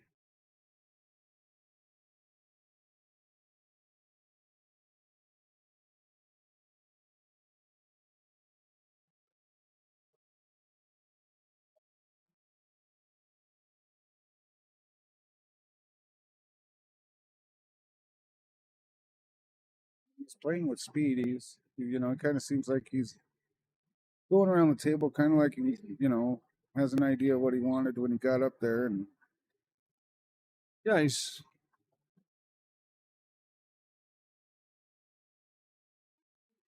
he's thrilled with that one. But yeah, one should go down here into the corner. This makes it a little funky shot. yeah. I don't think he has a shot. Got to hit it pretty thin, pretty tough. Because that thin, but Yeah, he's pretty close to that ball. Good thing the 12's where it's at, or he'd probably scratch.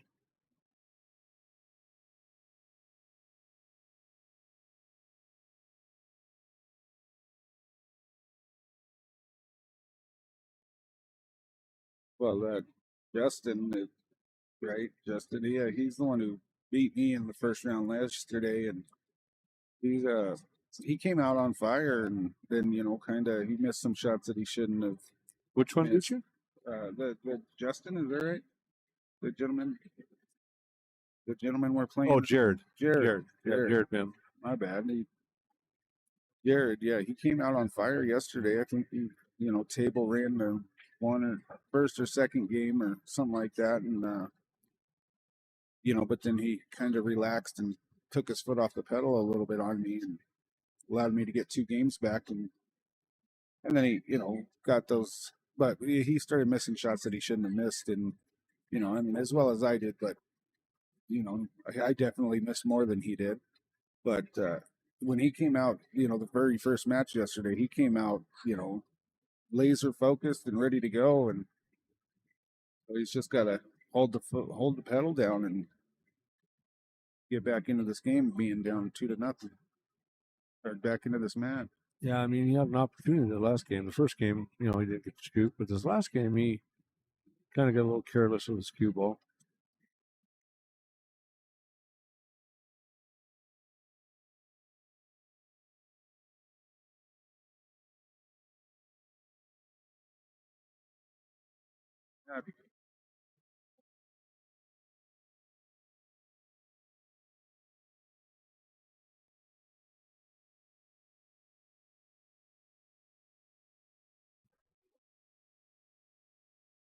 Yeah, the gentleman you played, not Justin, Jared, of course. Jared. Well, yeah. I mean, I was trying to remember their names.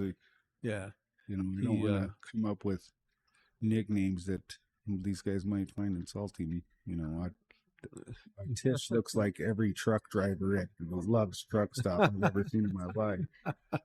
But you know, I mean, I'd say that's profiling or something. I don't know. I mean, you got He, Jared. He looks like he's part of the volunteer fire department. yeah, Jared's actually, I don't know if you know, but he won this tournament last year.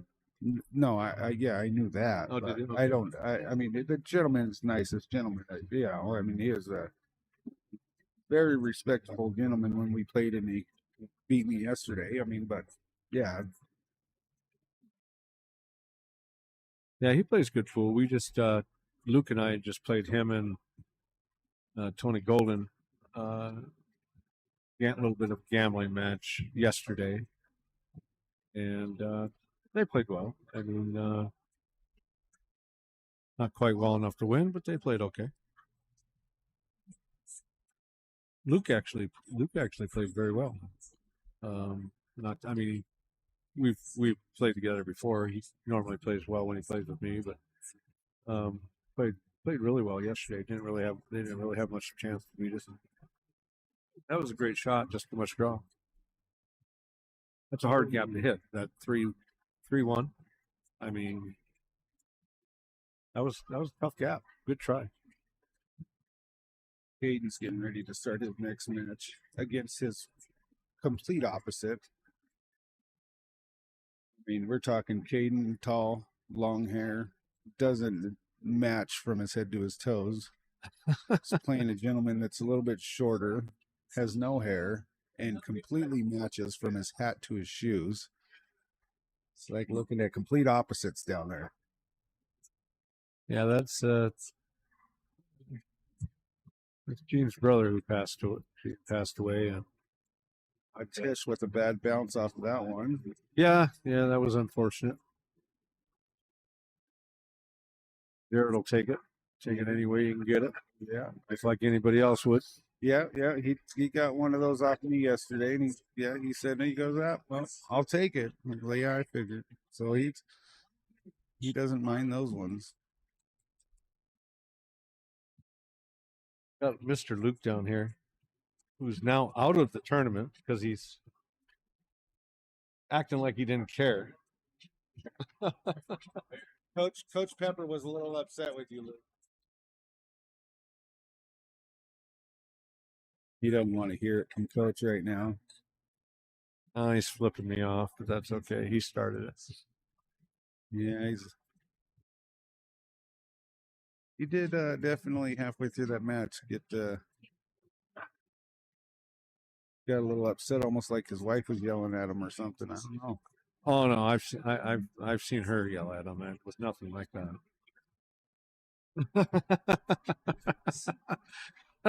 Sorry, Tara.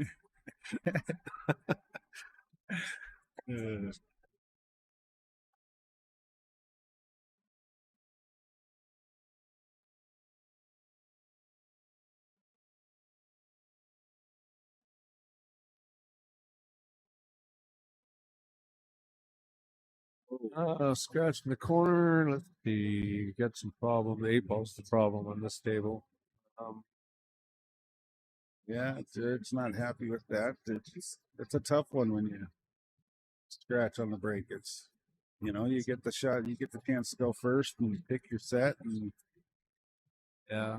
I mean, if he can shoot this 11 and break this out, the 7, 8 out of there, because the 12 goes, everything goes.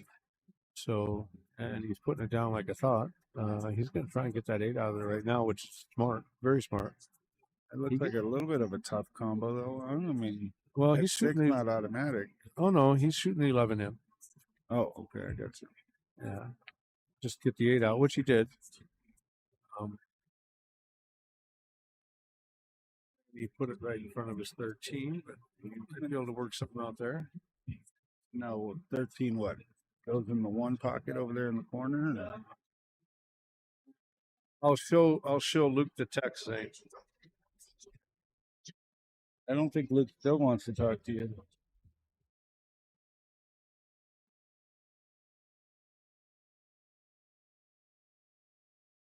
Luke's reading it right now. Luke not? What's that? Not an emotion change on his face. Not a happy camper. Oh, he just didn't play as well as you would like, and I know how that is. That's for sure. Yeah, I would second that thought. You know, I guess the plus is he only had to travel half the distance that we did for not playing very good. Luke? Yeah. Yeah. Well, he lives in Livingston. Yeah, not even half, like you said. He's an hour and a half away. Yeah. Or 5.5 away. And the weather blessed us pretty nice on our way here, but I don't think it's going to do that on the way home. On the way here, I was shocked. It was supposed to snow all the way here, and we were in sunshine majority of the way. Yeah. Unbelievable. I don't think it's going to be the same on the way home. Outside is looking rough, and the temperature's dropped. I walked out on the back porch there and about fell on my butt because it's covered in a little bit of water that's frozen now, and it's looking pretty rough outside. Yeah, it says it's snowing here, but it's not. Yeah. I might be by now. I mean, it was half an hour since I've been out there. Bozeman's only cloudy. Not bad. Well, that means there's not a storm over Bozeman, so maybe this will pass us. And Missoula, yeah, everything looks okay down our way. We're not headed home till the morning. So. Yeah. That was a really quality shot there. Left ticket around that 13. That was well played. Very well played. Just so everybody that's listening out there knows, it is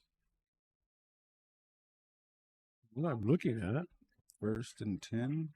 14-29.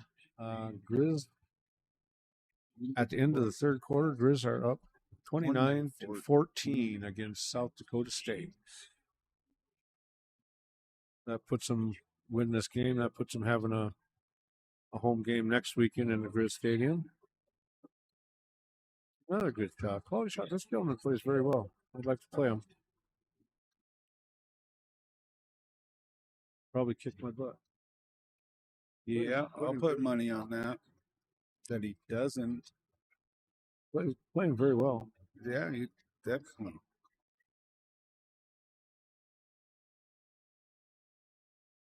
I mean, what so far just the one,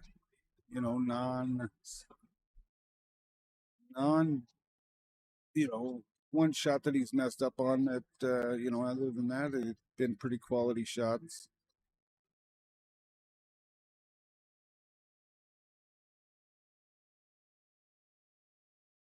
Looking around the tournament, you'll see guys, they have bad shots, quite often, this being a 540 and under tournament, you see quite a few shots that are questionable, but Tisha's definitely playing at a good level today. Yeah, he definitely is. He flew here from California. Flew out from California. That was a little lack of cue ball control. Matter of fact, it might have. I can't tell. That was the announcer curse right there. Yeah. Yeah. He's going to cut this in. Now he's straight across. He cuts this in. Props to him. It's not a hard, impossible shot. It's definitely a hard shot. Not worried about that scratch on the other side? He'll just give a little bit of right and go back and forth. You got to cut it so thin.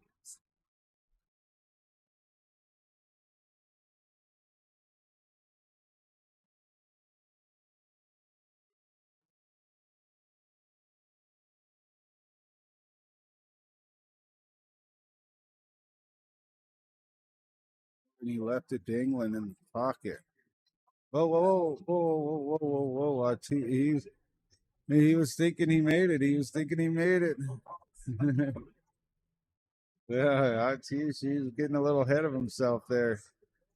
He thought he was money in the bank and went to go gather the balls up, and it's 8 ball still sitting in the pocket. Yeah, he thought that felt Yeah, sure. I mean, Jared saved him on that one. Jared freaking yelled at him, "Whoa, whoa, whoa!" And Yeah, that would have been Jared's game. yeah, Jared was nice. yeah, yeah, he could have let him grab those up. I mean, starts racking the balls up. That's a sign of conceding. And yeah, that would have been a concession of game for sure. Yeah, for sure. He's definitely lucky that Jared was being nice. That's the volunteer fire department guy in him. I tell you what. Oh, good. Oh, nice. Nice job. Nice shot.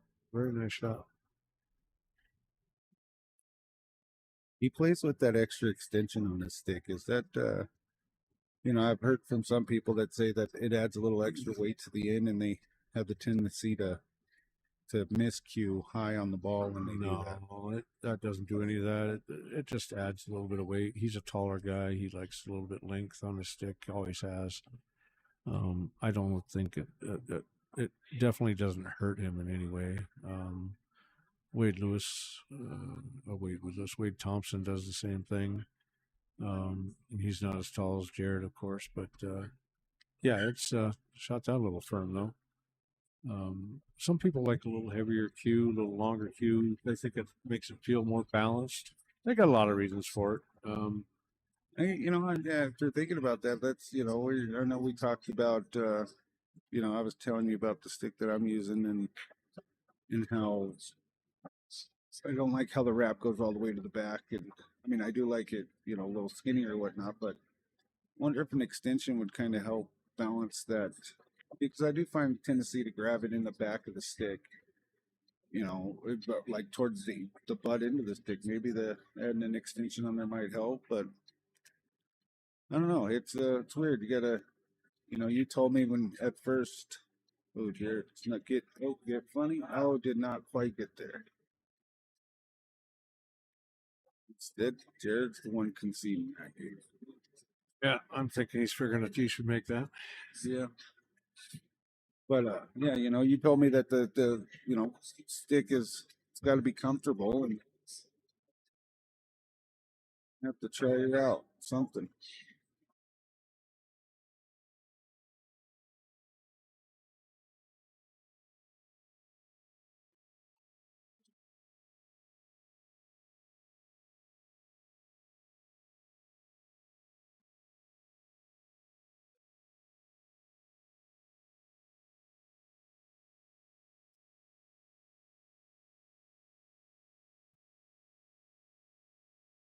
Yeah, just hold let our Tish know he's got to go use the restroom, and on his way out, him Roy Munson moment. I'm assuming a buddy of his, but ran across and grabbed a drink and grabbed his buddy's drink and started drinking it. I think he's not happy with the play right now, so he walks by, grabs a drink, starts drinking his buddy's drink, and then walks off. Has himself a little Roy Munson moment. Got to get his head right. I don't. If you're too busy, don't. Yeah, too busy. Don't worry about it. He's just waiting for Jared to come back from that's it. the restroom. Or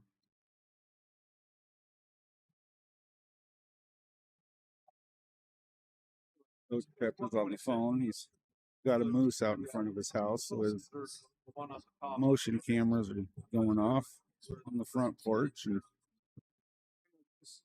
Bruce the moose is roaming around in his front yard.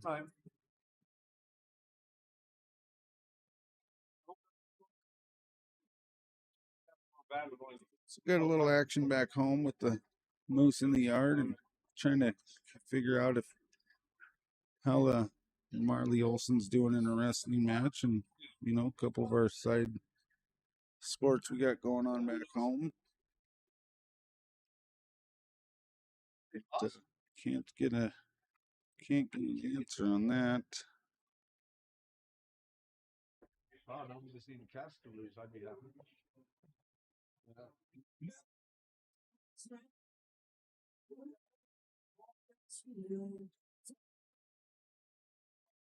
All right. I just wanted to tell you. You sent me a message. I told him I'd give you a call. So, yeah, we'll see you.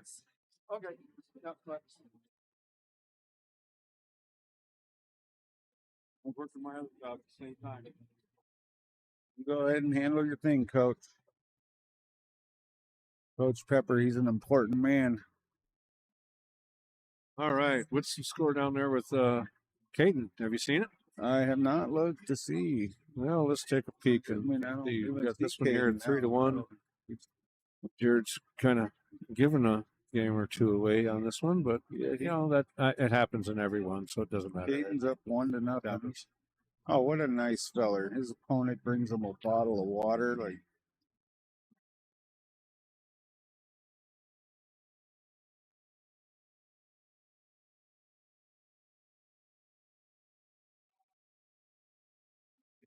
I haven't mentioned my co-host here is Jeff, the manager of Marley's in Hamilton, Montana. Kind of fun sitting here with him. He's well, does a great job. I didn't play pool very well, so I really ain't got nothing better to do. I mean, you kind of put the table right in front of the dartboard, so I can't play darts.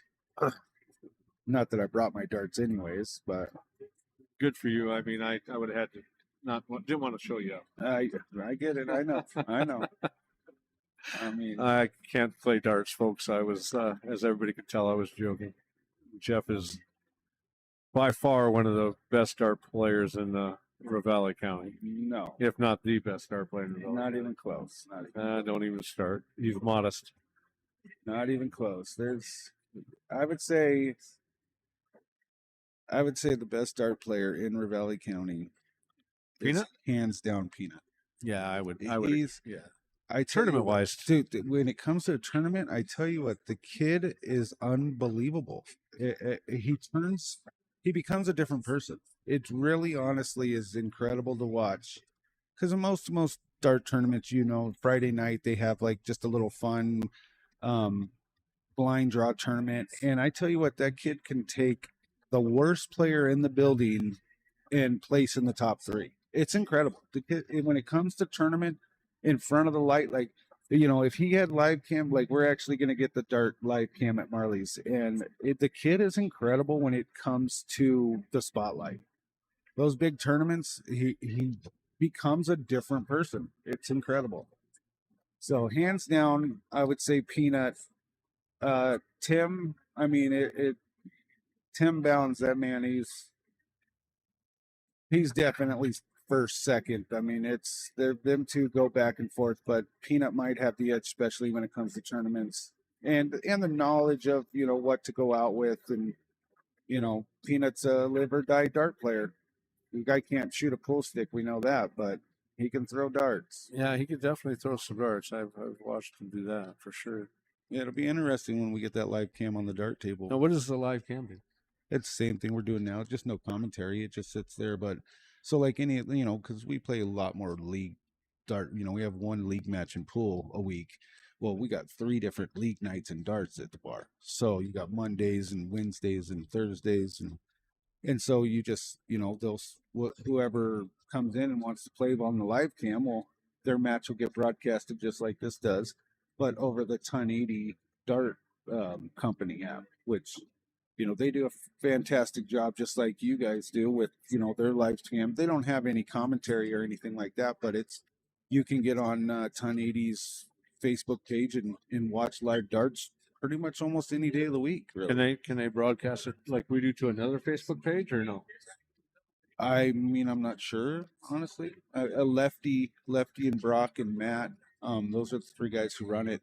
They do a terrific job, all 3 of them. And I'm not sure exactly, but you got your crap together when it comes to the pool. Those 3 gentlemen have their crap together when it comes to darts. They run a fantastic operation through that 1080. It's really actually very impressive the way they do things.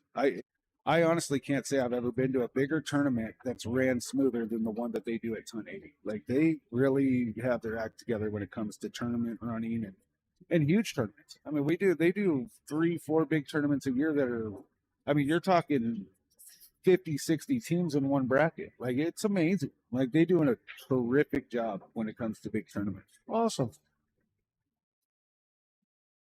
And I don't know if I've met those gentlemen, so Yeah, no, they're based out of Missoula. You know, one of them will come down and drop the dartboards, but you know, terrific guys, fantastic guys. They're, you know, they definitely have a good operation going with what they got going.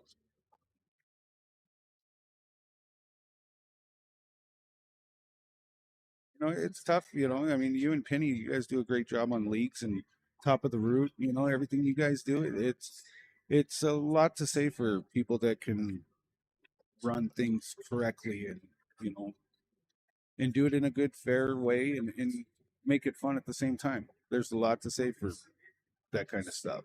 now do they hold any tournaments like this that are a little bit higher paying tournaments? Like this one here is, you know, there's $15,000 in this tournament. 6,000 is going to the first place team or first place player.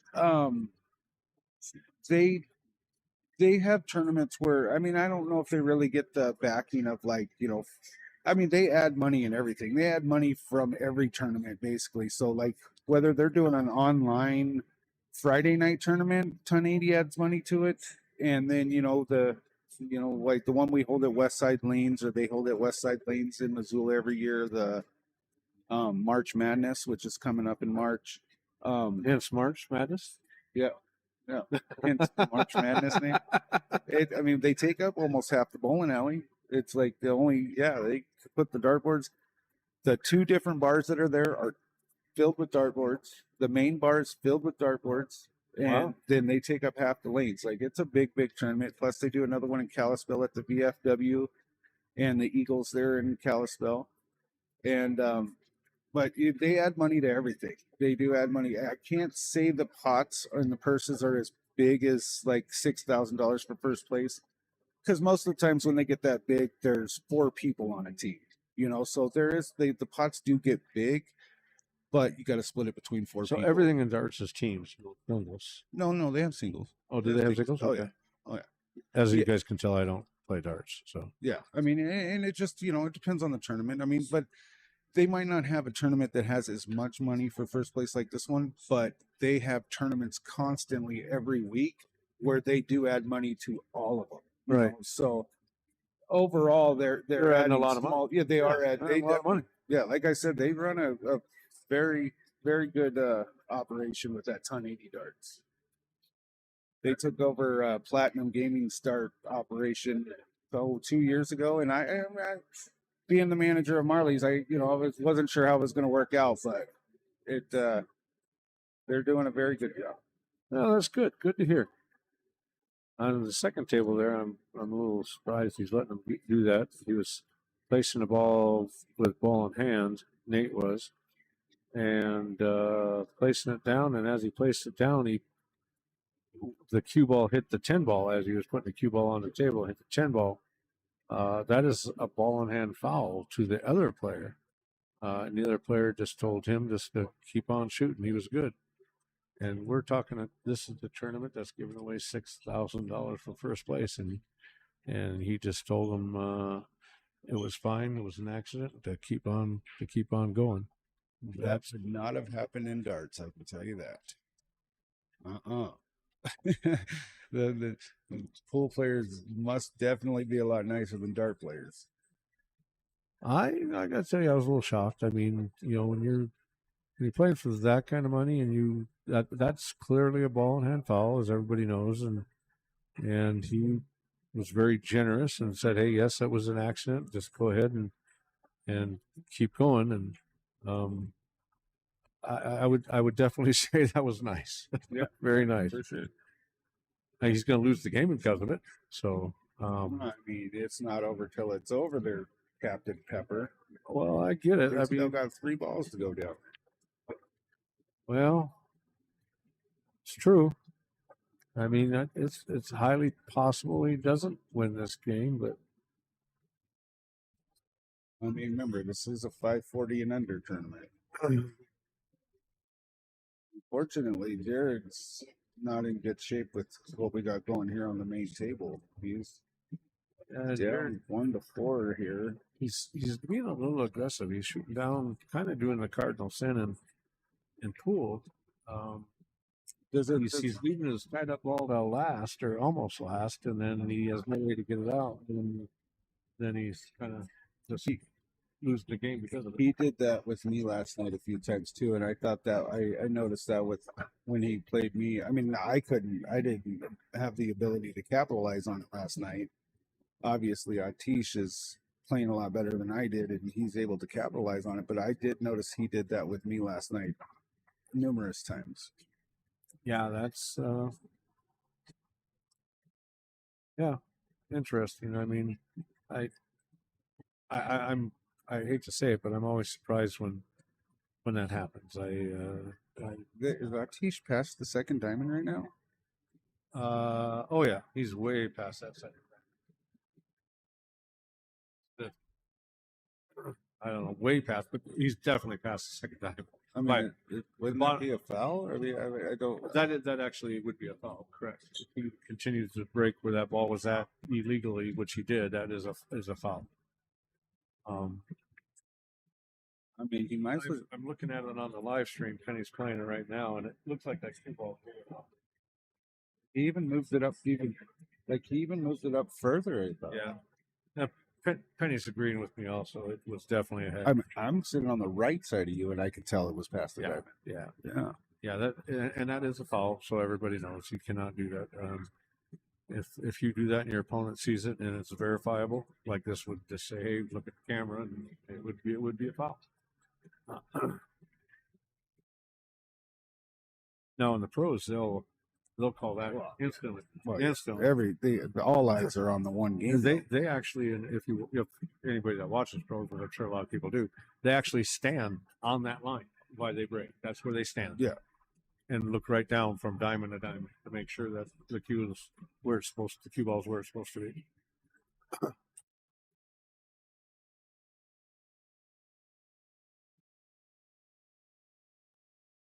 So I'm somewhat. I mean, but that's up to Jared to call it out. Huh? That is fact. Yeah, we have no referee here full time watching. Only if they request a shot to be watched. So it's completely up to the player to do that. Now, is there an advantage for doing that? I have no idea. I've never tried myself. So I don't know, but it's definitely a foul, or the pros wouldn't be standing there watching it and calling it. So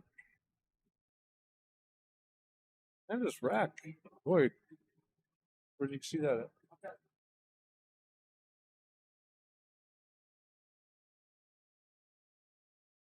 I have to pay attention to his rack too. Penny just showed me his rack. His rack is a ball ahead of that. Is a ball ahead of that spot. Huh. Now, would there be that's a 6-8 inches closer together. If you add, that doesn't do that. You put the ball that far ahead of the spot, and it's easier to make a ball on the break. I don't know if he made a ball on the break, but it does make it easier on the break. I actually used to goof around, find stuff like that of how much a difference that it did make years ago. Dave and I would just do different stuff, and if you put a ball, put that head ball, a full ball, which it looks like that he is doing, or at least on this last rack in the picture Penny showed me, it's basically easier to make a ball on the break. Well, I'm curious on going back and seeing if he did it every game or just this one game. I mean, yeah, I don't know. Interesting. Obviously, we don't have refs, and that's not really a. I mean, I don't know. That's wild to me. Like, what do you do in a situation like that?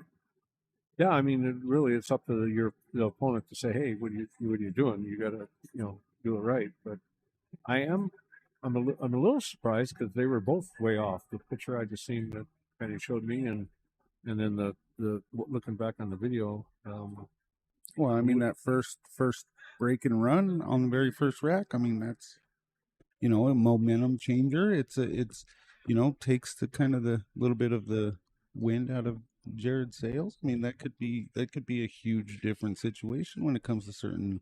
oh, very much so. That's why I'm kind of curious if this was just an isolated thing and just an oversight and not paying attention to what you're doing, or if it's an every rack thing. I mean, I'm again, folks, I'm not saying anything bad about anybody, but I mean, you do need to rack the balls and put them on the spot. That spot's there for a reason, and then you got to put the cue ball behind the diamond, 2 diamonds when you're re-breaking, and I mean that's just part of the rules, and everybody else goes by it, so I think everybody should. But anyway, I didn't notice that, Jeff, until you said that, and then after looking back at it.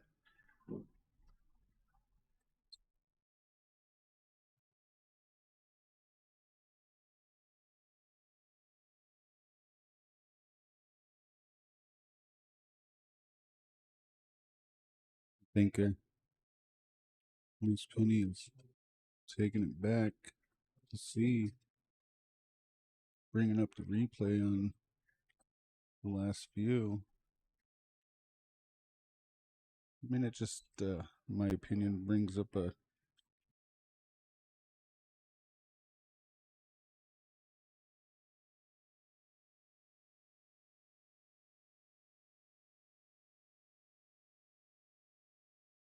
a question of, honestly, like, I mean, is Jared getting hustled this entire game every time? I mean, ultimately, Jared had one break on this. What T said. Well, that first one was not.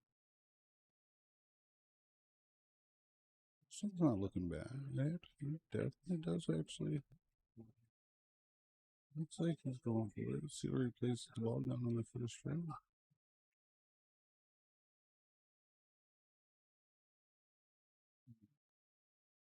It'd be halfway through the ball. And his break ball doesn't look bad.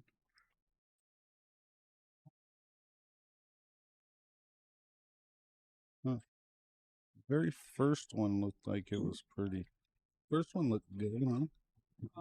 The first one, the first one we just looked at. The first one, the ball was behind headstring. Yeah, it was a good break. And the rack looked like it was on the right spot. Yeah, this one is not. I'm looking right down the line, and the back of the 10 ball is sitting on the dot. The back of the 10 ball is above the center of the dot. I am looking straight down the line. The 10 ball is cue ball is out in front of that second dot, and the cue ball is out in front of it again. Yes, that's very interesting. The back of the 10 ball is completely off the dot. The back of the 10 ball was on the dot, on the front of the dot. I was looking straight down the make anything, but no, he didn't though. So I mean, there it goes. I mean, it doesn't make a difference. Well, I mean, but at the same time, I mean, is it is it something you as a person here running, like not really running the tournament, but being involved in the tournament in the position that you are, is that something you? I might say something afterwards and say, listen, you got to pay probably just a little bit more attention, because that's when here I'm clearly looking down. That's where I'm sitting. Yeah. And I'm looking straight across, and the ball was one full ball above the spot. The back of the ball was definitely down, and the cue ball was definitely outside the kitchen. I looked at both of them before he broke, and again, I mean, he's maybe used to doing it that way. I don't know. Yeah. I mean, I wouldn't say something during the match, of course, but after the match is over, if he's continuing to play, I would. You don't think it makes that much of a difference to really alter the? No, I don't know. I mean, I've never done it. I mean, I've never.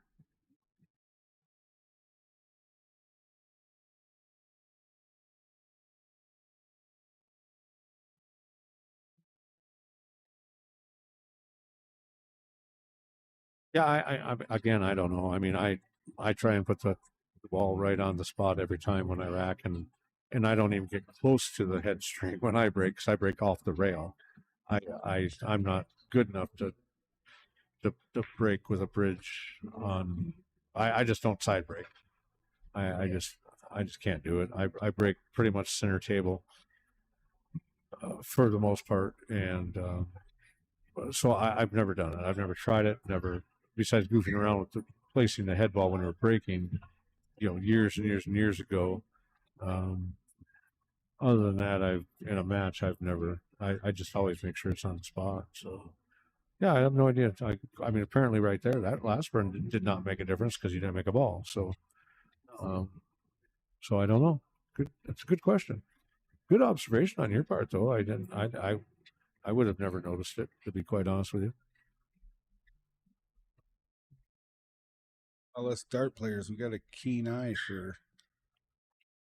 So what do you do if somebody puts their foot over the line in darts? You fucking call his ass out on it right then and there. Like you freaking, yeah, hell yeah. What do you? I mean, what do you? Careful now, we're on family I channel. get it, but that, and dart players, they're not scared to tell you if your foot's over the line, your foot's over the line, and they'll let you know right then and there, and you better straighten it up, or the game will be a loss. Like they don't, you get one warning, and That's it. Really, Oh, you're yeah. being serious. Oh yeah.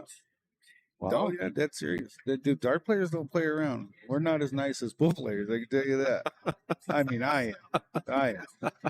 But no, I mean, dude, I went to a tournament with Peanut one time. I didn't play very well. He made me go sit in the truck. Like it's the kind of teams you get there at dart players.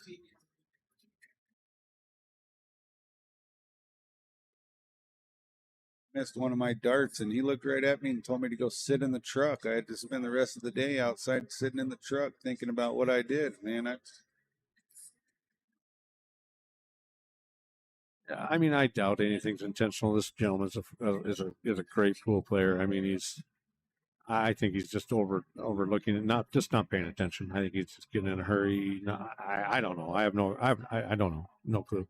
No, I'm with you. I mean, I'm not saying I'm not, saying that he's deliberately or maliciously trying to cheat in any way, shape, or form. I mean, like you said, obviously it didn't help. He didn't make nothing, but it's just, He does. it's just odd.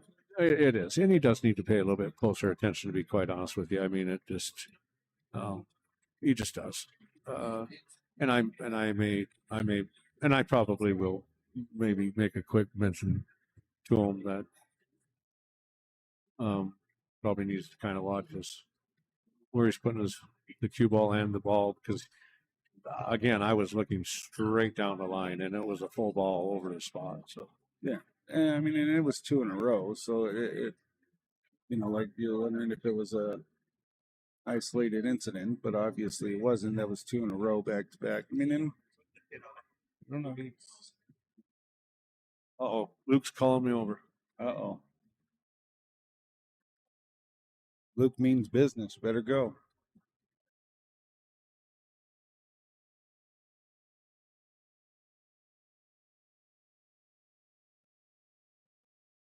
It is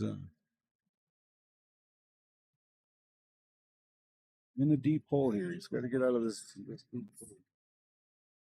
Found himself 5-1 down by 4, which does have the ability to turn it around.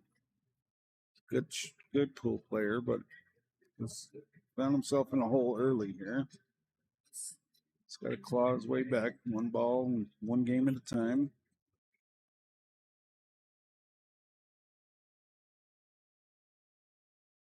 Himself a little safety shot. Tisha's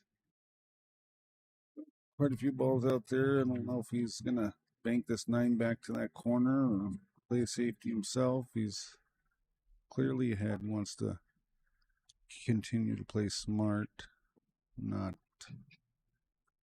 get sloppy or careless with the lead, and not relax. Keep his foot on Jared's throat and try to power through the rest of this. Being the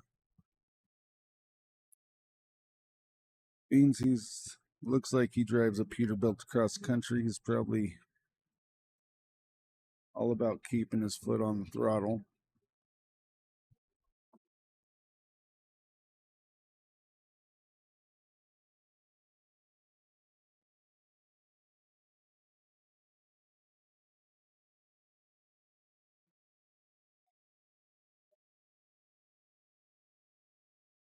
And he does. He does definitely keep his foot on the throttle with sending that 13 all the way down. No safety in his book, which is doesn't surprise me. There's no safety. No safety with some of them drivers.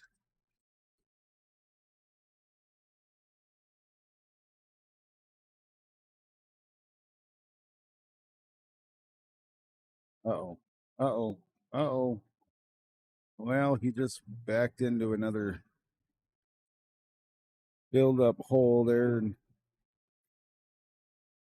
trying to squeeze her between two other vehicles and ended up putting her right where he didn't want to put her. I don't know how many trucking jokes we can get out of this, but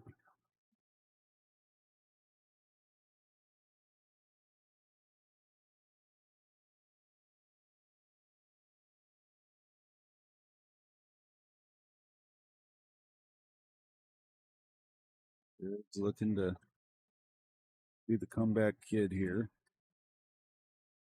But grind on his shirt. Needs to try to grind a win out here and try to grind one win back at a time, get back into this game here. If he can knock out a win or two and kind of get some momentum swinging back in his direction. I don't see why he's more than capable of getting this back to even and pulling out the victory here.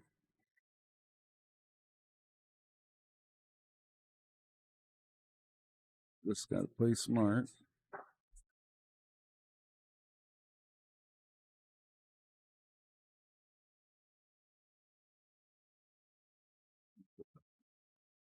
Five in the corner here and nice and easy. Come back and leave himself up with some angle on the 3 and come back around for the 8. He's trying to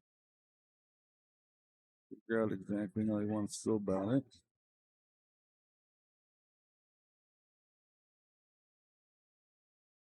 Ooh, not happy with that one. He's just not quite. It looked like he was standing up a little bit more than he normally does. He's not bending down to focus on his shot. He's gotta let it go and move on to the next ball. And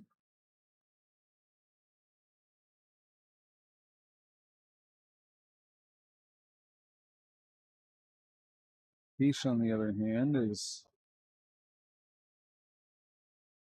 been on cruise control right now at the moment. Just kind of waiting for Jared to get out of his way, and he just moves up to the next one and does the things he needs to do to get this next game in the bag here.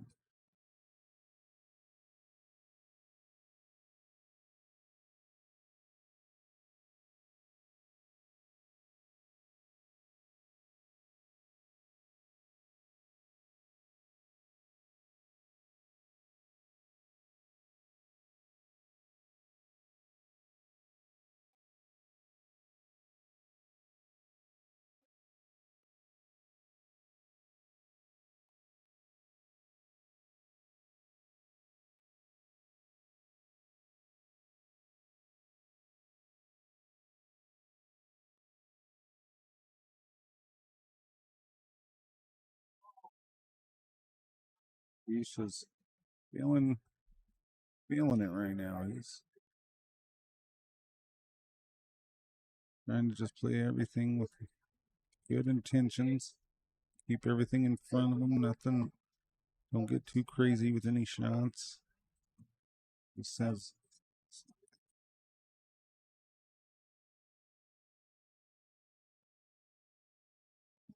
Well, he's got good shot. Tees. He's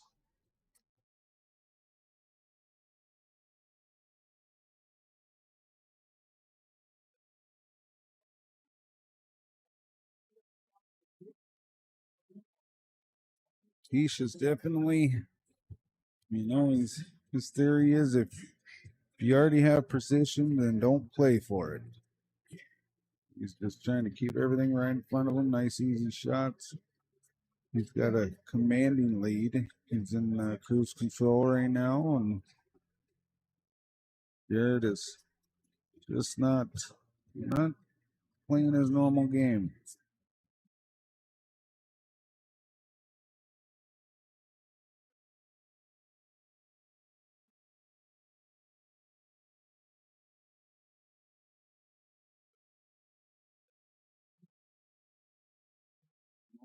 He's hands down out in front.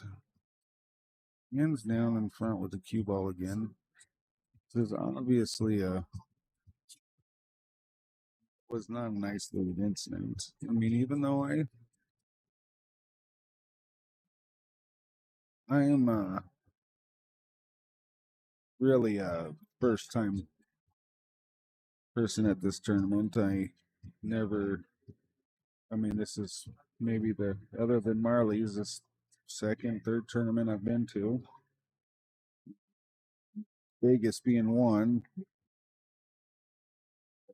I think this is probably the other biggest tournament I've been to outside of Marley's Bar. But I guess I look at it different. I would think that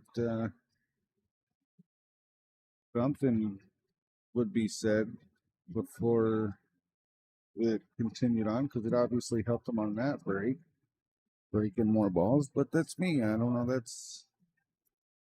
I'm not in any position. I don't even know half these people's names. I know 4 people in this building, but I guess I would have looked at it where I would think something would be said to this gentleman. But I mean, after the match, I guess it ultimately is Jared's responsibility. But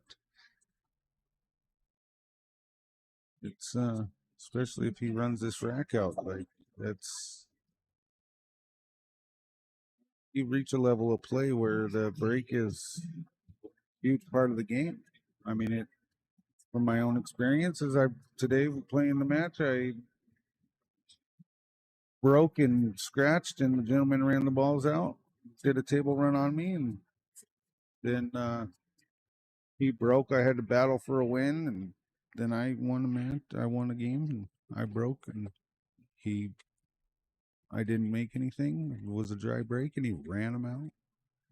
So like, it's a breaking's the break is a big part on what balls you get to pick and which set you want to go for. If there's ones that are tied up, then you pick the other ones. I mean, it's a big part of the game. So I would think that being a ball length ahead on the dot and ball length ahead on the break on the cue ball side, it's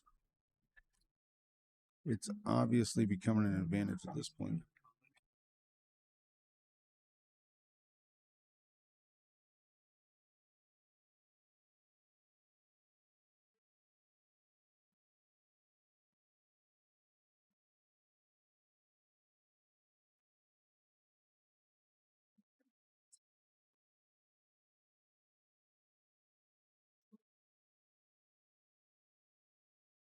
It's going to be a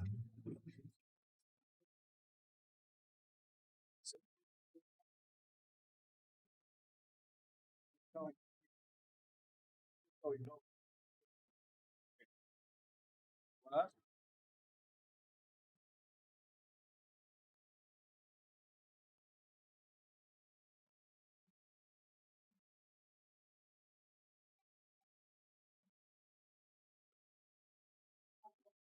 And leave himself best on the 7.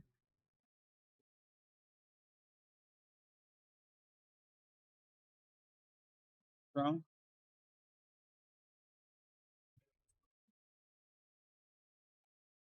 Oh, his marks off the Caesars now. He's not continues on to the.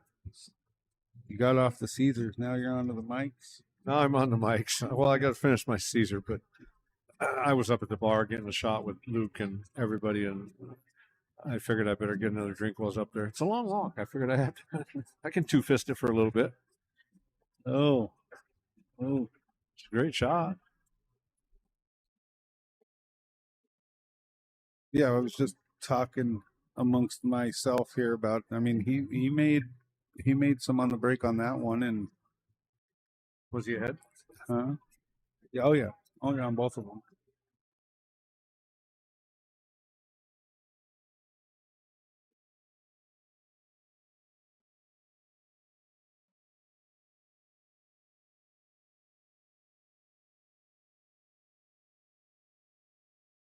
Yeah.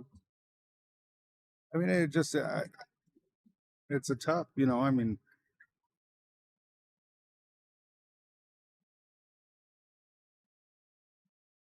granted, we don't have referees here. We don't have that, this is not that type of atmosphere, but, I'd say it's more about the quality of the sport. Oh yeah, there's no doubt about it. Like I said, I don't know if he's doing it intentionally or not. Only he knows that. But I play pool a lot. I'm very conscious when I'm racking the balls or where the head ball is at. Well, when I think about it, like I know I don't like to set the ball behind the dog because I seem like if it's even crooked a little bit, I try to make sure it's, oh, Jared. Oh, he is.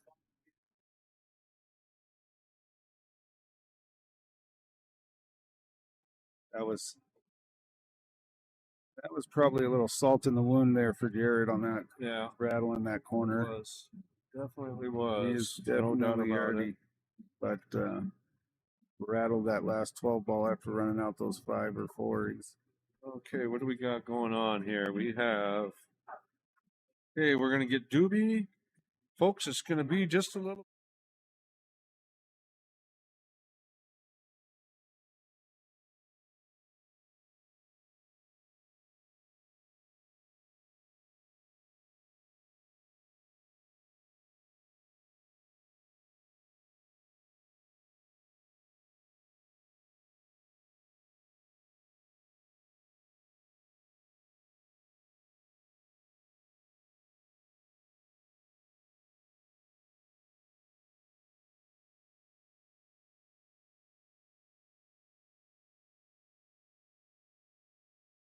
So, guess it's back to the bar. Wonder how Caden's doing down there. How's he looking? He's up right now, I believe. I think he's up 3-2. Mike just won the last game. He was up 3-1. That's it. I got to go talk to Luke again real fast, and folks, I'll be back. We'll get another matchup here going. We'll have Penny put it on the second table in there. What's that?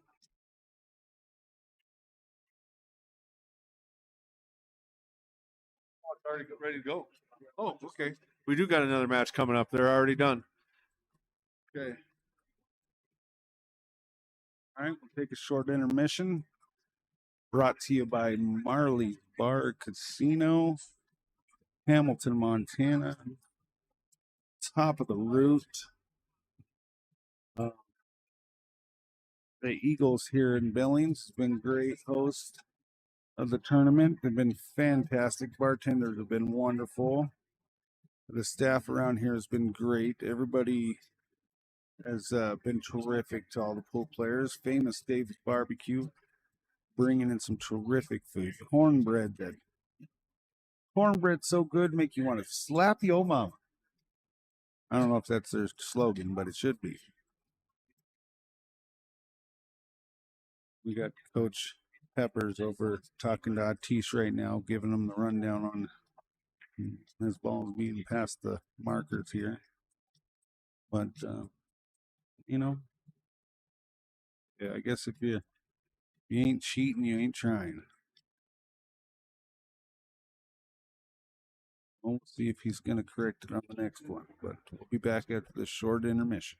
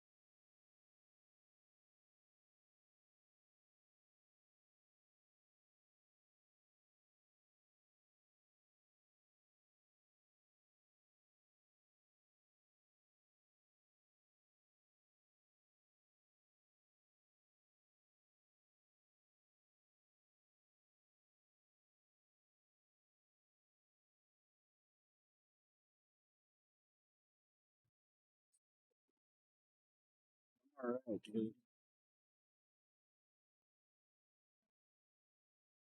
First break, I do believe this is a loser's side match. David and here. This is on the loser side. So this is just going to be a race to 5.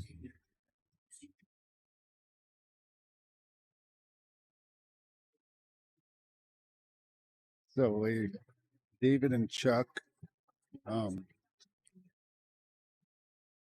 Thoughts are David's. I think he's from Utah. Came up with another gentleman that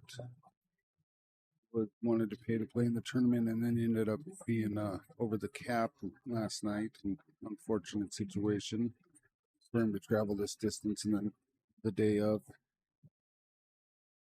Fargo goes over the cap and wasn't able to play, unfortunately. David's trying to make it worth the while of their trip, I believe.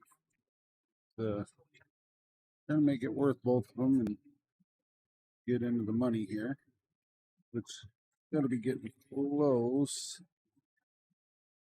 This will be.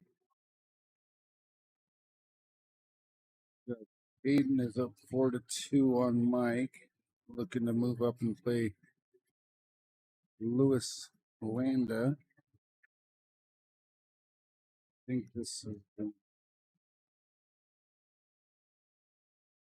the winner of this match is in the money. They're paying the top 6. We still got. Oh no, there's 2 there. 1, 2.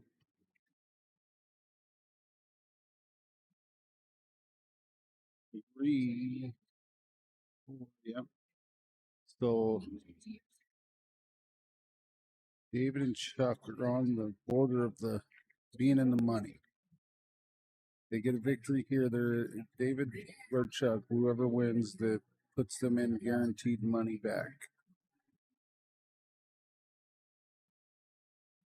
Hayden has to win his match against Mike, and then he will play Lewis, and the winner of Lewis and whoever wins out of Caden and Mike.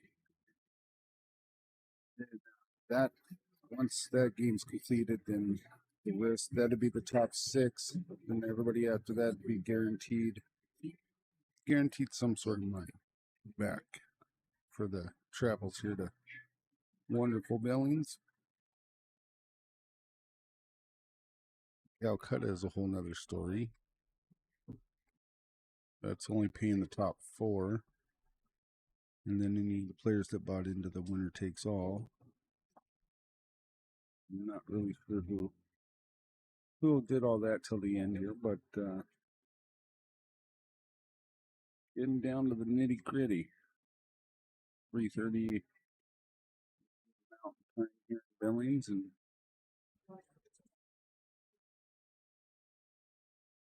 looking like this one's going to run into the evening.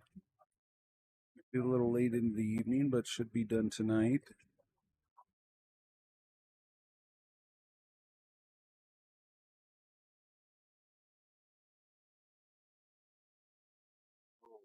Aiden with a bad trip. An easy combo. Shake it up. Shake it up.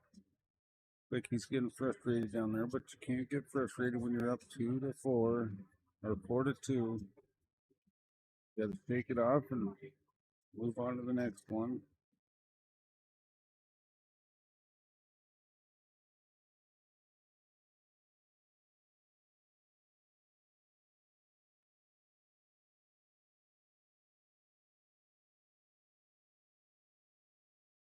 And Chuck's gonna be looking at that side pocket like it's not his friend. If he,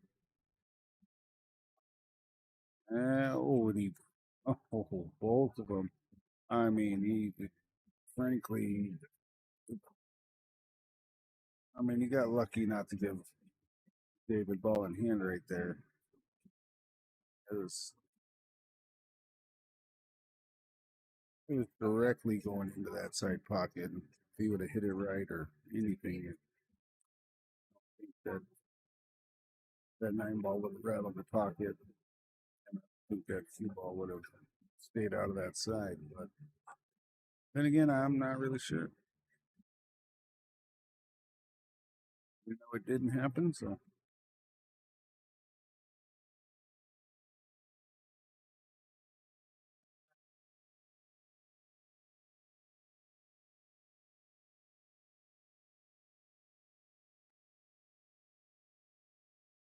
Looking to cut the 3 over here. Is it?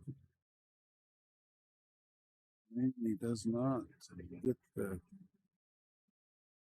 cut into the corner.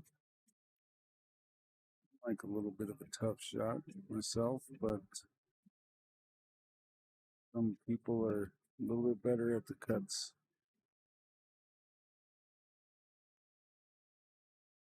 Doing something. Yep. Goes ahead and just gives David gives him the ball in the corner to get it out of there. Leaves David with the bank of some sort to make contact and figure out which direction he wants to go. If he's going to go 2 rails or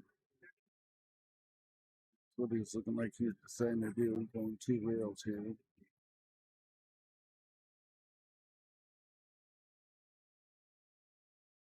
He messes them both completely. Don't even think the wind buzzed those balls, so stuck with a great opportunity of ball in hand here.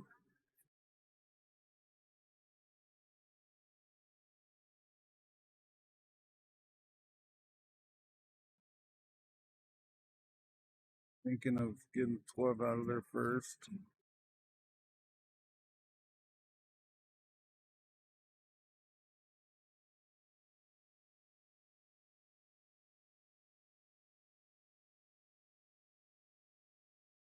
Well, I tell you what, Cotton.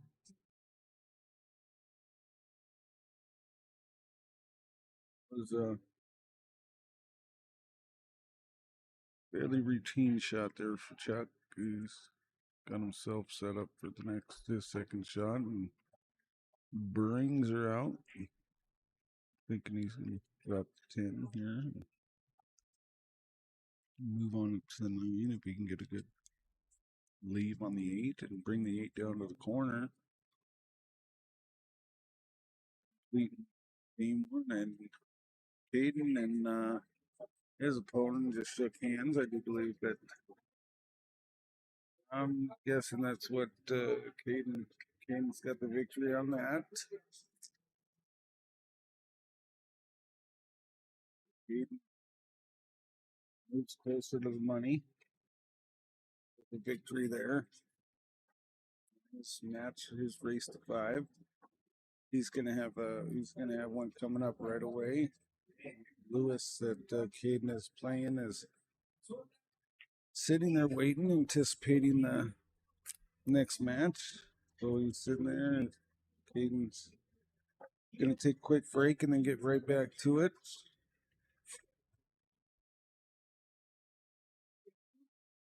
Oh my God, you're gonna have to.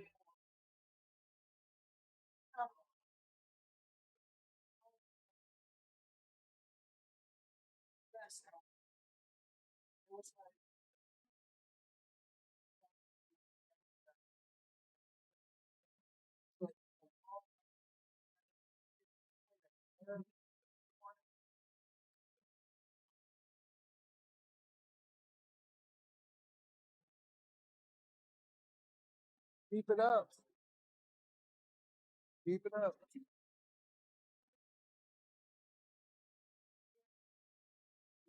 Keep it up, brother. Keep it up.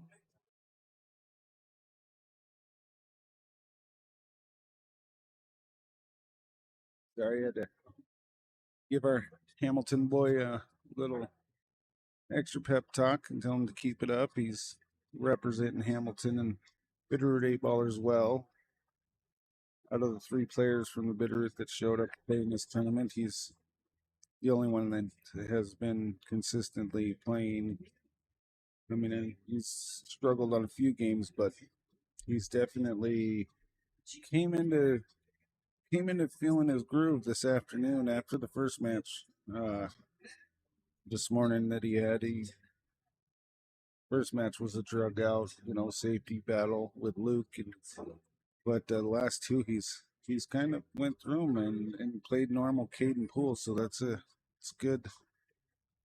It's a good thing to see. David and Chuck here. David finds himself down 1 after the first game. At the table now, he's trying to get that 10 broke out, and not only did he not get the 10, but he missed the 9. So he's going to go have himself a seat. I go sit on that bar stool and spin, is my guess. Is what he's thinking is drinking his water like he's mad at it. And tell you what, it's not the water, kid. That's that was completely your fault on that one. But you could shake it off, and it's only one miss because Big Chuck tries to pull a safety and breaks his 15 loose with the other balls, and I think David's feeling happy about that because he's just going to go ahead and take the 15 and get out of the way now.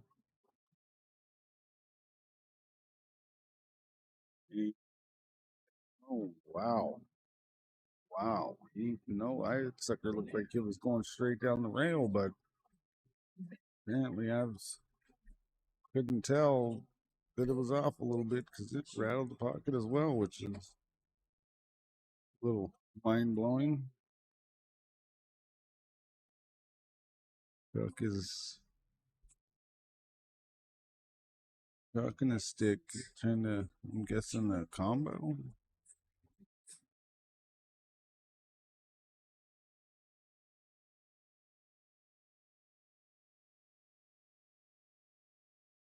Oh, does not make the combo.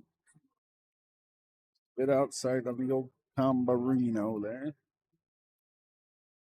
Chuck goes back to take his seat, and David comes back up. Hopefully shaking off his last attempt. Not letting that one sit there and linger. Best way to get back into the groove is to get started and run out a few balls and get some of that confidence. You sit on the bench. Oh, that is definitely a little ball buster there. Thought he was going to have a good cue ball to come around and set himself up for something, and just that side pocket jumped out in the way there. Neither one of these guys yet to figure out that the cue ball comes out on the left end of the table. Even the most intuitive investigator can be wrong from time to time, but I'm going to say that that's going to probably happen a lot where it comes out down on the left-hand side. David jumps right back up. He's ready to go.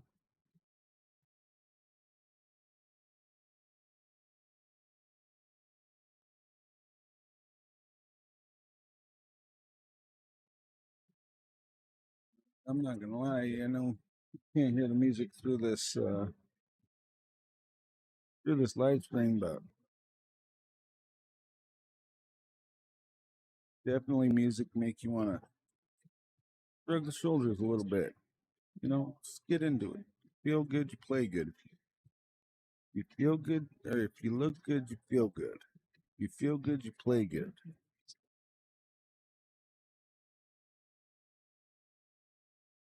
Out with another nipple out on that one. Just touches the old nip, and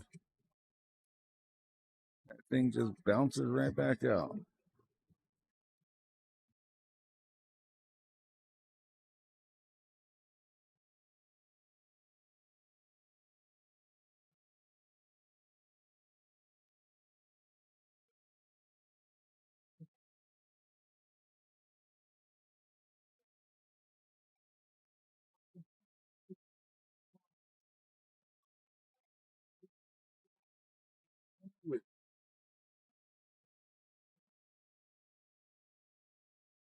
This ain't bumping music. I don't know what is. This you older folks probably didn't grow up on this generation of music, but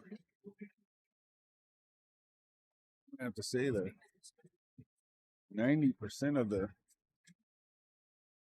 people left in this tournament are guessing they did.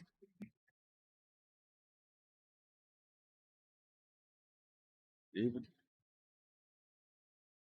try to play your spot here. It's a good legal touch. Good legal hit on that.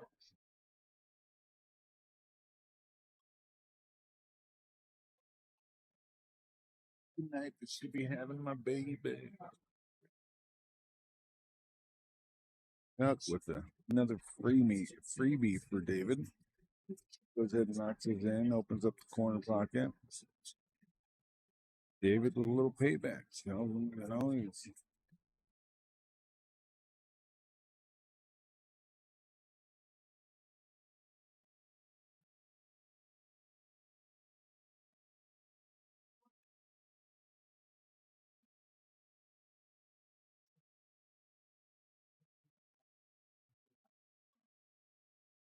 Dawgz rated as can be right now. He couldn't buy a ball if he was at Toys R Us. It was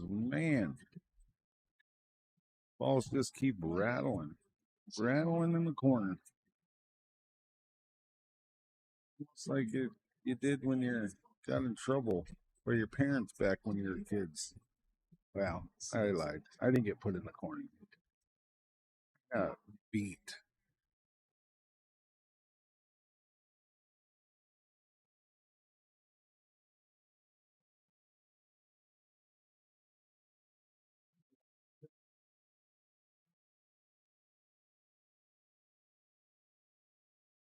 There it is, Chuck. If you can get on a roll here and get 2 down in a row.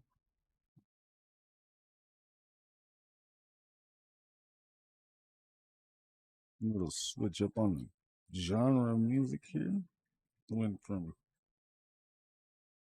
Dr. Dre to this would be, what is this? This is man, why can I not think of it? Oh, ACDC? No.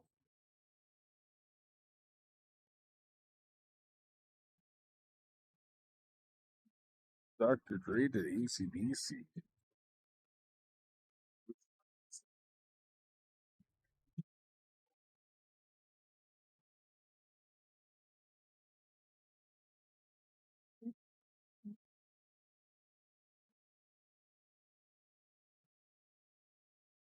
David just trying to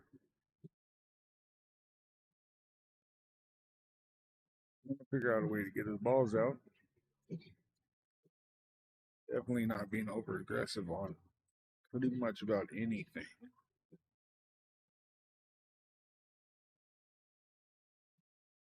Chuck, on the other hand, he's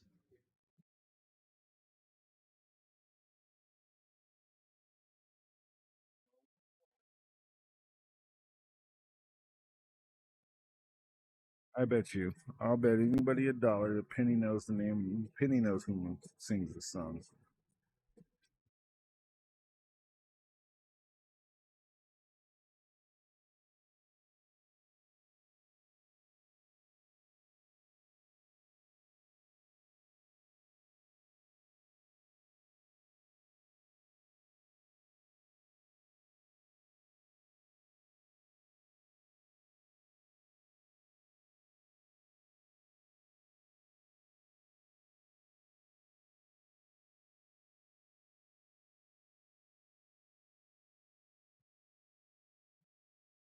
Well, I would be a lost dollar on my book.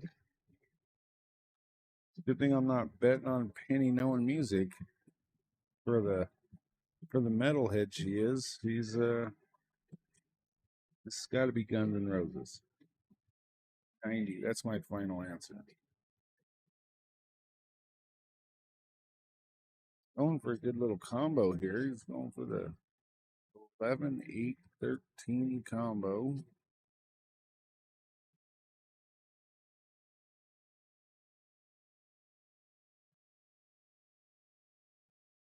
Oh, but he's on the solids ball, so I don't know what I was thinking. I thought he was going for the combo. I thought he was stripes. Just for how much I was paying attention, folks. I don't even know who's shooting at what. Hence the reason I probably shot in the wrong ball yesterday. Playing a match against Jared and not paying attention, not thinking, I went and hit in the wrong ball. He said, "Oh, I'm solids." I said, "Oh, you're right. You are solid."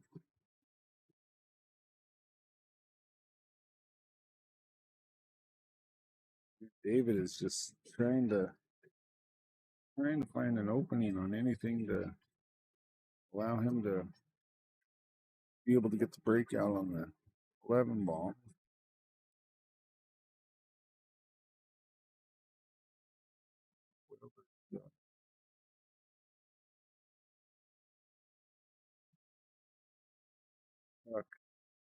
Chuck is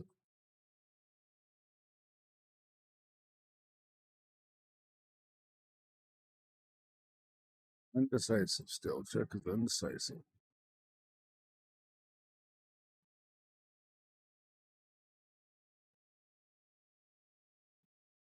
After putting a lot of thought into it, he's going to take the 6 ball.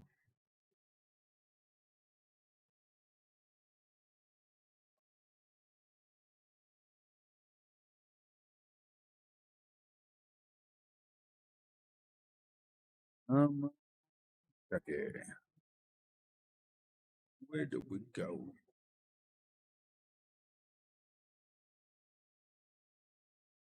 Oh man, it's been a long day already, and it's only what, 4 o'clock? 3:50 Montana Standard Time. Weather outside is frightful. The pool inside is, wouldn't say it's that much better. It's been pretty frightful this whole weekend, but I guess you get that with a 540 and under tournament. So with pinkies out, Chuck is going to the point.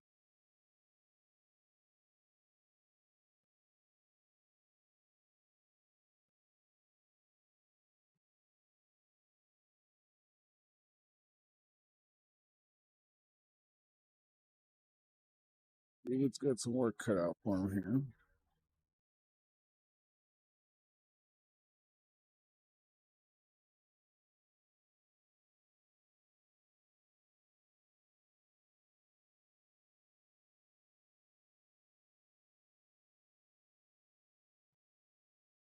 Not sure what happened to my esteemed colleague, Mr. Marino. He must be back at the bar again. Real weird.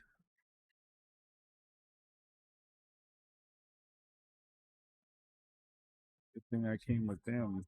Bunch of lushes. I'm just joking. I think Penny's reading the comments that I talk, so make sure I'm not saying anything inappropriate. And he's got him on closed caption or something.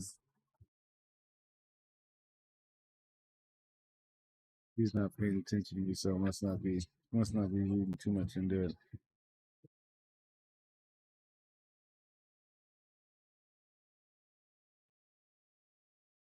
I'd have to say, I think we all agree the music playing now is horrible, garbage.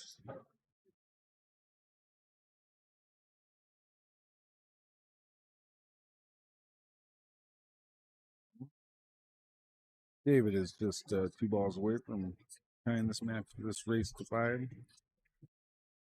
And that's 1. Don't see him shanking this one.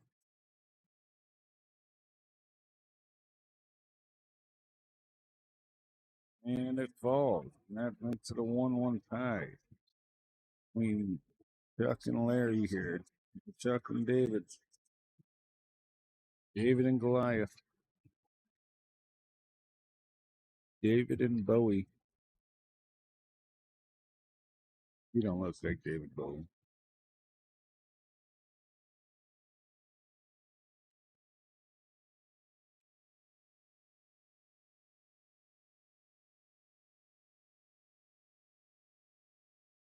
Let's see how this break goes and take a short little break real quick. Get some water.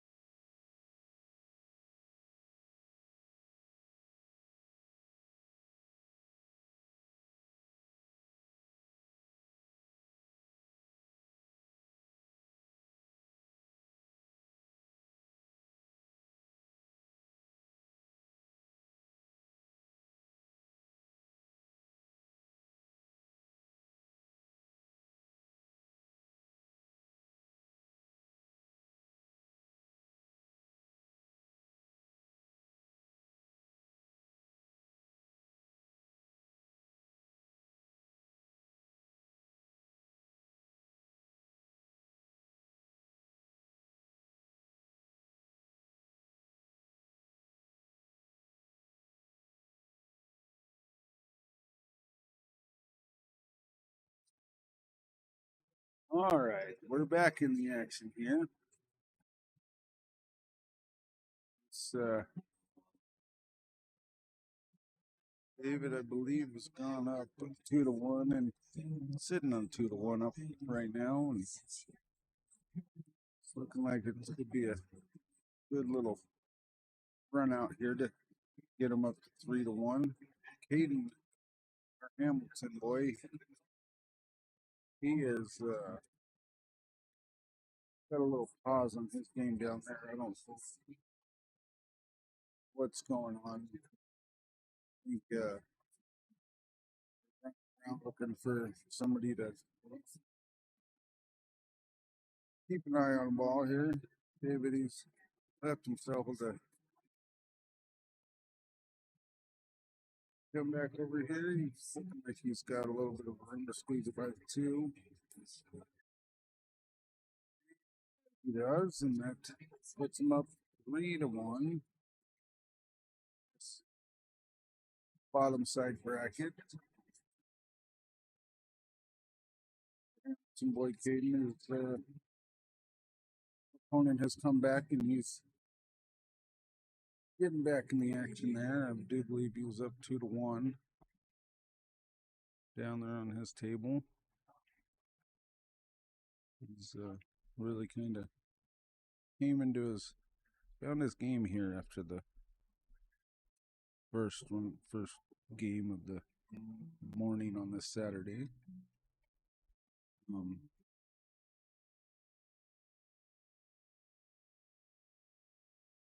Man, I'm gonna have to say, well, David looked like he said his ball's a little far ahead of that dot on that table as well. Maybe that's a ticket to success around here. I heard a lot of people say that these tables don't like to drop balls on the break, and maybe setting the ball up ahead a little bit. It's getting that little bit of advantage. Nobody's calling it out. No. What do you do? Ooh, that one hung up there for a second like it wasn't going to go. It ended up falling in, so David's going to keep it going here. He's got the 12 on the side. He doesn't like it. Fortunately, looks like that's all he's got, really. Double cut on a 10 up there, but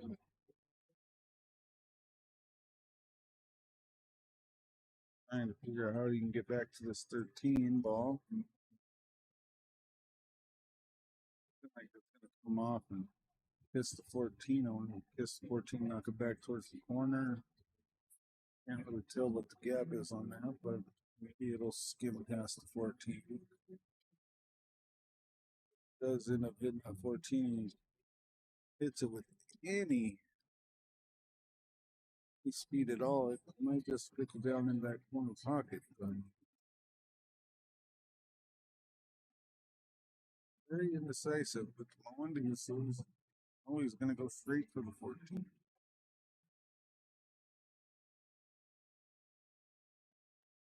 Very, very good. Yeah, no, he didn't leave himself a grade on the 10, but it's not behind. It's not touching. Like he was trying to go from the 14 to the 10.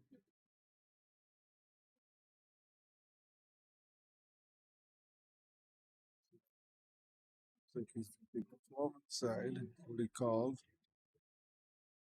Come down and can't leave himself on the 11 and 13. No. Takes the 12 down. Must just be seeing things, but I swear he called the side pocket, but he probably was pointing in the general direction, which like he's gonna try to take the 9 down over here, past the 1 and the 8 into the corner.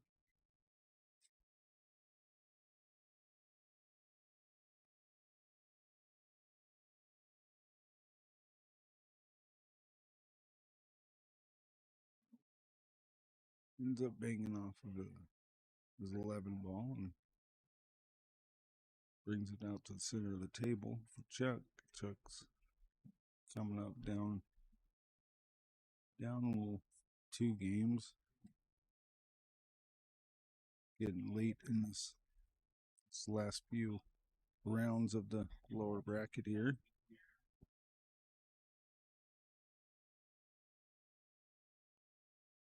These guys are trying to battle their way up to. I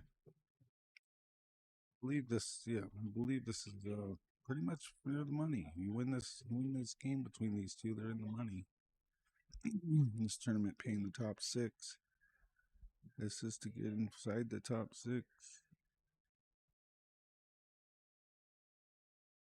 Got really quiet in here. Music went off. Oh, here it comes again. I don't want to talk too loud and interrupt these guys.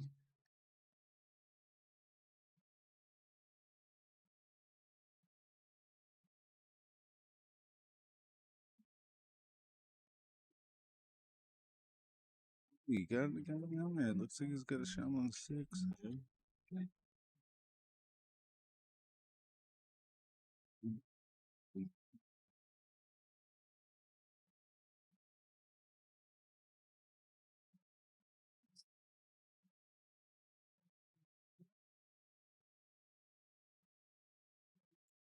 Fantastic playlist going on here at the Eagles today.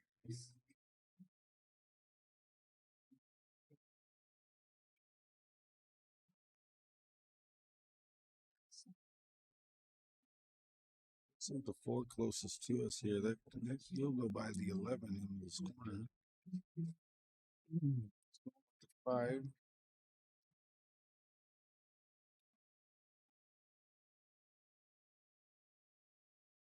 Look at it. Taking the 5 all the 5 down in the corner.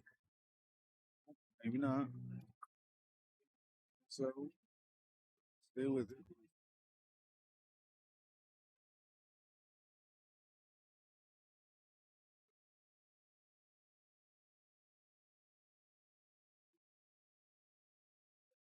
Looks like a pretty decent shot then by Chucky. Chucky. Classic. Good smooth shot on that 5 to send her all the way down. Sets himself up good for the 4. Just got to do a little shot here to bring it out for the 1.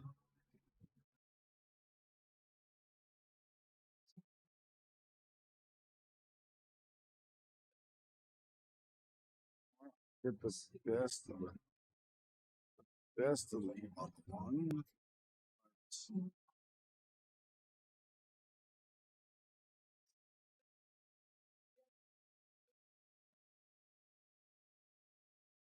Big Chip's going for the count on the 1 here. See if you can't.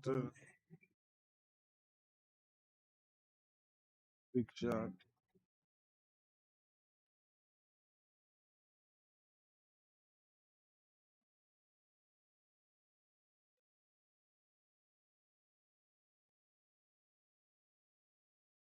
Playing with a lot of confidence right now. Just commanding the table. Given the opportunity to take this game away from David and just got to follow it in, and he does not. And he's going to get, he almost. I mean, he hooked the nipple for 13, but David's going to have to come out and might be able to take the 9 if he wanted to. Bring the 9 up to the side. He cannot go back for the 13. He's behind the pocket on that one, so he's going to have to play this one up the table. 11 all the way down. They're in the corner. Tough shot being deep in that pocket like that up against the rail, but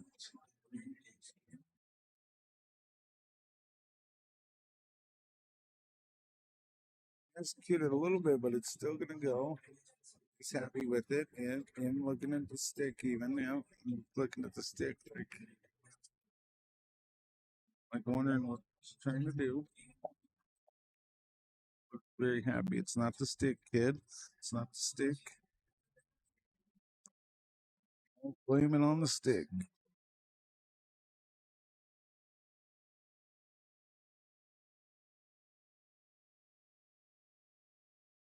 Gotta stroke it, don't poke it.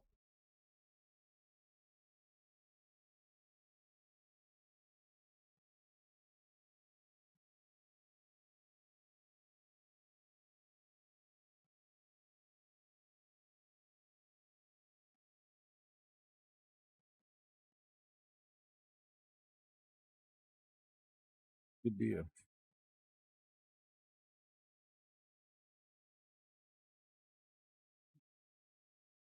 nice cut, David. Nice cut. Gets all the way back down table for the 13.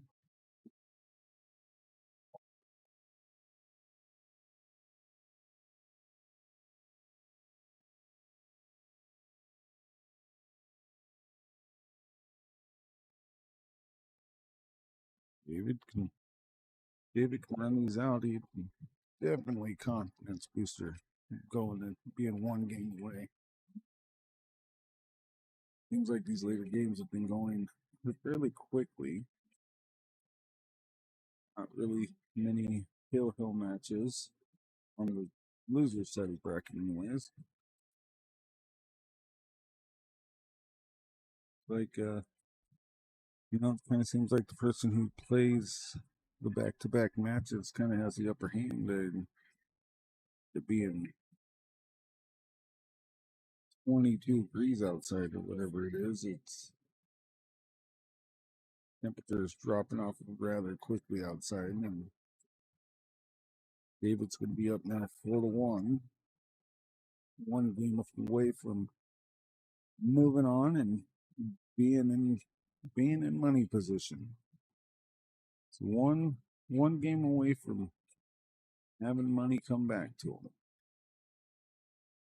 Obviously, we'd like to get that first place check, and the way he's shooting, it's very possible.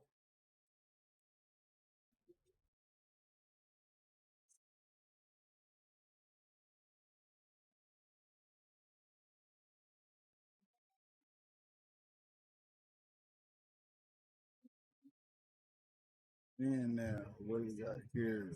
We got ourselves a looking great. That 4 looks like that 3 looks like it goes off at the 7 on the side, so that's not so bad. Then has 2 pockets it can go to. Most definitely going to take the solid, so I would imagine that was their ideal break in this.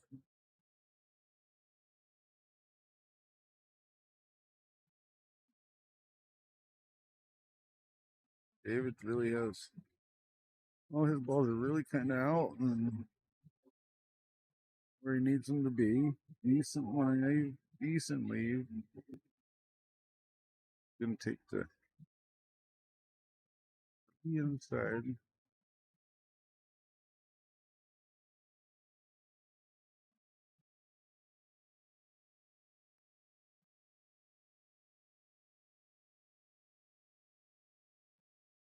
Yeah, David, what are you gonna do with this 4 here? You can take the 4. Yep, he sure is.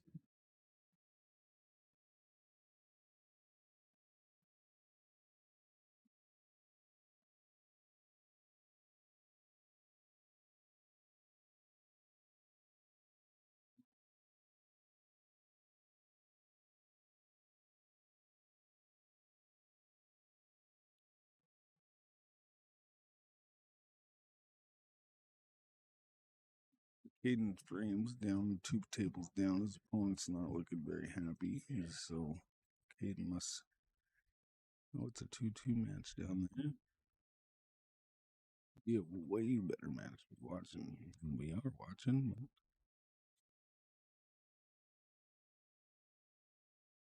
But that's the way the cookie crumbles.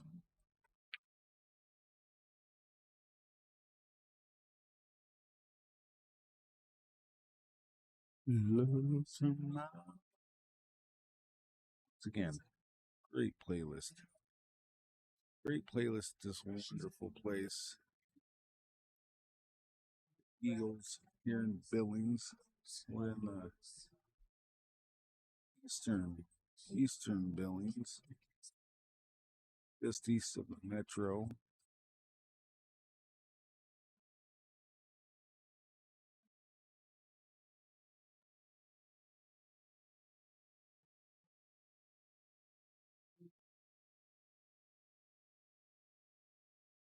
He's back up at the table here and trying to do something with his gripes that he's attempting to make. He's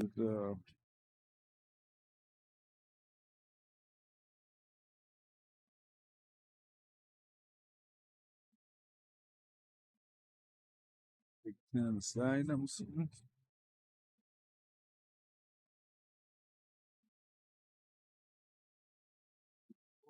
That was a tough break, just a bit outside. Side pocket spits the 10 ball right back at him, and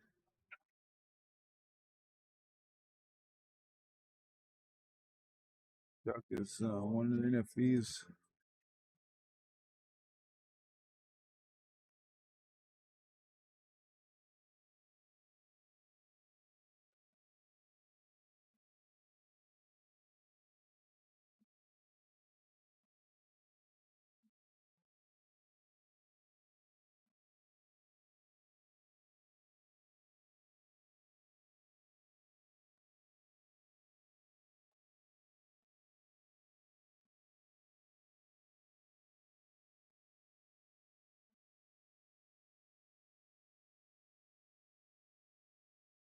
David with another sprinkle in the side pocket.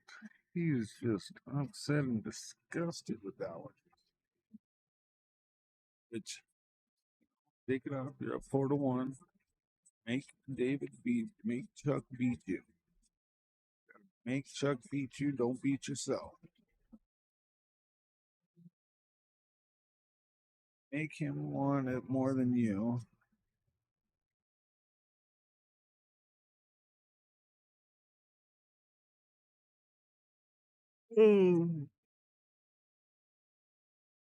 Make him beat you.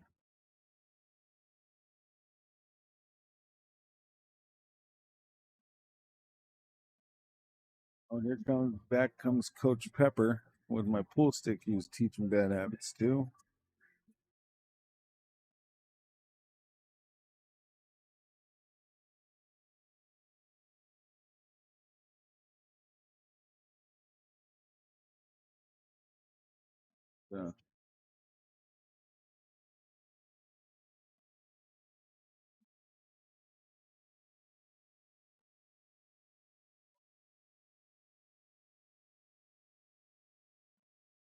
Coach Pepper's been off hustling money out in the main room there, out where the first two tables are. Him and Luke.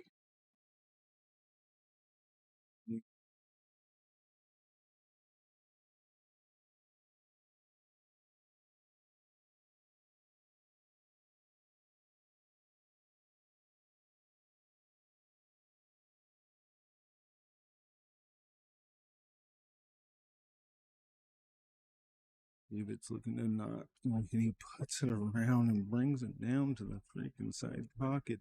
David is just, I think the length of the day, everything's starting to wear on these players. They're making mistakes that you didn't quite see them really making as often this morning.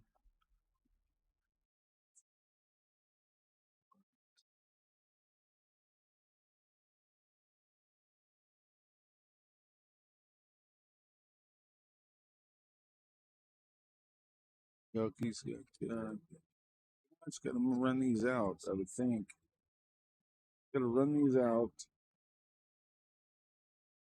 It's go a long way for his in this match that unfortunately probably not. He'll pull something out, but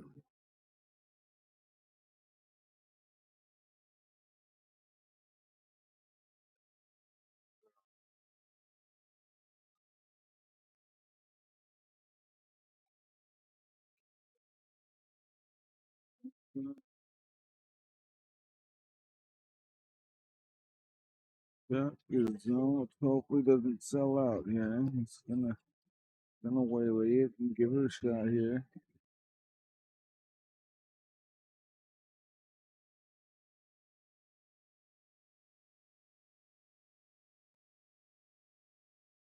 Gets it. Pulls off the tight little cut. To talk to the ball and get it to move just a bit further towards us.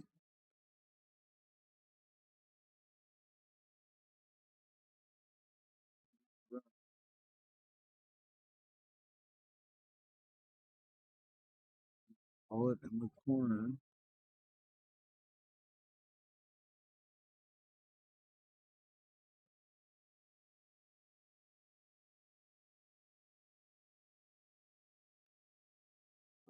Here's one that's going over here in the background. Yeah. Take advantage of David leaving the 2 ball floating in the pocket there.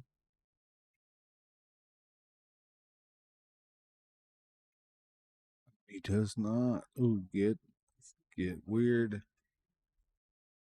Oh, it definitely looks like it got a little weird.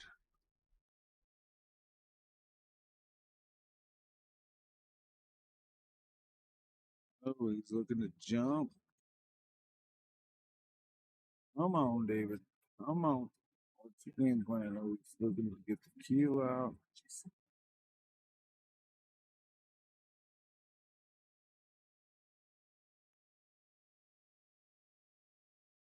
If he getting the jump keel out, he's looking to jump the 8.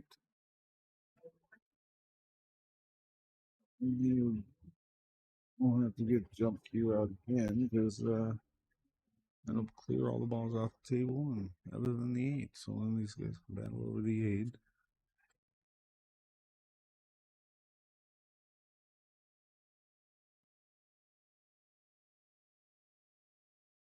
It's doing that. Definitely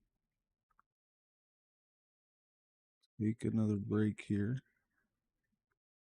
Get off the mic because I don't have that radio voice like Paul Harvey. And that's the rest of the story. Find myself just talking nonsense to nobody. Here comes Coach Pepper coming down the dance floor here. Wonder if he's still teaching my stick bad habits.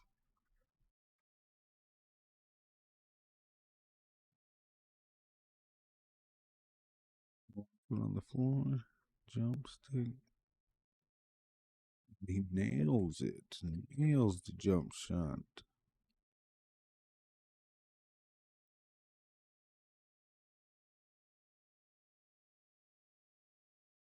This is the javelin type of style.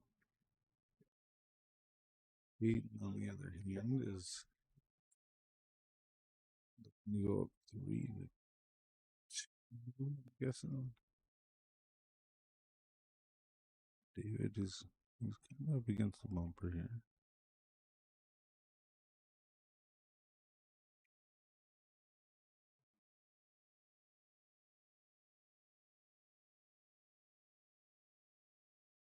This is the match. We got David with a good decisive victory over Chuck.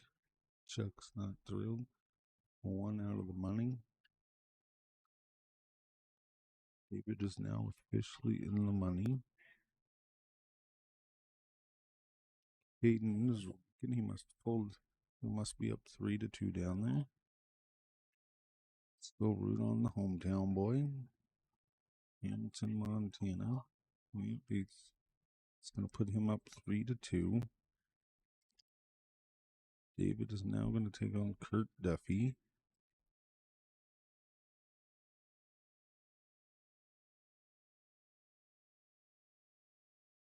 Kurt Duffy lost to Doobie. Doobie is waiting for a Tish. In the finals, Doobie has played very well. The Doobie-ster.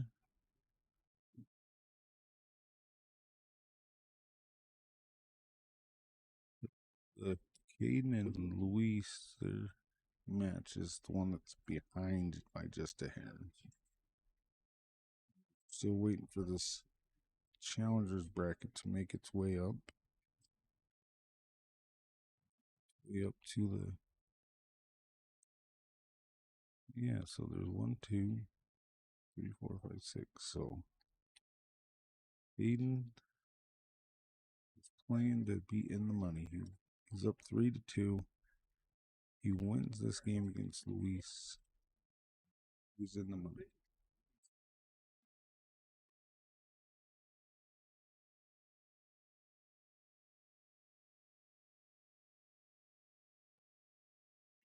Break.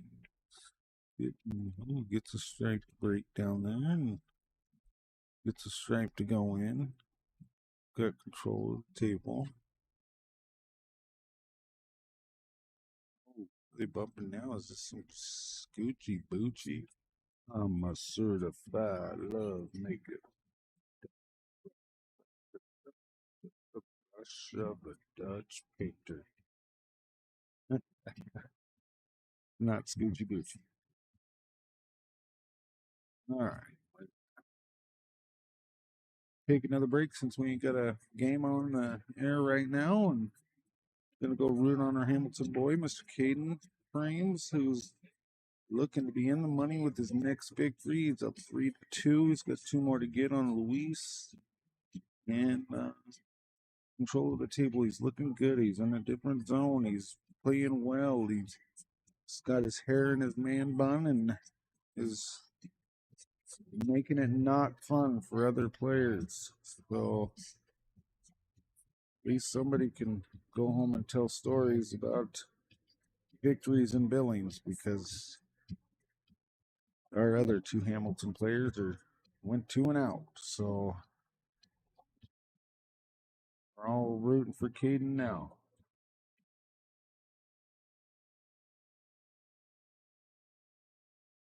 Oh,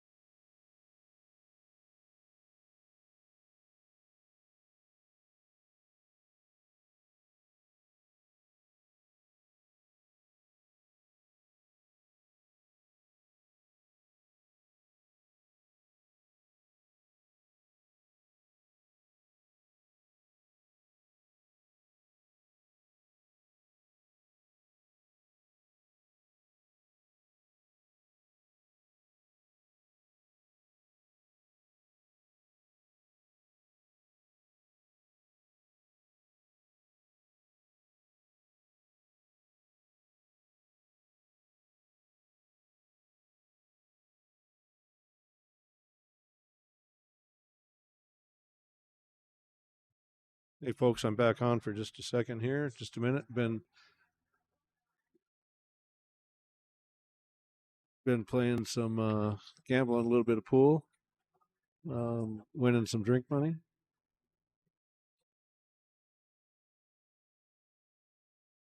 That was a nice shot there. 1-1. After this match, we'll have the. I think we only have two winners left. Yes, so we'll have the hill match right after this match. It's 1-1 here, and then we'll have the hill match immediately after this one.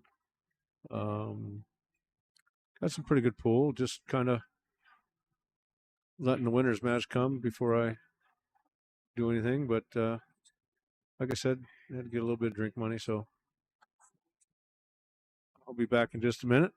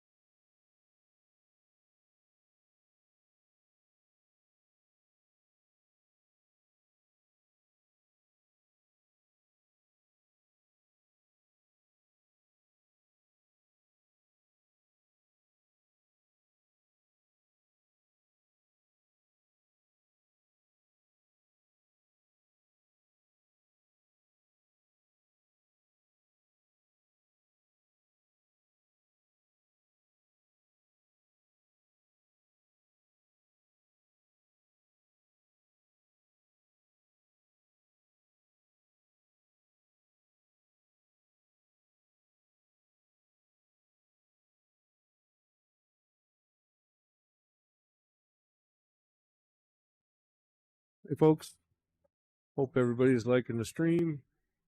We're gonna try and finish this tonight. It's only 6 o'clock. For all those people that might be interested.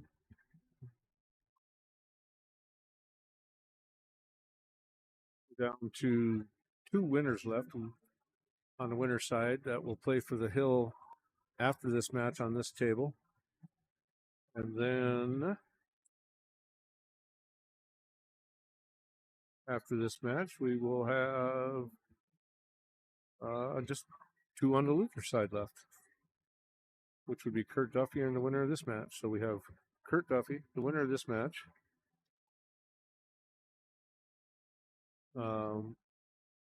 Atish and Matt Doobie.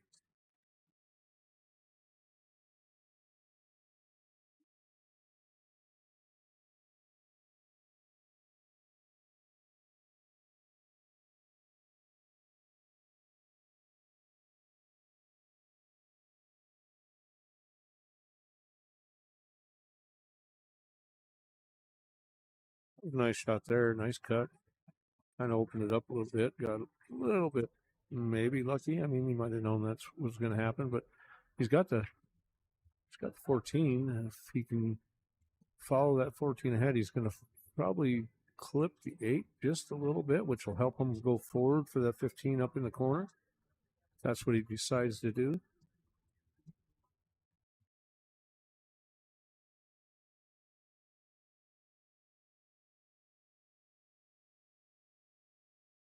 He's got too much angle. I can't quite see, but I'm assuming he's going to follow it. I think he would clip the 8 just a little. Nope, didn't even clip the 8. That was a great shot.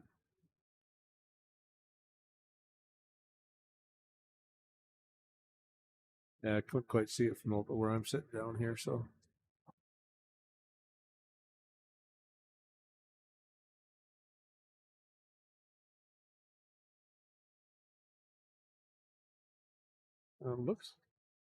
Looks to me like the 8 goes.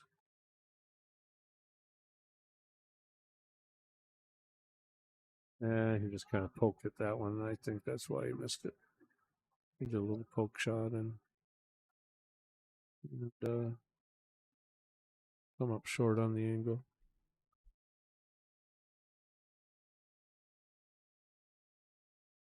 I tend to do that because it pushes it forward before it starts to cut.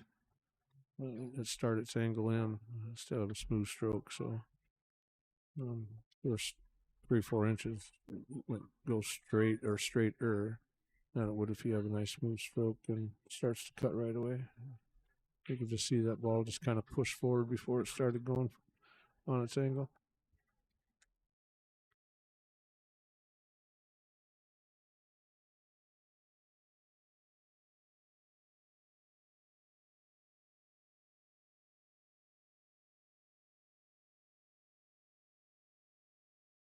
It's just awful.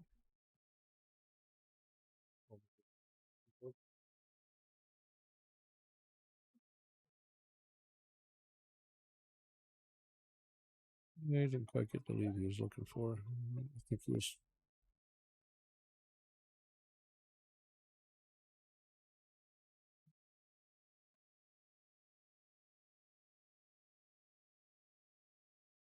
Mr. Doobie's over there practicing, waiting for his turn. He knows he's going to be up next here. And Atish is practicing in the front room, so both of them are getting ready to play. They're assured third, regardless of what happens. And third's not too bad. The payouts are right out front there. Like I said, first is 6,000.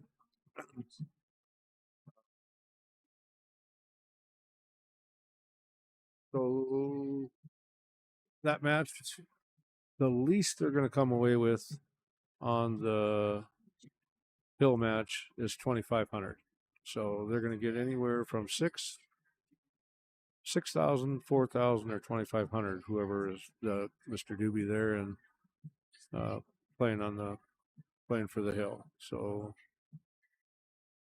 pretty good match. I mean, knowing that you're already assured a minimum of 2,500 plus if you bought yourself in the Calcutta, more money. There was a little over, I think there was like 2,000 in the Calcutta, um, something like that. And if you bought yourself in a Calcutta, then of course you're going to get more. But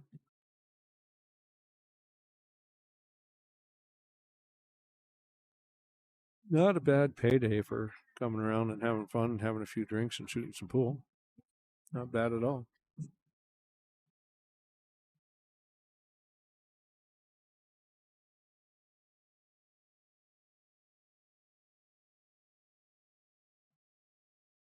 And you shooting good enough, you should run these out. This isn't too terrible at all.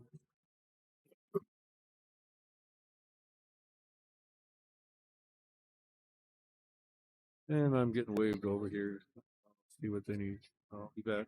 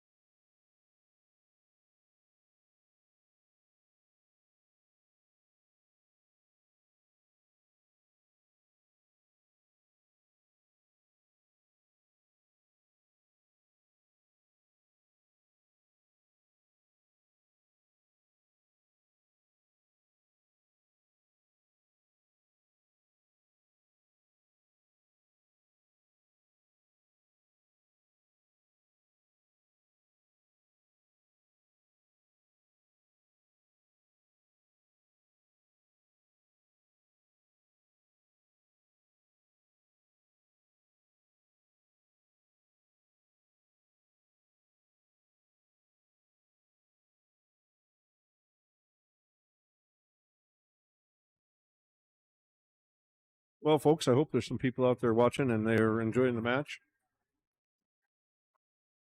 I was playing a match myself in the other room. Oh, looks like Mr. Doobie just missed that shot.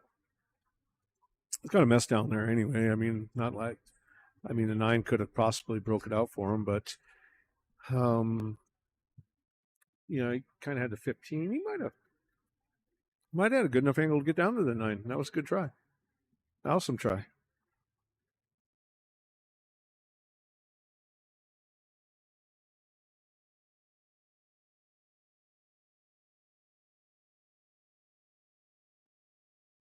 I think he wanted to hit that 8 for sure, but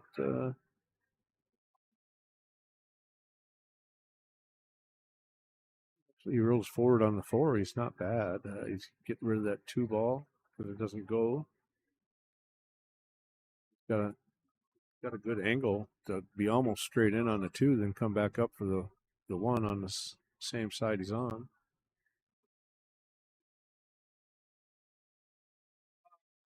As far as how the tournament is doing, Yeah. we have these. This was the only. My husband. Oh, no, these are the only 2 left on the winner side, and those are the only 2 left on the loser side. So we only got 4 people left. The loser of this match plays the winner of that match, and the loser of that match is out, and they get like 1,250 or so. Holy shit! Yeah, so the loser of this is assured 2,500. Nice. Or someplace on there, the payouts right underneath there, but yeah, the loser of that is assured that. And then the winner gets $6,000, of course. Right. Which is nice. Oh, that's and you guys have way nice. And you guys have this is a fabulous place to play. I mean, it really is. Good. I'm glad you guys had oh, fun this weekend. It's fabulous. Yeah.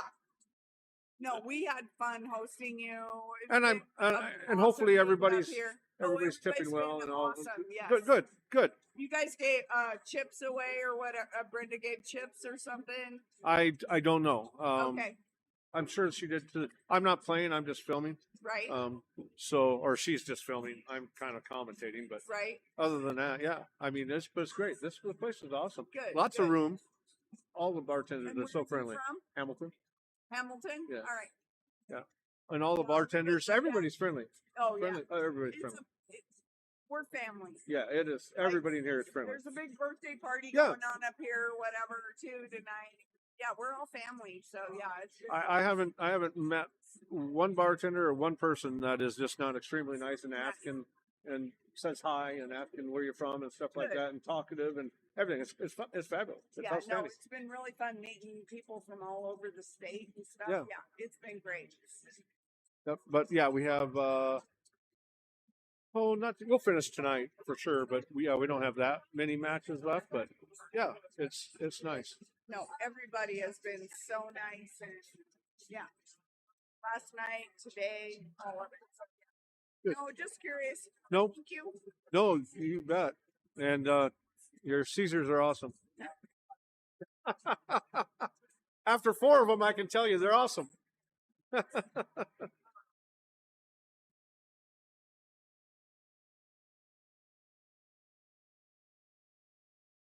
Ooh, wobbled, but Weebles wobble and do fall down. Boy, that's old, I'm thinking. Weebles wobble and do fall down.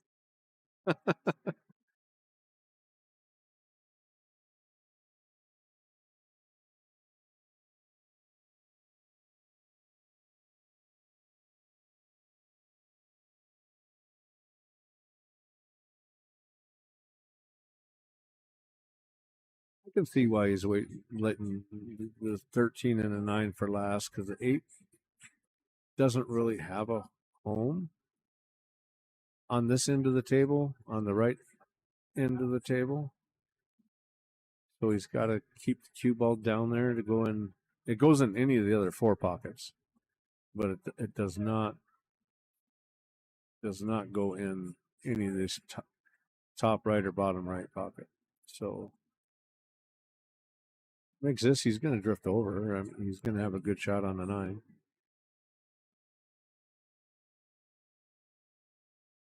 Just like that. Yeah, he's in good shape. He ends up on the rail. It wasn't the best thing, but still not bad.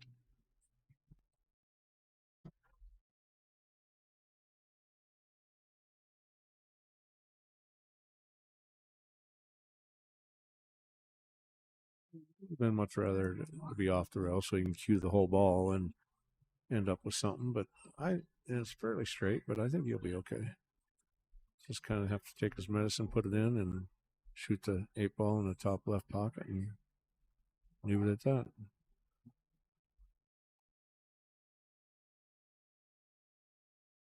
Oh, he spun it for the side.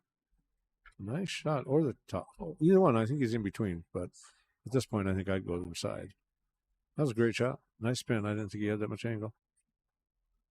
Had a lot of spin on it. You can see when it hit that rail, that red dot on that ball was just a spinning.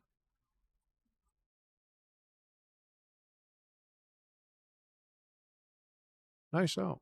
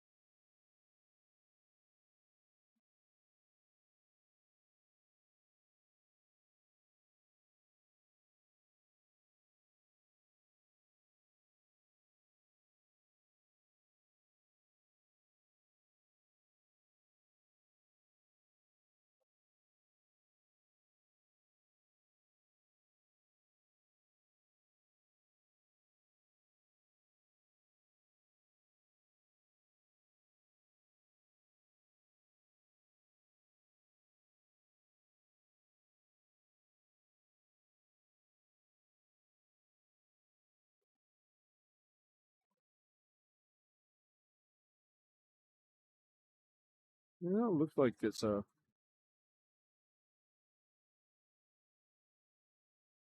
Well, every stripe's actually got a home. I think he needed to break that up, but it didn't hurt.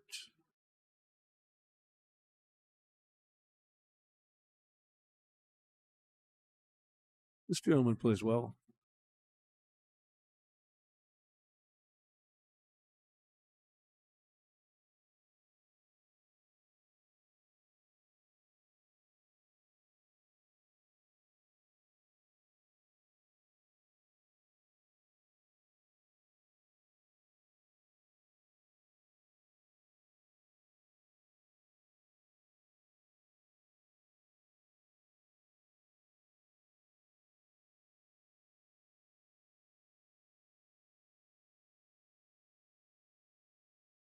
Shot. He's going to come up with at least the 12-ball. Probably, I'm assuming he's going to stop it and play the 9 all the way to the top left corner. Kind of makes sense to me. And himself a little bit of an angle. Just like that. Might have wanted a little bit more, but that isn't bad. Maybe another inch. That's getting picky. He just wanted to be fairly straight in on this 15 is all, or get around the 10. He wants the 15 first. I'm guessing.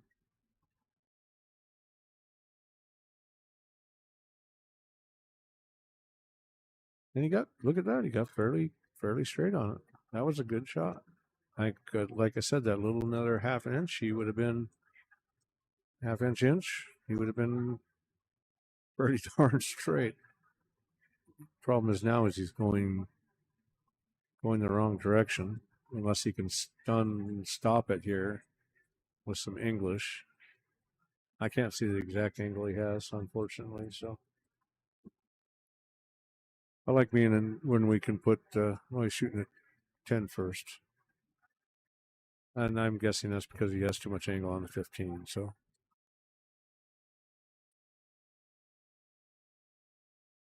yeah, didn't have a shot anyway. That's because he missed. Had he not hit it that side, I wouldn't have drifted over.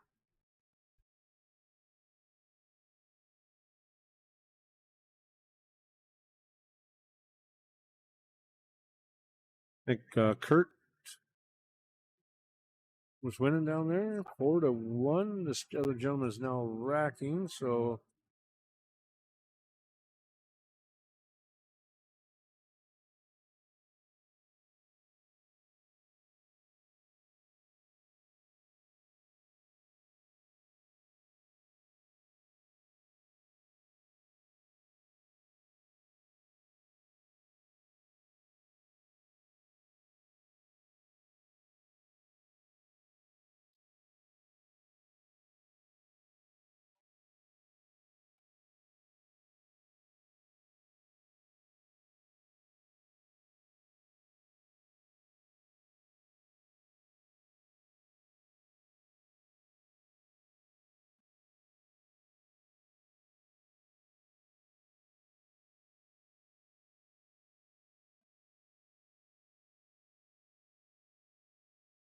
well, that little unfortunate there.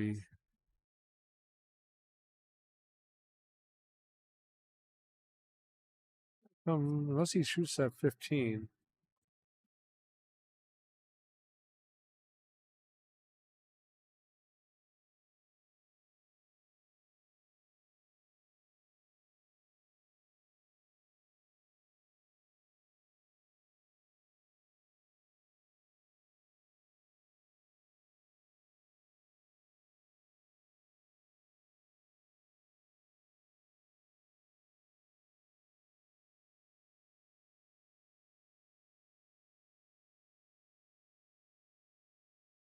Good shot. Very good shot. Comes down. Comes over for the 8 in the corner. Very good shot. He got really good position on the ball there in that side pocket. Couldn't have got it any better.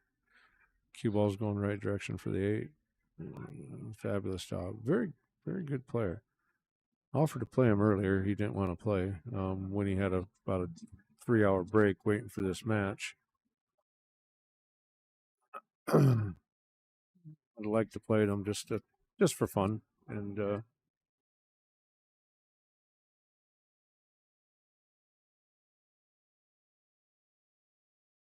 probably would have kicked my butt. So probably a good thing he didn't want to play.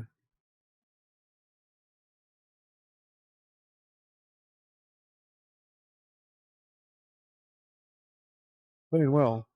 Doobie's playing well too. Mr. Doobie over there.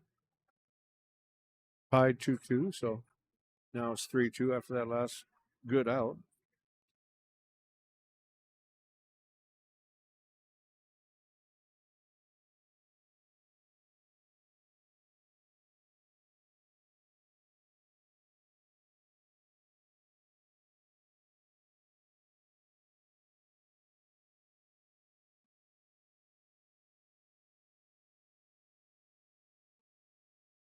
Good match. Like I said, the winner of this will be playing for first and second, which is I say about 4,500. I'm gonna have to look, see exactly what I said.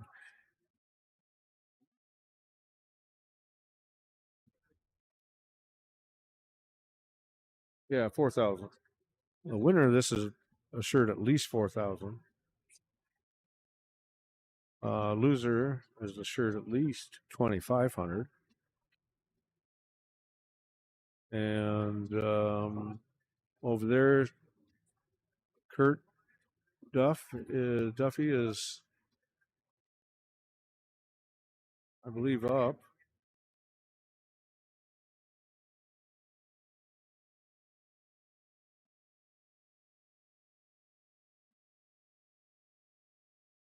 Well, 60's good for putting up with your shit. You're owed 150, right? Yeah, 60's good for putting up with your You're shit. owed 10 now. I'd rather old than be owed.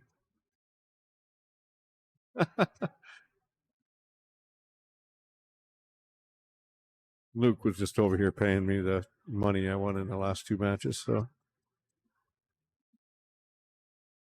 drink money.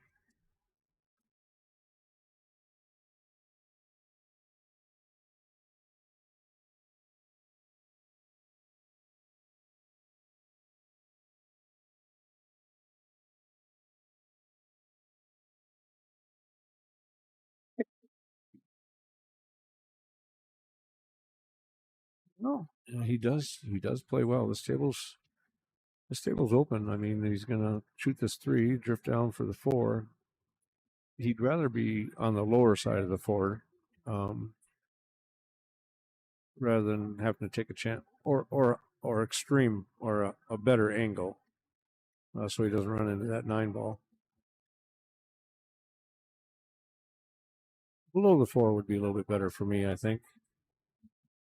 Like that, he got below it. That's good. That's about where I would have wanted to be.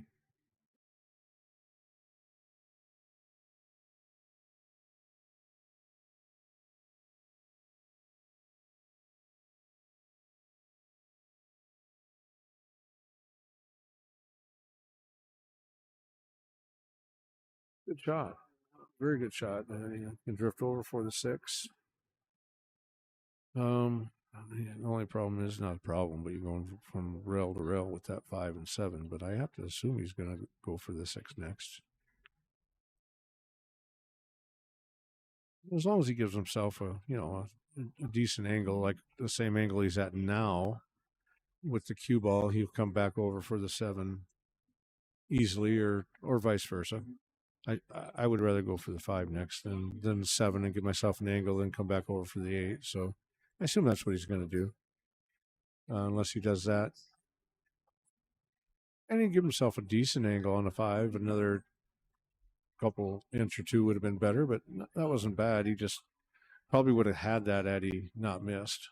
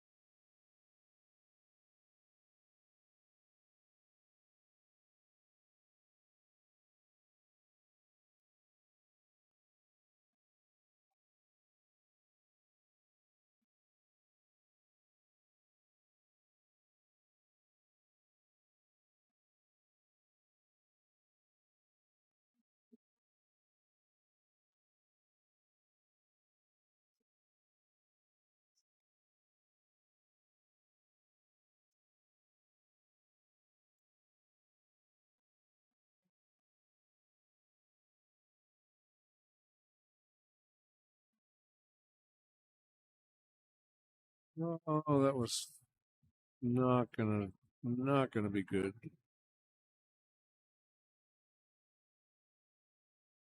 Sure, I would have tried that breakout shot that he did. I don't know. I mean, again, great shot, nice breakout. Just didn't work out as well as he wanted.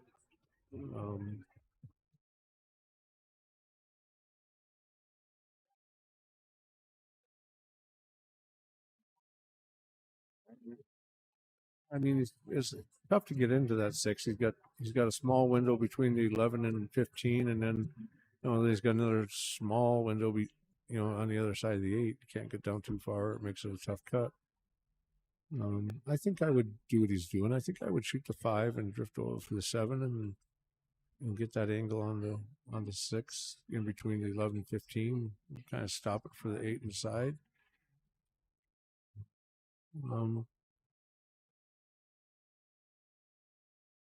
Kind of what I would try to do.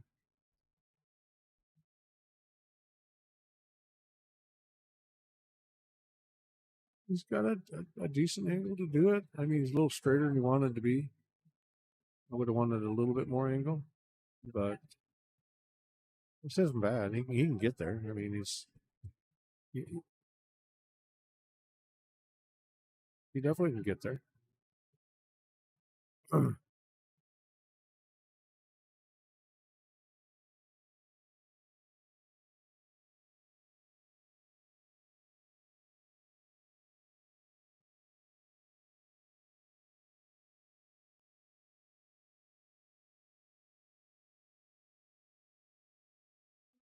Like you got it. Excuse me. Yeah, and just the stop shot. That's all he's looking for. Gives him basically straight inside.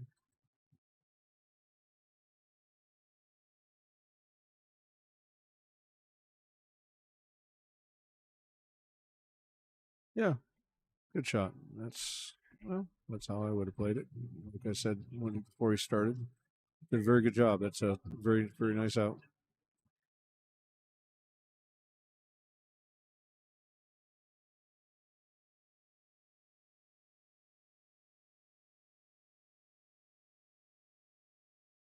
Nice shot. Up 4-2 now. This is a race to 7 because they're still on the winner side. Kurt now in third place.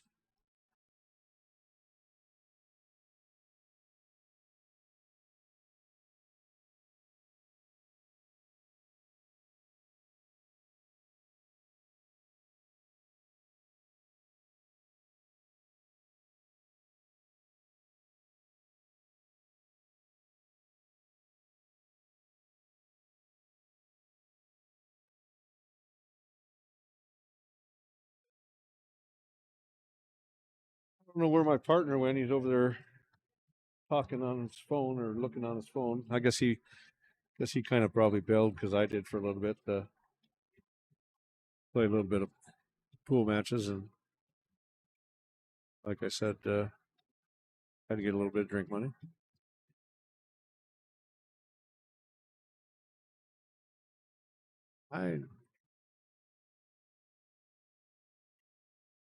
He just kind of same as last time.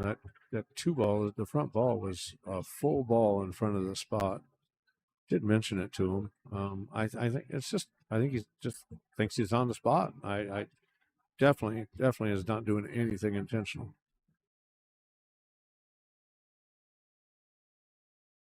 I think when he pushes it up, he just thinks it's there. I look straight across at it, and the spot is definitely right in the middle of the 2 diamonds, like it should be. And I was looking straight across at the 2 ball, and it was a full ball in front of the spot. But again, I'm positive it's not intentional. I just think when he pushes it up, that's where it is.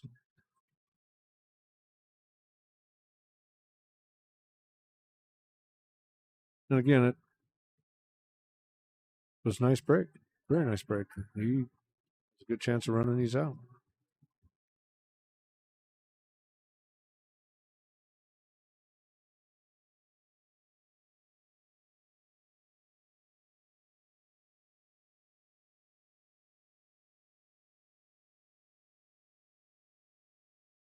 Got to 6 now if he wants it. Good shot. Good stroke.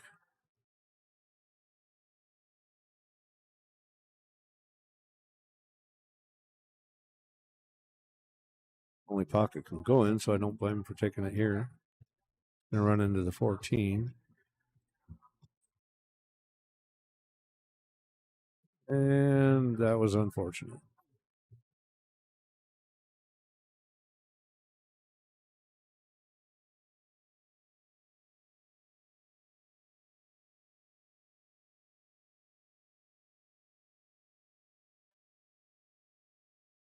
He does have the bank on the 3.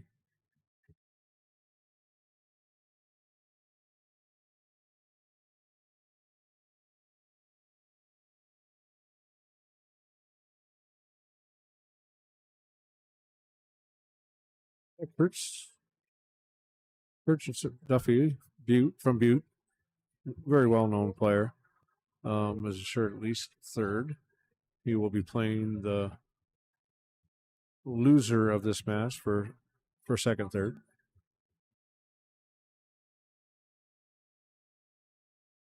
I was playing him actually out there, goof around on the table while he was waiting, warming up.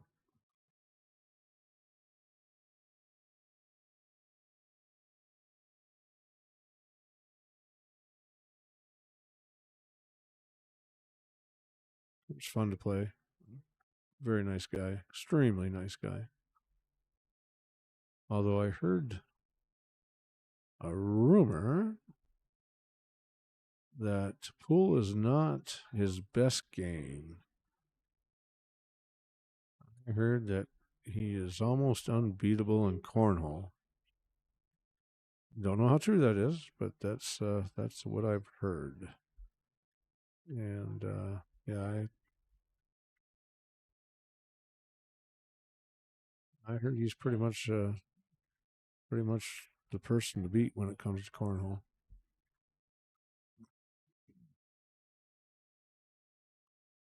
Dave Garcia could probably let me know if that's true or not, because I hear he and Kurt play a lot of tournaments together. And I heard Dave Garcia himself is an outstanding cornhole player. I've never played it myself. Played horseshoes, but I've not ever played cornhole. I like horseshoes, though.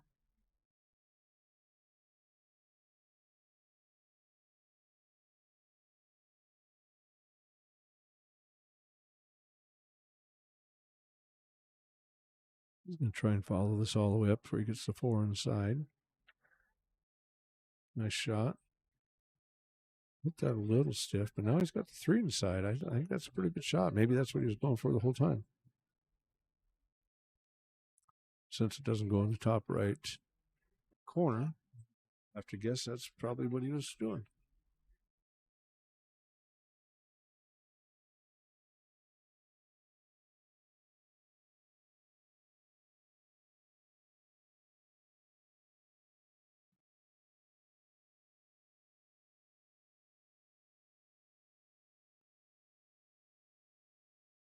Shot there. I'm sure he's just going to shoot this 2 in and leave himself fairly straight on the 4 and shoot that 8 in the top right corner.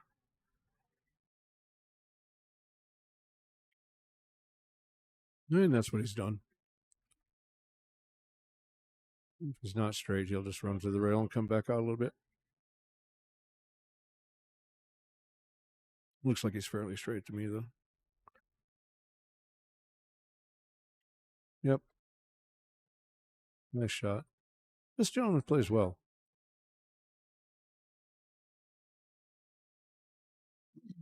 Missed a couple of times that I've seen, but everyone misses, so.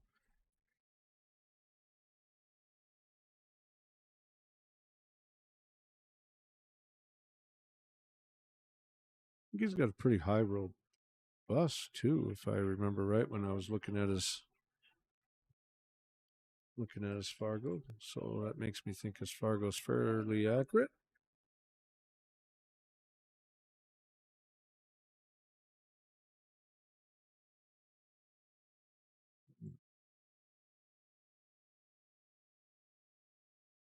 He bought himself in the Calcutta. So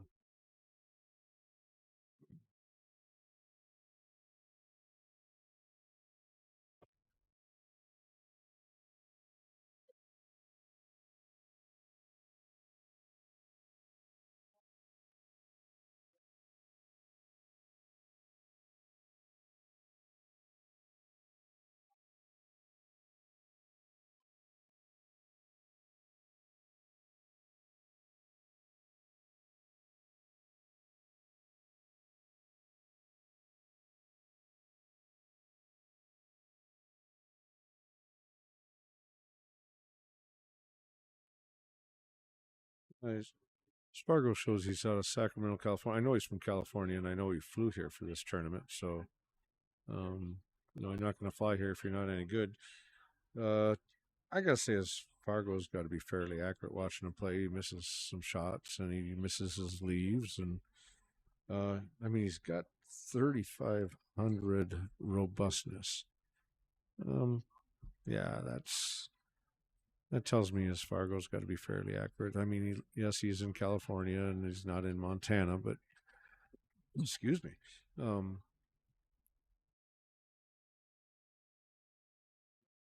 Again, I mean, it might be a little higher, if he was around here, but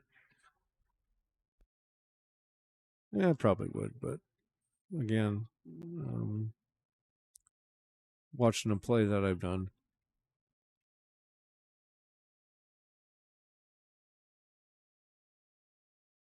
I think it's fairly close, somewhere between where he's at and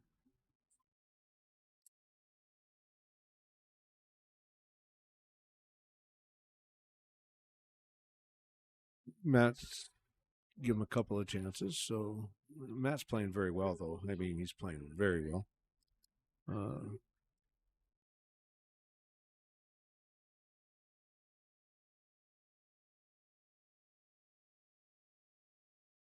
It's kind of this is kind of tied up table. It's tough to get out here. Not much you can do. Got the two balls that are tied up, and the 8's on the rail, and there's a 9 on the one side and 13 on the other. Got the bank, of course, but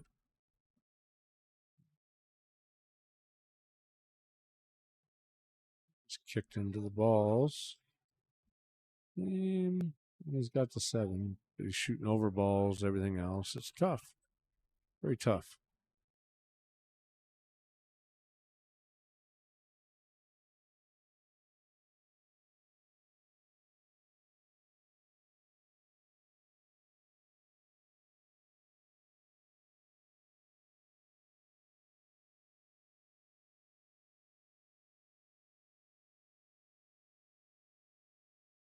I didn't see that. Oh, it's all back. My shorts are all black from that tape on that shirt. You're gonna have to wash it, I take it. It comes up.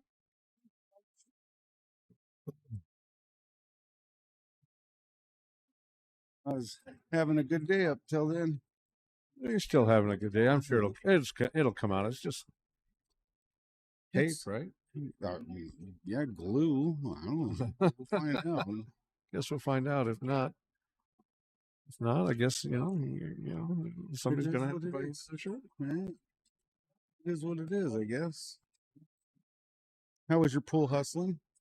Not bad. Won $200 in drinking money, so can't complain there. There you go. I'll take it. Thanks for the use of your cue. I appreciate it. Yeah, no problem. Hopefully you didn't teach it no bad habits. No, it knows how to win. It never lost, so No, I appreciate that. It was, I know, but I was worried about the way you cut that ball in and then scratched and almost hit the 8 ball in. That's what it was. That's what you taught it. And well, that's what I did. That was just goofing around, getting warmed up. Yeah, it didn't scratch after that. It won pretty much everything after that. So, oh, okay. Well, I'm glad you turned it around. I guess I could maybe get back to winning again. No, I was trying for you. I appreciate it. This match going to 5-2, huh? 5-2, and this gentleman is shooting very well. Matt's shooting good too. I mean, The table wasn't, Matt wasn't going to get out on that table. It's just a tough table. To be quite honest, I'll be surprised if this gentleman gets out on this table. I mean, some of the better players, Jeff Boucher, can maybe get out on this table, but I don't even think he would try. I mean, it's a tough table. I think they'd be playing safes. That's not taking anything away from Jeff whatsoever. I have the utmost respect for Jeff. It's just a tough table. Yeah, it's. I mean, if he gets out, I'll give him all the prompts in the world. I'll go over and ask him if he wants a drink. I mean, I'm not saying it's not possible. It's definitely possible. It's just tough. Yeah, that's what I figured. He's going to bail at some point. Well, yeah, if he can get one in and then do a safe, and he's got the majority of the balls. Well, yeah, I mean, Matt's got to, come up sure he can make the 6, but that's all he's got. I mean, he can come back out, sure, then he can make the 2, but the 4 ball's buried in there. So just, and then the 8 ball. I mean, the 9 balls on the one side, the 8 balls or 13s on the other side. It's just plain tough. Going to go for the 2 and then maybe come back to the 4. Yeah, he's going to have to play a save at some point, another save. He just hit himself behind the 8. I mean, he doesn't want to do anything too drastic here because even with ball in hand, this is tough to get out on. I'm sure he's going to try and kick at the 6, and and that's not too terrible. Hit by the diamond someplace there by the side pocket. Probably just to the left of that diamond. He's going to get somewhere close to hitting it. Maybe looks like he's trying to go 2 rails to hit the 4 ball because that's how he's dividing it up. But I wouldn't do that. I would go one across and try and hit the 6 myself. It's an easier hit. You don't mess with those balls right there. But it's still tough to get out even with ball in hand right here.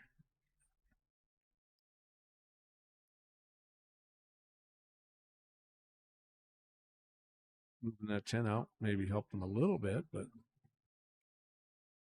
I can't see the table. I can't see if the 11 goes. I can't see if the 13 goes. There's a lot of stuff I can't see. It could be easier than I think. It almost looks like he possibly get the 13 by his. Well, he's going to play it right now, I believe. Or is he playing the 11? I don't know. I can't tell. Looks like he's going to play the 13, so it must go, of course, or he wouldn't be playing it. I mean, that's something he matched asking to get watched, huh? I mean, it looks close, but I guess he'd be able to. Well, Matt's looking directly at it, so I don't think he's too concerned. Matt's right behind him, and he's looking straight at the shot. Must have a little bit bigger gap than we can see. That's what I mean. It's kind of hard to tell around. Really, Matt doesn't seem too concerned about it, so.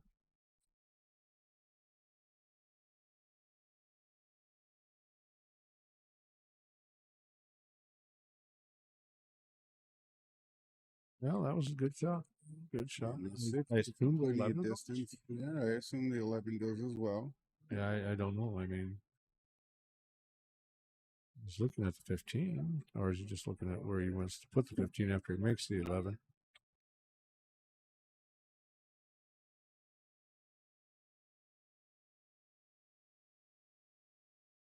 He definitely is. If he pulls this off and gets the 7, he's going to be a tough opponent to try to come back and double dip in the. He didn't go directly. He played it off the rail and tried to slow roll it up there.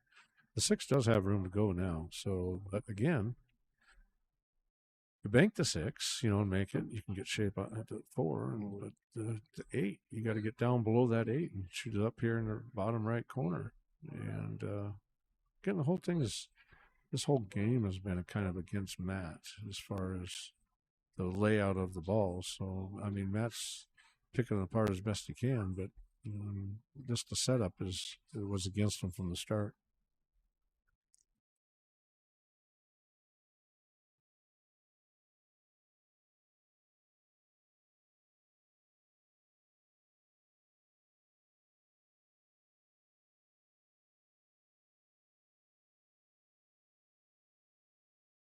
Yeah, that frustrated him a little bit because he got on the 6. He could have, but he put the 15 in the way of the 8. Probably wouldn't have done that if he made the ball, because of course the cue ball trajectory would be changed. But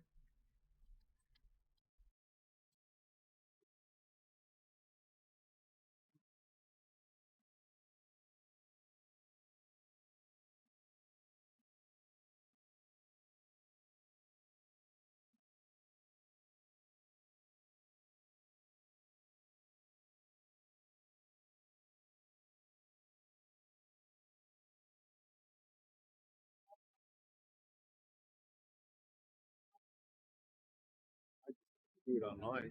That was a nice shot. We got so now when they come back for the finals and they got to, the second place person comes back to try to double dip the top place, the guy who's sitting on the hill. Does it go back to a race to 7 or does it stay to a race of 5? The first one's a race to 7.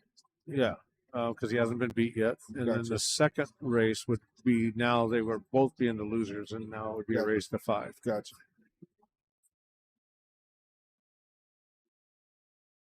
That's given if that. Yeah, and you wouldn't know that because you won state last year, and they tried to double dip you, but you won the first match. Yeah, exactly. So, which you played very well. That was state tournament was outstanding. It's different in darts. Darts it stays at the bigger. It would stay at 7 both games. Yeah, generally, I mean, you're both in the loser, so you would play. Now, they may have said, I didn't look at it to see if it was a true double elimination. That was a nice shot. Very nice shot. Stays down. He's got a nice stroke. Stays down. Everything. I'm sure he learns that from his son. Or I'm kind of joking there, but I made the comment, if anybody's listening out there,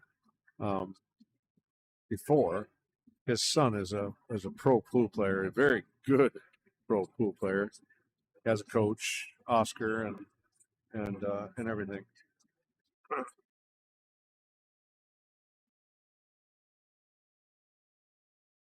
His son's name is Adrian. I'm sure everybody out there, or anybody that kind of follows the younger crowd coming up,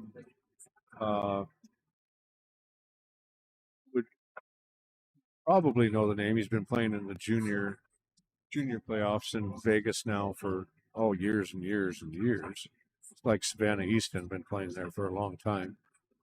He's 17 years old. Adrian Prasad is Fargo is a 716. So it's getting up there for a 17-year-old. That's really good. And he's got like 9,000 robustness.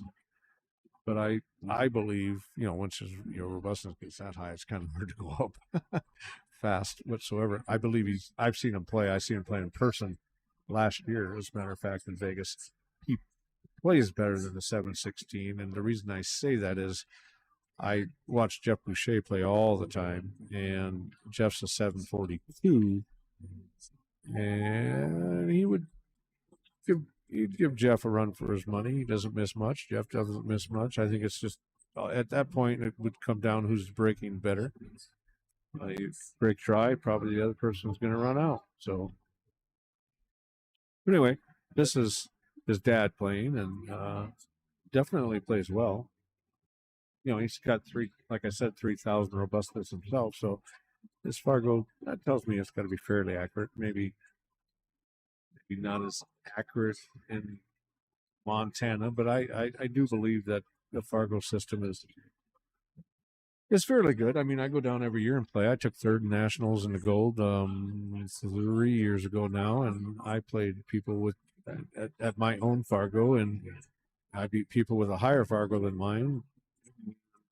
I thought it was very fair. So, and I play down there every year. And I think it's fair. So, I've heard the argument where people say that, it's being in a bigger city, you play more people and different stuff like that. And, so a 600 in California would be better than a 600 in Montana. But I mean, I guess I haven't been around long enough to see the difference or understand them. But I've heard that same argument, and I might say that it's a little, usually be a little higher here, but I don't know. I'm watching him play, and he's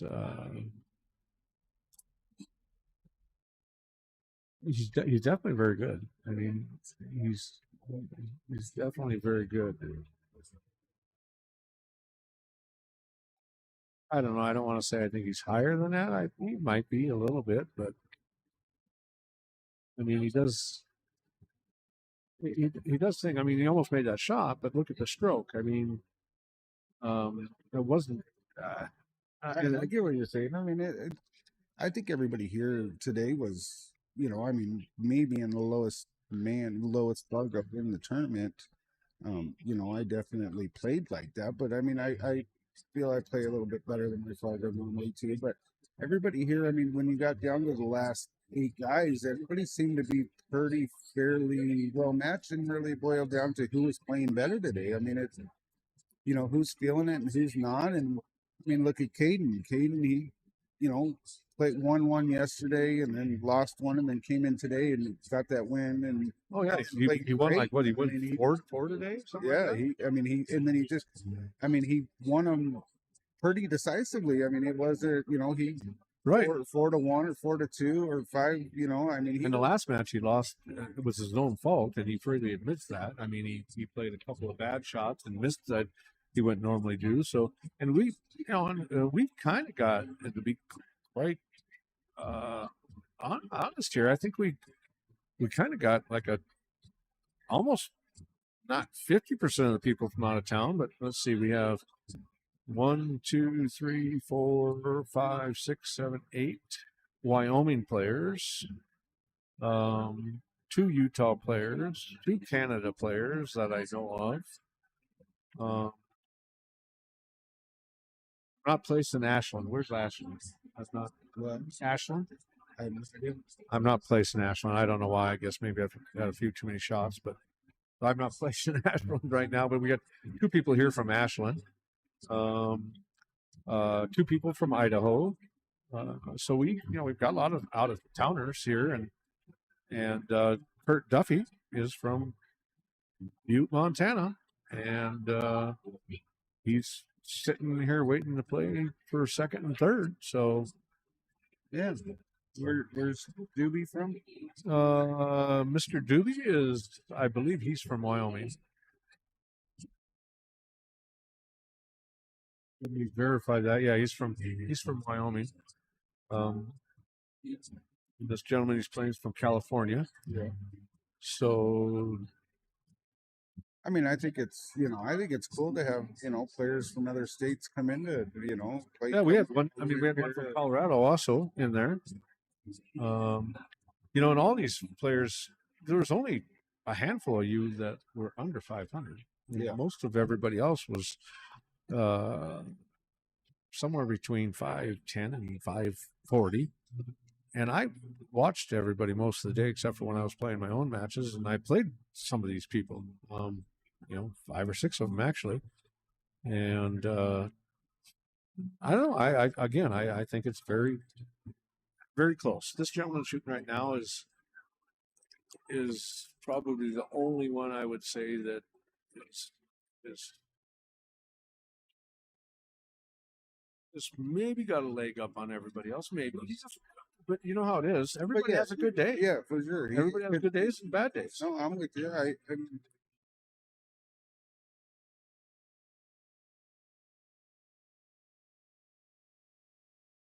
feel that quite a few of the guys in here that have lost that didn't seem like they've been having their best day.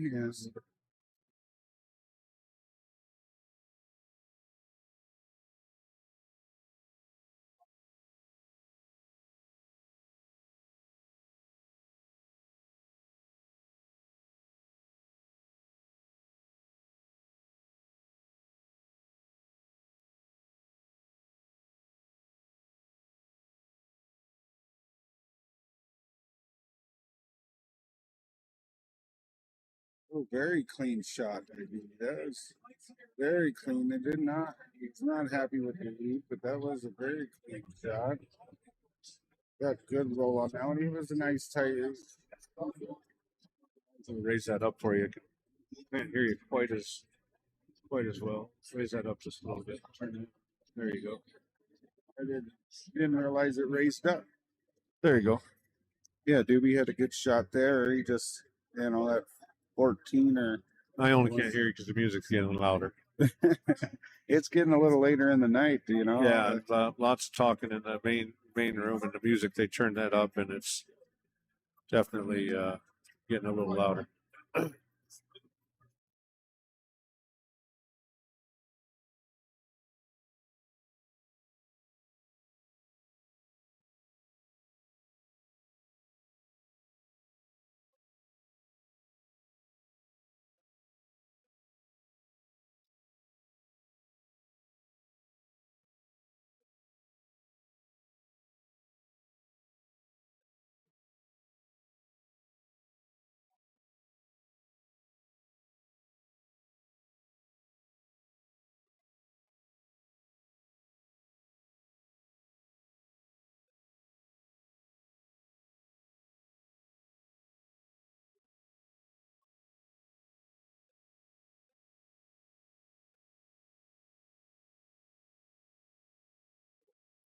Yeah, it's been interesting, it's a bummer to come over here and go 2-out, but it's been interesting watching a lot of these guys, and I guess I didn't take in consideration the safety game and the idea of I don't know how to play the safeties, when to play them, and how to go about it. Way a lot of these players are. And I guess that's what it takes to end up, sitting here and playing for the hill and in a match like this. It's Definitely got to play some safeties, and that was a good one in itself right there because he got the 7 outs in the open. His 5's still a little rough. And Mr. Doobie here, Matt, doesn't have a shot to get that the 14 out of there.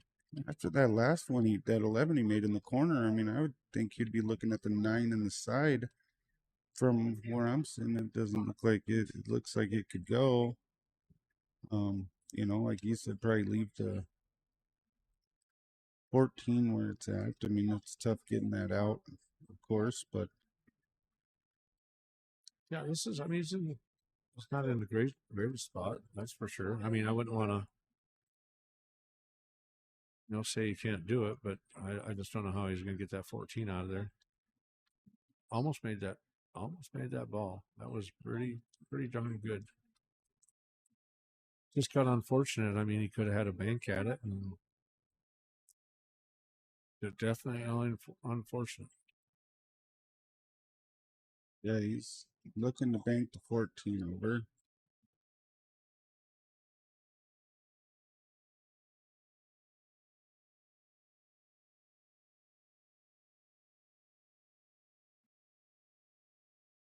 Nice shot. Oh, man. That was close. He almost made that 14. That would have been a good shot. That could have changed some momentum around in this game. But unfortunately, now everything's kind of wide open. Very good. Yeah, he just got unlucky and he would have got shape on the 5 anyway, but kind of got unlucky with that lays at him. Well, he didn't have the 5. That was his last ball. He's on stripes. No, this gentleman. Oh, yeah, I got you. Yeah, if Doobie would have made that, yeah, he was fantastic shot. Just a hair outside, but I'll be right back. I gotta be right back with you.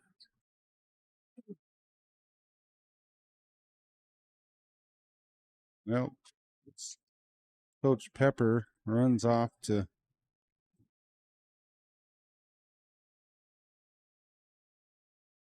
pay some money off for something.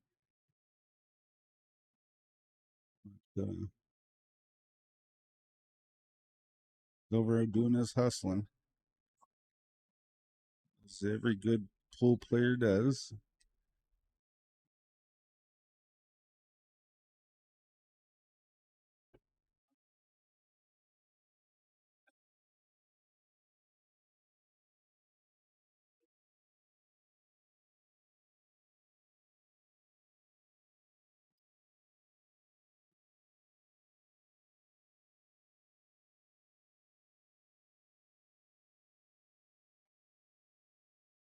I'll have to go say hi over there. Gentlemen come in.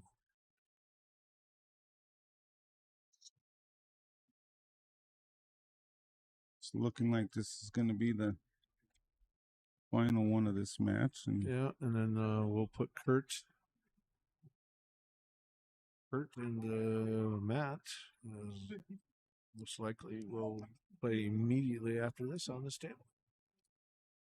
I'm going to assign that. Tish, he's going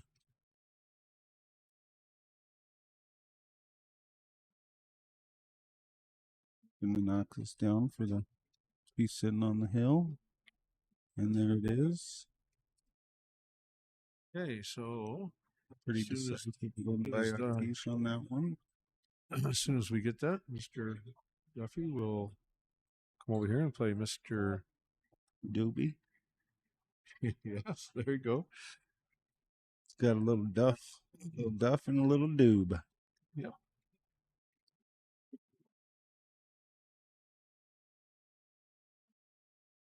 Pretty impressive. It's only 8:23 in the evening. I mean, we will be done with this by. Oh yeah.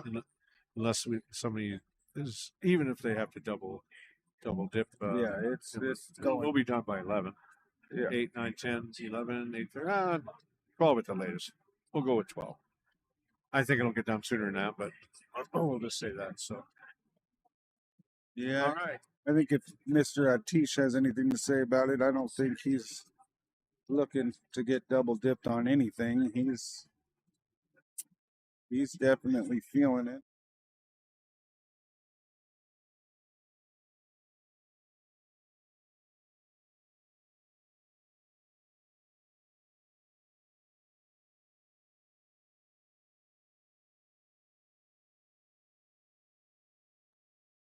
Okay, we're gonna just take a real quick break. Duffy's getting the cues together and bringing them over here.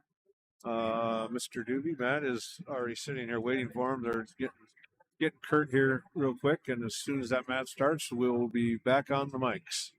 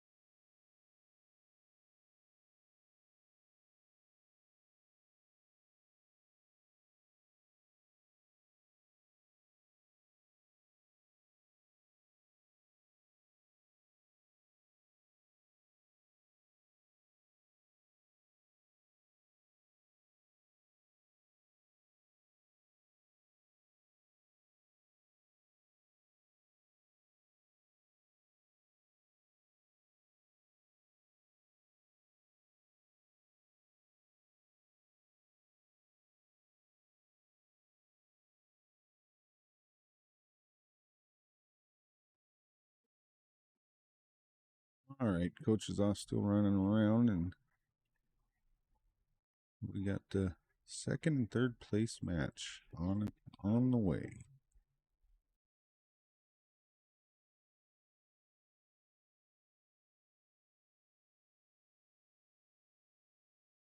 We got I believe he said a Butte native here, and Wyoming. A gentleman from California left in the top three.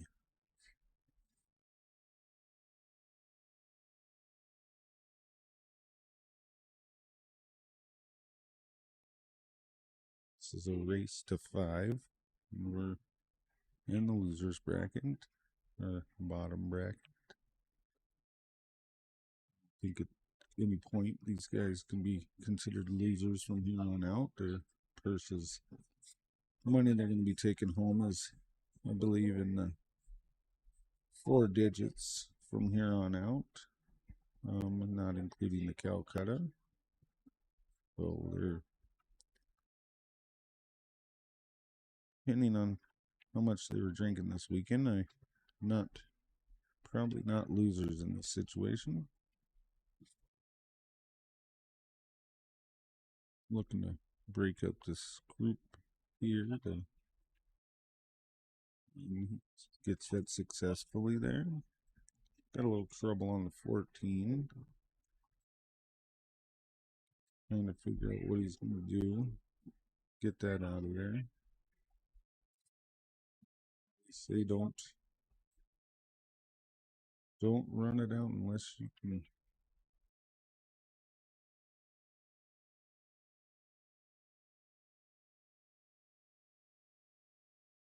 Try to run it out unless you can. Don't move balls if you don't need to.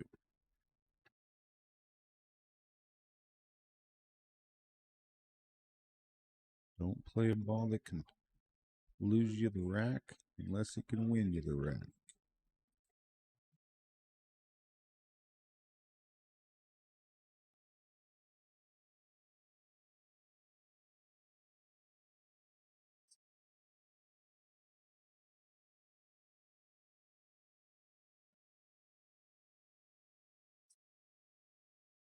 Drop back. Oh, wow. It just went snuck right around the 5 ball. I mean, he does have the 10 down on that end, but he is not happy with the way that one ended up. I mean, for it to squeeze between the 5 and the side pocket, and he got lucky it wasn't just in front of the, just to the left, it would have ended in the pocket, but he thinks he's a little upset that he couldn't even get it to touch the 5 and maybe kill it where he'd still be on this side, but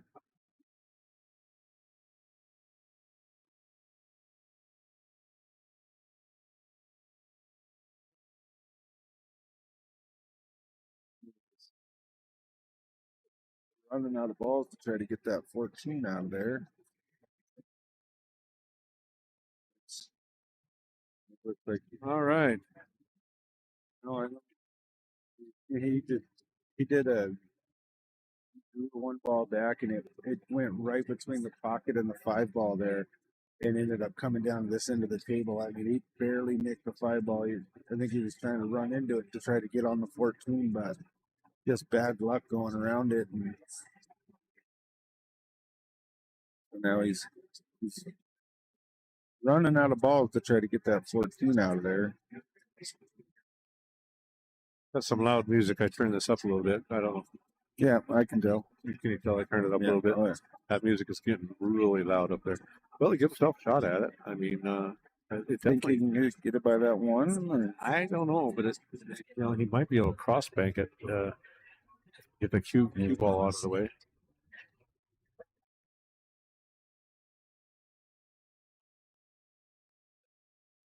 First, been playing really well. Like I said, I played him all 6-7 games up front earlier today when he was getting warmed up.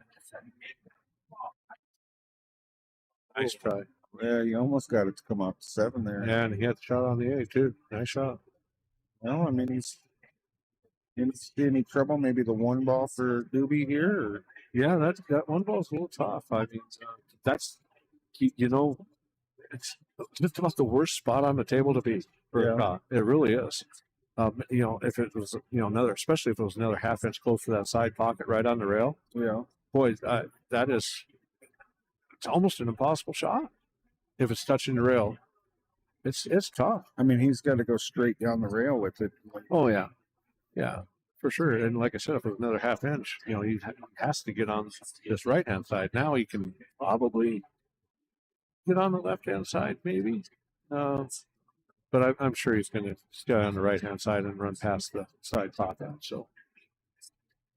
Now, would you have maybe did a breakout on that one right now and then try to do a safe? No, with the 3-ball reading right there, I mean, I would play the one past the side pocket into that top left corner. I'd be pretty comfortable doing that. I mean, these diamond tables, they don't stick out anything like the old Valleys do. They run pretty true, so I would feel very confident of running them down the rail.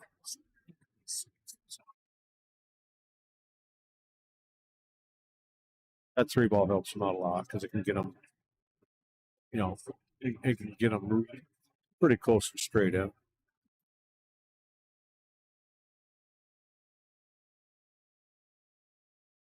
So you're not worried about running it over the pocket down to the left hand.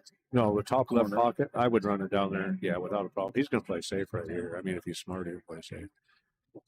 Whether he does or not, I don't know. I would play the safe.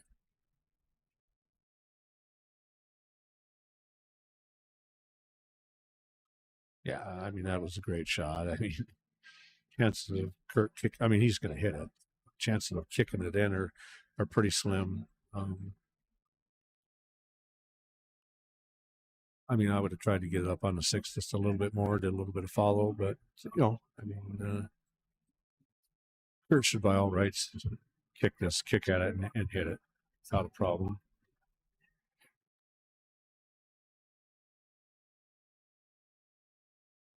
I'd go the opposite way. I'd be going to the right-hand top. The chances of making it are pretty slim. Because if he does let's say he does make it, you'd rather have the ball with the momentum going to the left to set up better for that side pocket on. Yeah, exactly. I mean, I would definitely go that way. I mean, he should hit it either way. I mean, look at that 8. He comes all the way down. You think you'd get that 8 up in that top left corner. Yeah, that was a fantastic hit. It's unfortunate where the cue ball went because 14 ball went. I mean, but even at that, that was the right shot to play that safe.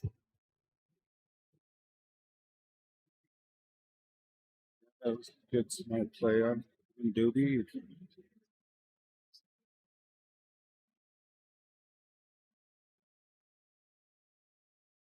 I was a little unfortunate there. He hit it head on, and it didn't come out to give him a decent shot. But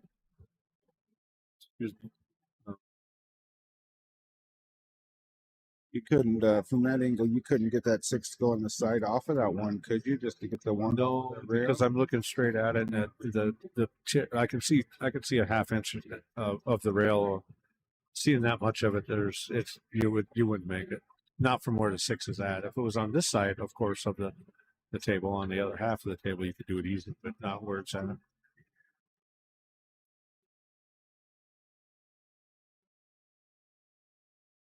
Another good save.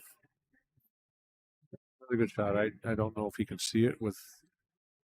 It doesn't look like he can. Yeah, he might be able to. I don't know. I mean, I was kind of watching Matt's facial expressions to see if he could give it away, but looks like Kurt's kicking at it, so we're pretty good. He's good.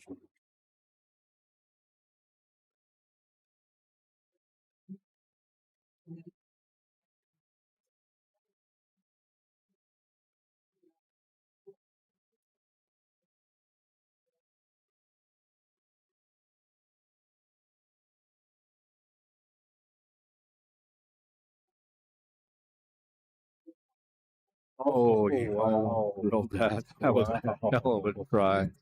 My goodness. Yeah, that was he was close. That was way close. He just a bit off, and then That was nice. And look at where the cue ball ended up. He's straight in the corner almost.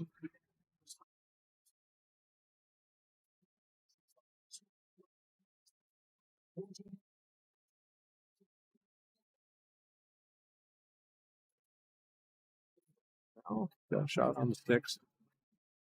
He threw it back a little bit. I think I would have just played it straight out. I mean, it's been fairly straight on the six. But I think he's straight enough that he's not going to come out too much. I don't think he'll get behind that 8. And as long as he's fairly straight on the 3s, he'll have good shape on that 1. So he's playing the 1 up all the way. All right. he just kind of grimaced on his face. I don't know if maybe he didn't plan on doing that one first, but being straight down the pocket, Yeah, I mean, you couldn't get better lead, that's for sure. Great shot. Great lead, great shot. I did not think he was going to try and get on that. I thought he would have played it up the other way. Only because it was easier to get on the 8. You just roll forward.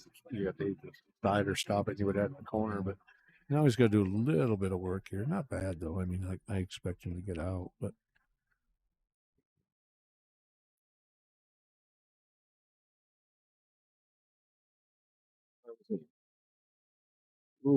didn't quite get it to come off. yeah, it's kind of in no man's land. I don't think he scratches cutting it inside,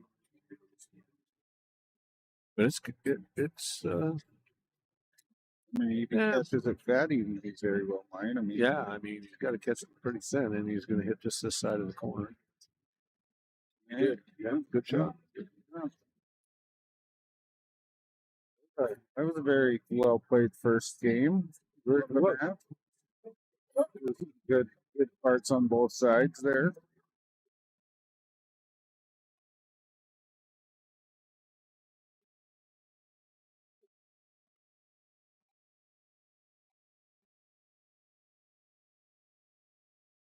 Yeah, I mean that was a very good, intelligent job on Doobie playing the safes when he did, and getting the ball in and then playing it safe. I mean, you basically called it as you were sitting over here saying, "Oh, that's what I would do." And I think anybody in this room would like to have you in their mind as they're playing through these.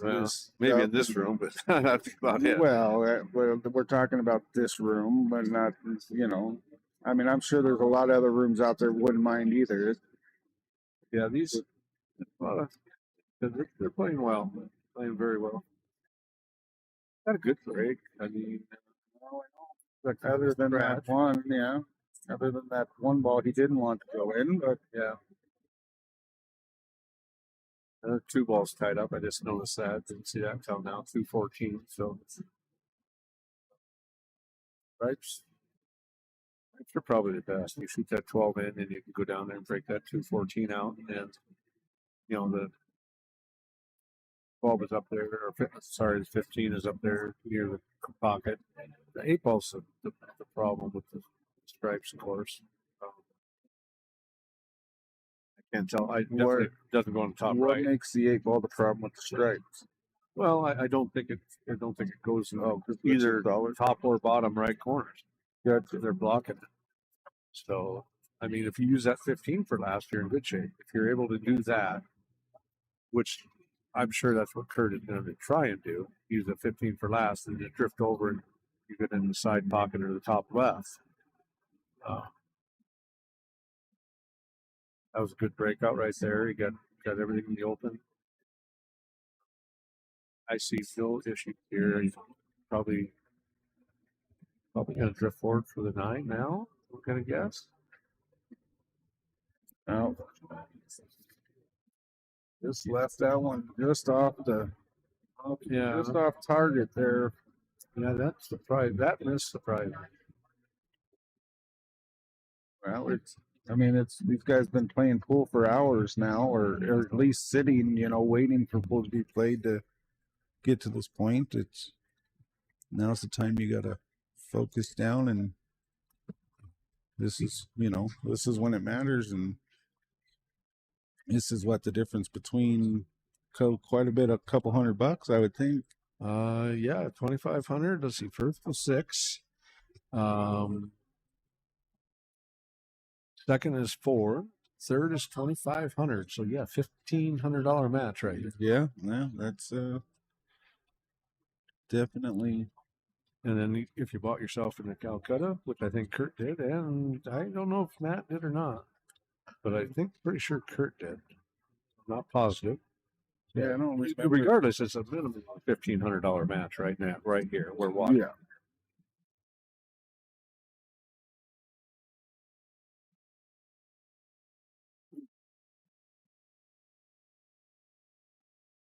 And I'm sure you should play for the 9 next, and then 13, 14, then the 15, unless that 8 goes. If that 8 goes, then I'm not worried. Use the 11 ball last, or whatever. But if it doesn't, he needs to leave that 15 there.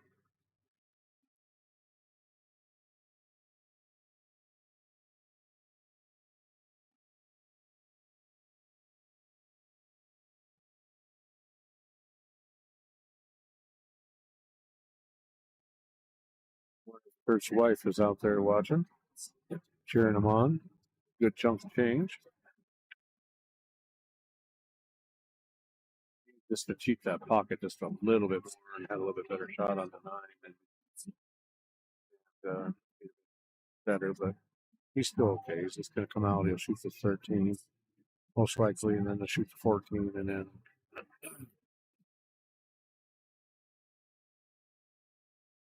could have cheated the pocket. It went in pretty much center pocket and could have put it in a little bit. But Kurt's good shot. He should make it.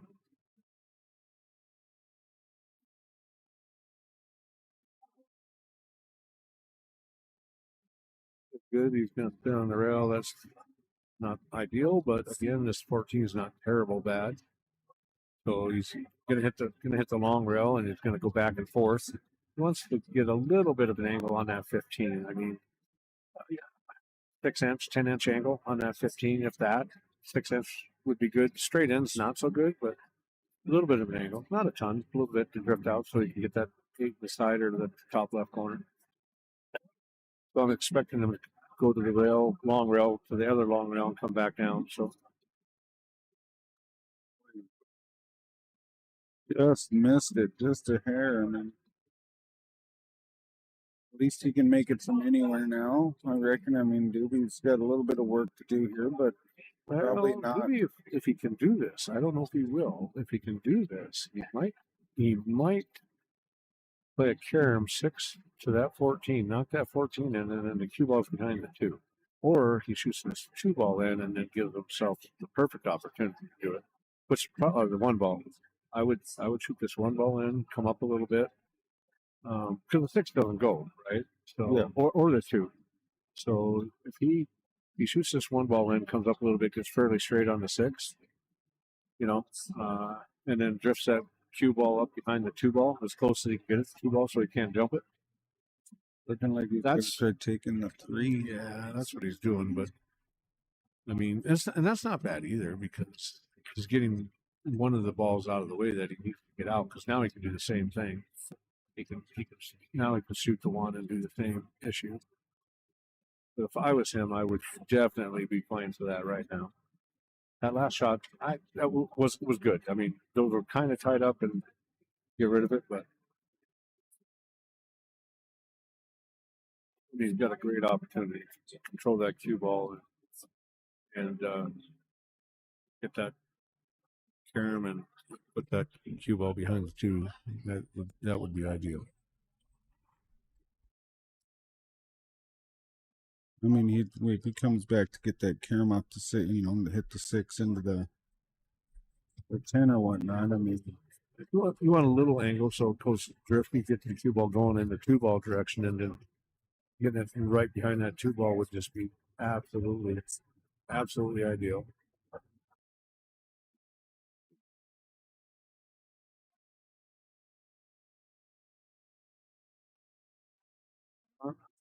on the little lost cover while he's looking at the 5-ball. I mean, if that 2-ball goes, great. I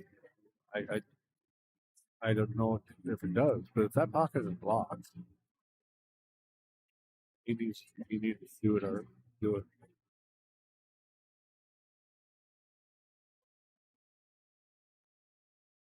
Now, you know, that 3-ball's up there all by itself, so you got to get up there and get a good shot on it. And he doesn't have a good shot. I don't know. You don't think he could follow the 6 into the corner? Now? No, I maybe you could have. I mean, if he would have had to get fairly straight on it.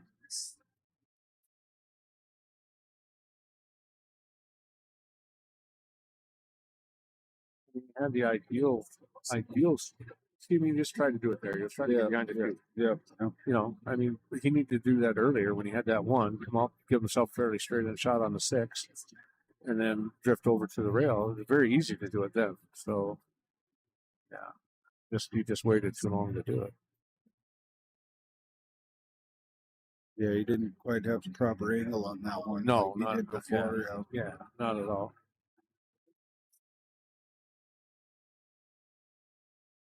Again, we never missed from over here, so yeah. But, I mean, I kind of seen that right away. I mean, I definitely would have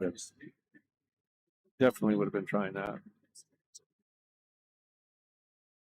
And you know, Kurt could have made the jump if he didn't get it close enough to the 2-ball, but I would have definitely tried to get that cue ball as close to it as possible. That 2-ball, so he couldn't jump it.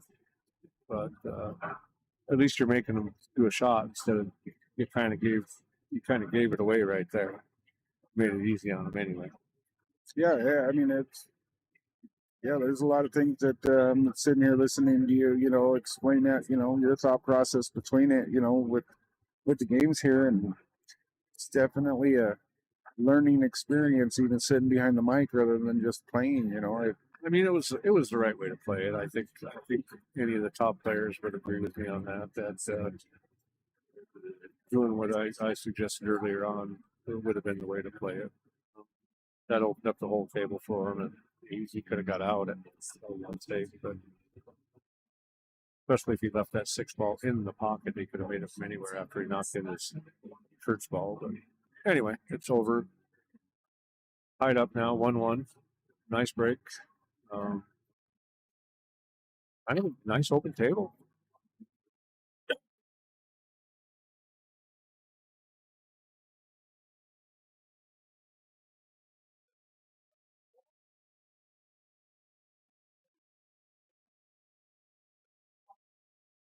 I'm not sure what I like here better.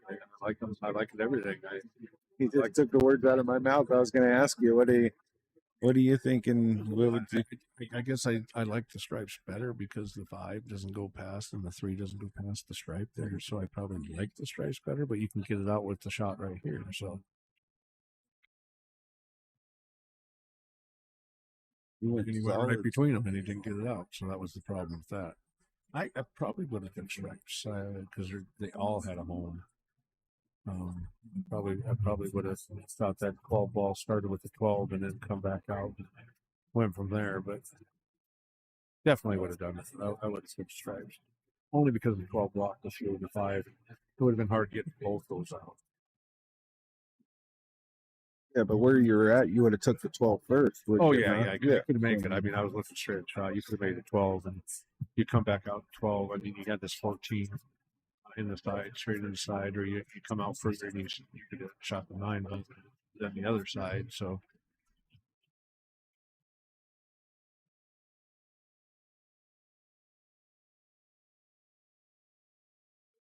You know, the one's not a given. Oh, that's third. That's third one this match. He's left England in the corner. He's not a happy camper with that.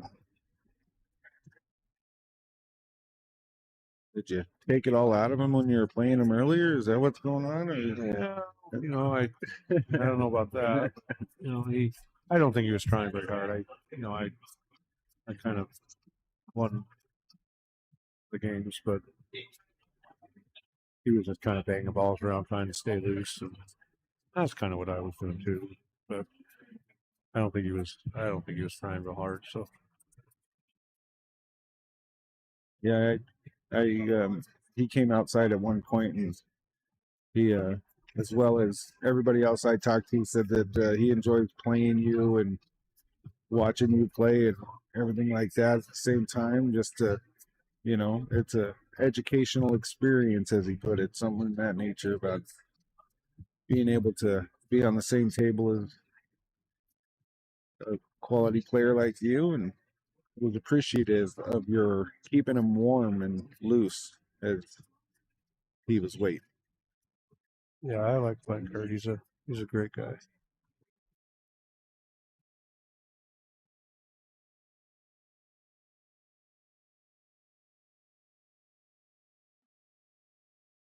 They just have to be playing pretty decent with all.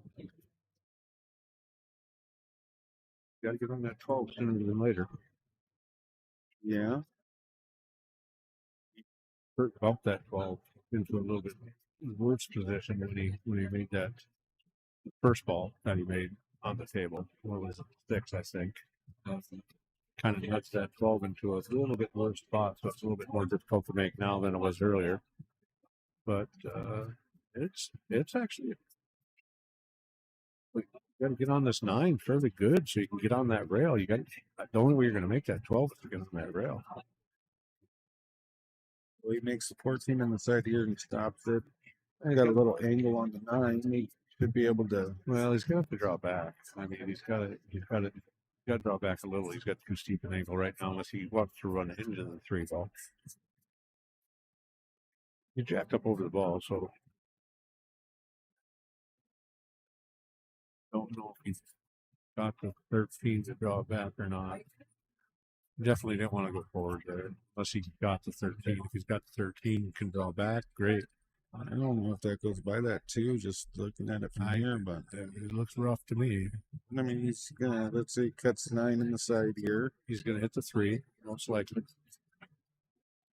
Looks to me like he's gonna glance outside the 3, maybe get the 3 and the 5 almost out of the way. It's definitely possible. I mean, he's got to hit that. If he must be able to hit that. He's going rail first. He's going rail first. And this isn't a bad shot. And again, the reason it's not a bad shot is the 3 and the 5 don't go. I mean, so Kurt's he's got to invent something, but he's got the perfect shot to do it. He's got the 7 ball here, and then he's got the 1 in the side. And as long as he gives himself a fairly thin putt on that 1 in the side, he's going to go down there and break up the 3-5. I mean, he's looking to try to get it right now. As long as he can. Well, yeah. Oh, I went. Oh, and yeah, I didn't like that angle. Again, I wanted it thinner, so you don't go to the rail. I didn't want to go to the rail. I would have rather kind of draw it straight down into the 3 and then bump the 3 and the 5 at the same time. But I mean, it wasn't a bad thought. It just didn't work out for him, is all. I tried. It was a good try.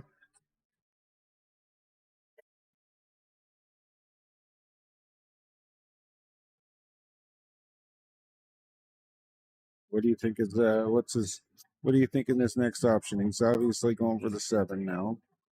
Yeah. Bring it around I don't know. I mean, he's gonna, unless he can invent something to get over there, he's gonna have to bail at some point in time.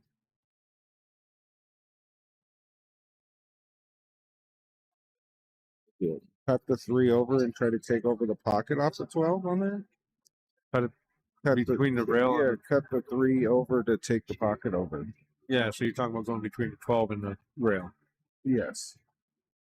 Not a bad idea. I mean, a good offense is a good defense. So. No, that's not a bad idea. You just don't want to. Right now, the 12 is blocked. So you think moving one of those balls is unblocking it in a sense. Correct. That's my only concern.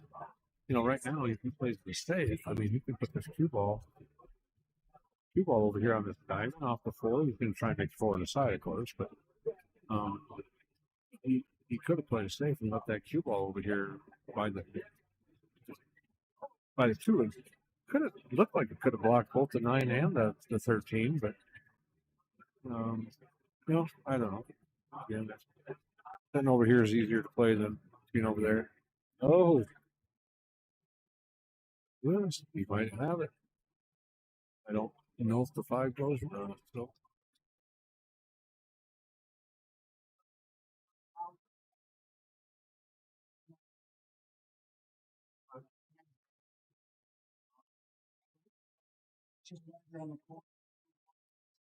Oh, it's pretty nice.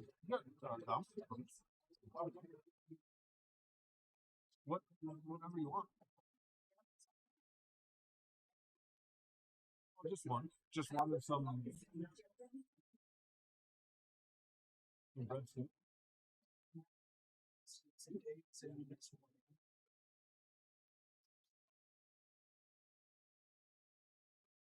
Good play on the 5. Yeah, got on that 5. That was a great, fantastic shot. That's good. Kurt's doing a good job here. Yeah.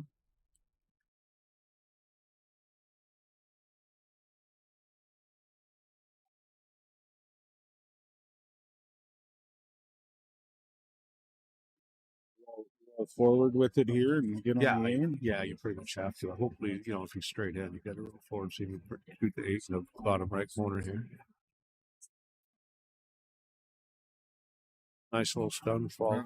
Oh, don't nipple. Oh, yeah. No, that's well played. I mean, No, that was fabulous. Yeah, he got that breakout on that 3 and absolutely fabulous. This is a good shooting on his part.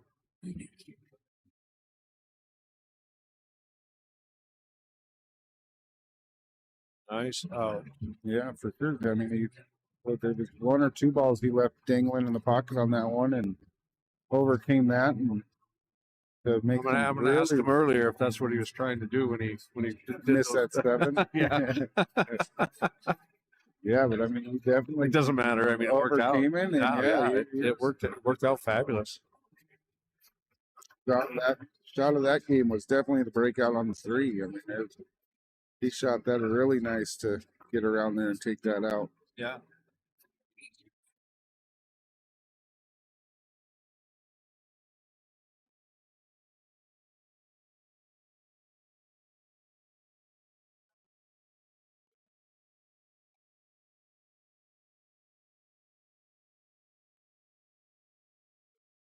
Worked out good. He's got Tara laughing over there, so I'm wondering if he's thinking a little lucky or if he just played it real good. As far as I'm concerned, he played it outstanding. So that was good. Nice job. 5 ball. Oh, good. I mean, 4 goes. Oh, look at this. I mean, the six was pampered by the 15, but he gets it right now, and the 1 ball goes. I mean, Yeah, this could definitely be a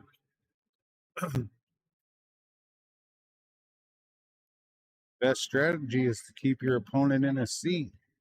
I kind of like doing that. I think that's kind of the best way to play. That's what I attempt anyway. It doesn't always work. Doesn't always work, but that's sure what I try. Worked a little bit earlier, but okay.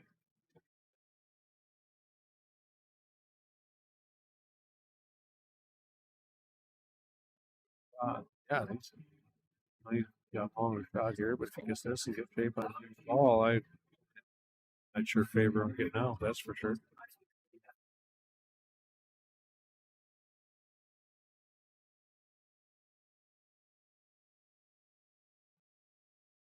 Fantastic shot. I mean, right where I'd want to be. This is right where I'd want to be. I mean, he's doing a great job. I mean, I would think the one going in the farther corner, the top right. Yeah. It's looking at the one like he wants to send it now, but that looks like you get trapped. He will get trapped behind a lot of those balls. There's a lot of traffic. He's just got to play to get an angle to get it up there. That one as well.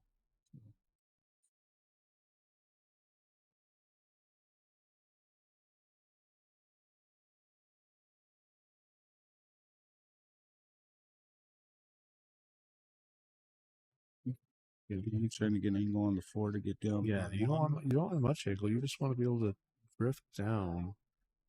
You know what I mean? You want a slight angle so you can just kind of drift down. Maybe touch the rail just before the side pocket, so to speak, with this 4. So you want to come back maybe 4 or 5 inches at the most. Probably a little less angle than that, but I can't tell what he's got. I mean, now he might have too much angle and he has to. Looks like he can draw it down there still. I mean, I would probably like a little less, but I can't tell because I'm not at the table. It looks like he's got a little bit too much, but I don't know. Maybe not. I can't tell exactly. Basically, he just wants to drift down through the 1. And that's what he did. Just like I said, you just hit the rail before that side pocket. And he was able to do it with the angle that I was looking at. He's just going to come up off of the long rail there. Yeah, he's just going to. He can just definitely. If anything, he can hit it soft enough to take the 8 down to the bottom left corner.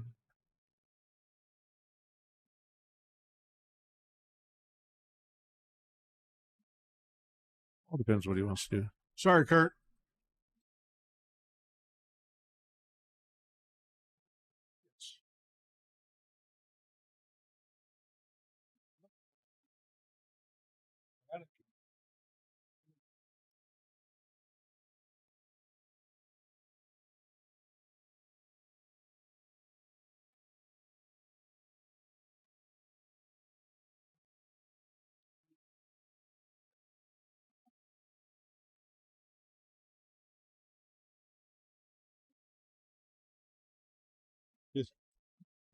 I missed what he did. You should have said something. You're getting dominoes. I got my dominoes app. I got more freaking points than points know what to deal with them. Oh, I thought you heard me because I asked if you wanted anything. I didn't hear nothing. Oh,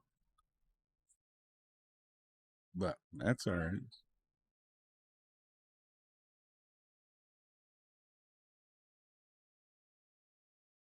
Yeah, I don't shoot. I got dominoes. I there for a while. I was eating it 2 times a week, bartending. I mean, I just get it all the time. Oh, I wasn't paying attention, but he didn't leave himself very good on the 8. No, I didn't either because the Dawgz guy come in and I didn't see what he shot there.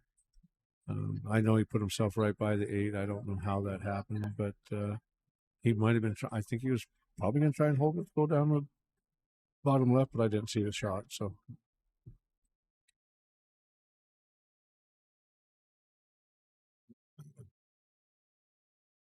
Kind of got a little bit of a mess, you know. This isn't a gimme, that's for sure. I mean, I don't think Kurt exactly sold out by any means. It's definitely workable, but not the easiest layout in the world, that's for sure.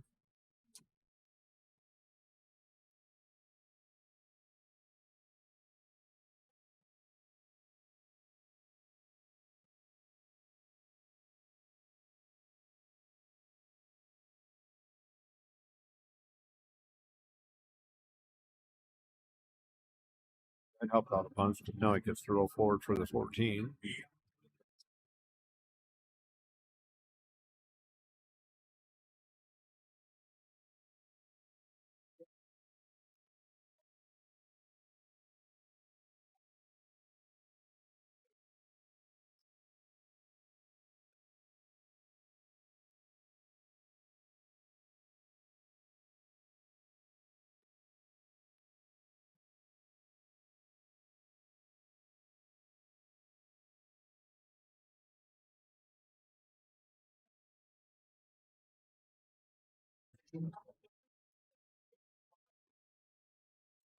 He come out a little bit more and the angle he wanted. I think he went fairly straight in on that 13. Down in the corner.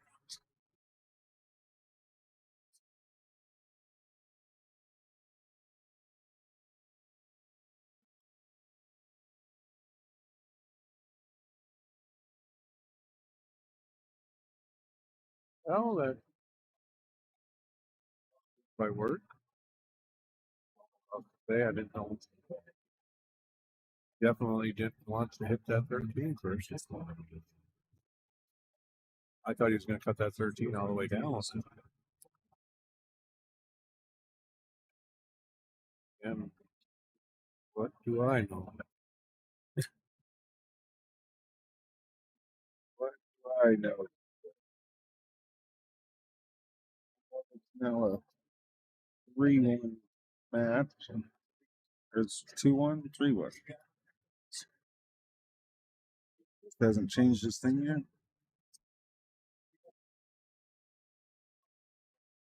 Yeah, it's 3-1. 3-1. That's it. That's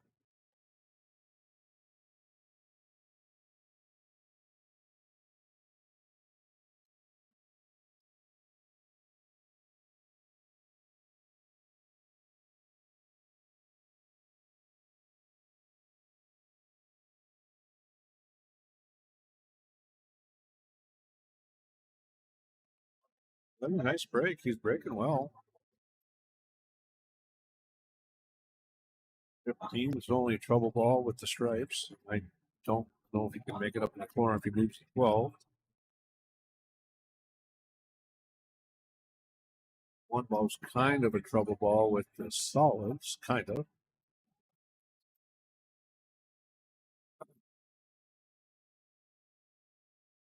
Nine ball's not a bad starting shot for the stripes.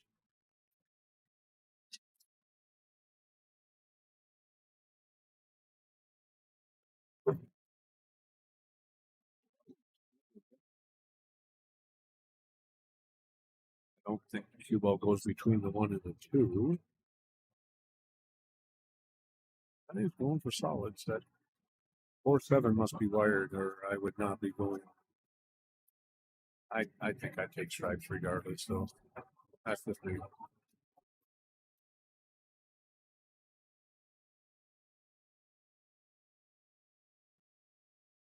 4-7 would be a slight concern of mine, and then well, you're sitting across from the 2 ball. It probably goes on the inside. I don't know. But he could take the 1 down, maybe possibly come off it a little bit, and maybe he just got to get a nudge on the 2 in order. Yeah, he's straight in. He's not nothing anything there, so I just can't tell if it goes. So if he was straight in, it would not go. No, I don't think so. Okay. To me, it looks like it would end up hitting the nipple on the one side, but maybe. I don't know. It's Well, maybe he's got an angle and he can nudge it. Nope. well, it's nuts now. He did nudge Unfortunately, that the one. 1 ball's not the greatest location anymore.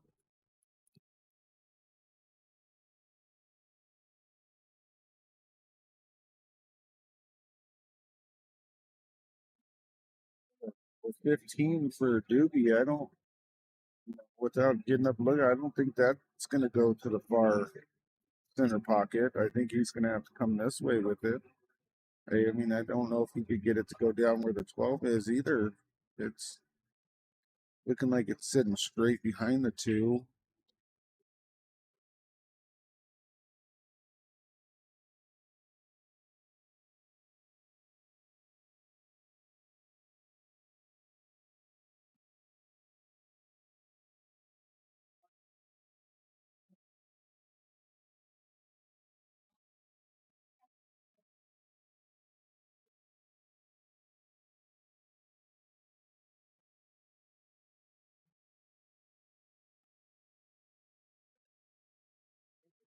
Maybe in a minute.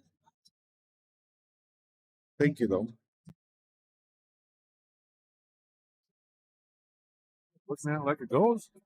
Yeah, I mean, I thought it would be tough to see from here, but yeah, he's definitely going at it like it does. So Oh, it went easy. he did.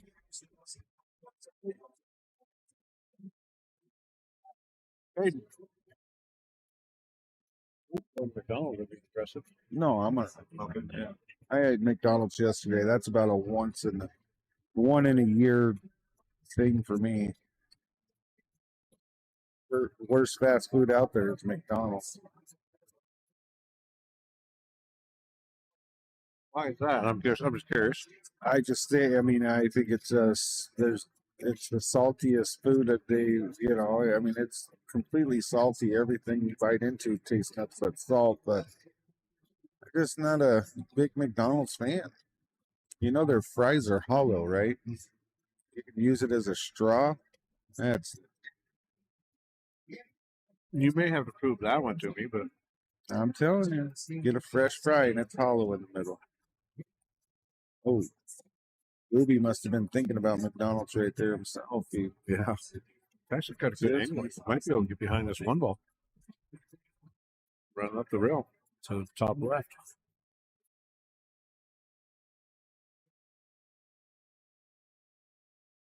It's very interesting sitting here and, you know, just, you know, like thinking about it in a different way. I mean, I understand the concept of, you know, what you're saying, but just the way you look at the game different than, you know, I would normally see it. I don't know. It's just, it's interesting. It's interesting to, You know, see, got over there just like I thought. Runs that down. Two ball goes in the side. He's actually in pretty good shape here. Again, my concern earlier was the 4-7. Still a little concern. I just don't know what looks like the 4 probably goes in the side. I can't tell, but well, like you're saying, it's almost looks like it's, you know, dead straight into that corner, really. yeah. I mean, he's on the 3. If it goes in the side, he's going to play it right after this 3 ball. He's gonna just come up slightly and be fairly straight in. It's 4 ball side if it goes. On dog, that's 3. Unfortunate miss. Getting a little tired. Yeah. Yeah, like I said, it's been a long day. I mean, it's 90% mental and 10% physical, but that 10% catching up, I'm sure to a lot of, you know, the few of the players here left at the I think end. my mental leaves well before my physical. Well, I mean, that's, you know, that's mental right there. Just going up there, shooting it, not focusing on the shot. I mean, it's, Yeah, because it wasn't that hard a shot. He knows that. yeah.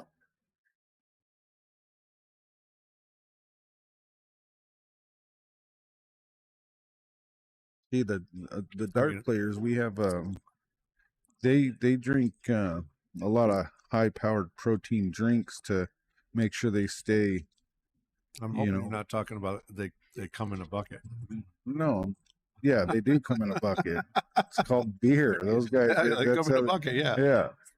They make sure they sip on that power drink all day long so they can stay focused in their darts. Yeah, I know dart players can play while they're pretty intoxicated, correct? I mean, I don't, you know, I'd have to say that a lot of the dart players, they wouldn't say they get too intoxicated. They drink like a fish. Don't get me wrong, but they maintain. It's to maintain that certain level. You can't get over that level, and you can't stay under that level. But nice shot there. I mean, that's the goal, is to maintain the perfect balance of. Well, I'm here to tell you, there is no perfect balance for me in pool. As soon as I have too much to drink, it's gone. That's where you got to maintain. You got to keep that balance. Unfortunately, for a lot of dart players, that balance is pretty high tolerance. Way higher than mine. I will guarantee you that. Well, tell me about it. I had one Bloody Mary, half a Bloody Mary earlier, and I was not able to throw darts at that point. I can tell you that.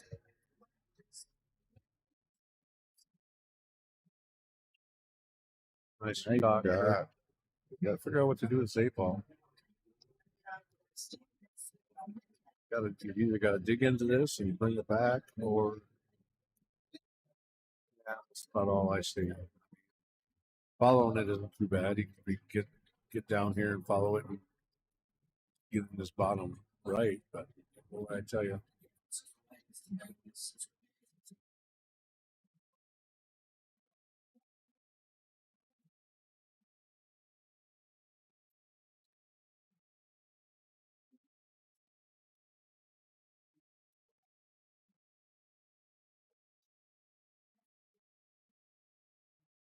dug into it well, too well. He's shooting at the 8, and he's got an open pocket, and that's all that matters. So.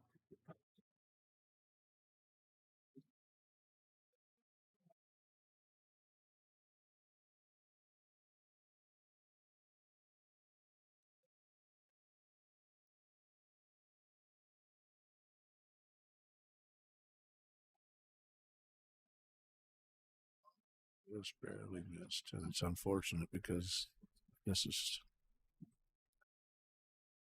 Yeah, probably instead of being up 4-1, this could be 3-2. I mean, it's a 2-game swing. Every time you miss, it's a 2-game swing. yeah. Yubi's got to focus and really, I mean, it's Except for the first game of the match. Everything after that is 2 games. That was a good shot. I mean, come down a little far, but not bad. Because ultimately, you'd like to be straight across from the 9 and through the side pocket. Just follow it up just a tad bit. And the corner's fine too. The top left corner is also fine, but most players would probably drift down to that 9 in the side. Maybe not. Ended up pretty good. Oh, wow, that just kept on going.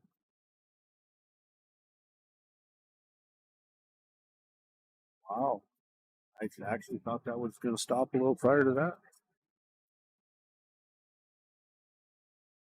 Yeah, I didn't. I mean, I know he hit it firm, but definitely didn't seem like he almost kind of right at that point to where, we would have rolled another foot. He would have been better off.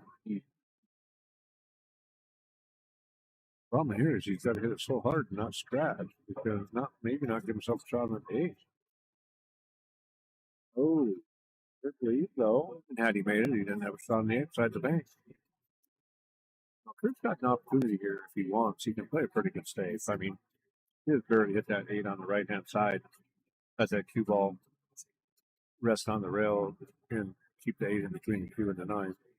It's either that or he's got the bank, whatever he's comfortable with, but I don't like banking. I'd probably play the safe because cue ball's fairly close to that 8 ball.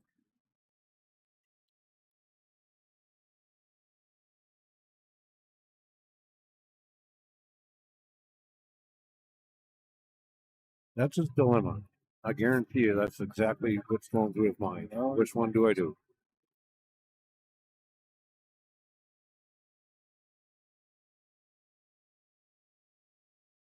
And there it was. He called it, played the safe. Yeah, he leaked out a little bit.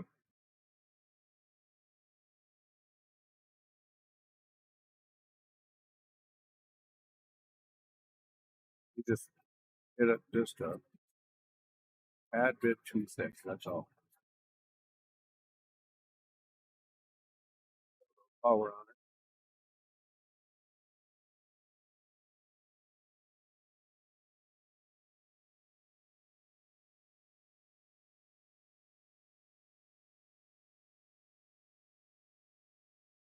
Where he's thinking to himself, I should have banked it, but I think he played the right shot. I think he played the best percentage shot. He just played too hard. I mean, that's a kind of a touch shot. I play that exact same safe quite often in 10 ball or 8 ball, either one, where you got 2 balls lying up there and you kind of split the ball and end up on the one side of the one, put the other on the other, and it's a touchy shot, but I think he played the right shot. He just didn't quite execute it quite as well as he wanted to. Yeah, I guess it's I don't know. I'm more of a offensive guy. I know. more of an offensive guy. I mean, I just would like I would rather have the game in my hands than in somebody else's hands. I guess is kind of my theory and my thinking behind a lot of that is. I mean, we're at the same time. Don't get me wrong. I'm sitting over here, not over there. But I guess I would have. To me, I would have much rather taken the chance with the banks because it didn't seem like it was the hardest bank. I mean, It's not. And I don't have a problem with that. I think it was either way. I think no matter how or what shot he decided to do, I think either way was right. risky and yeah. I mean, I just think he could have missed that bank. Just he missed the bank. That's he did with the lead. Yeah, I get it. then he's going to say, "Well, I should have played safe." So that's just how it is. No, I understand that. I just think the safe was a little easier than what it ended up being, but I could be wrong. I often am. You can just ask my wife sitting next to me; she'll tell you that. I don't think she's got her earbuds in to hear that one, so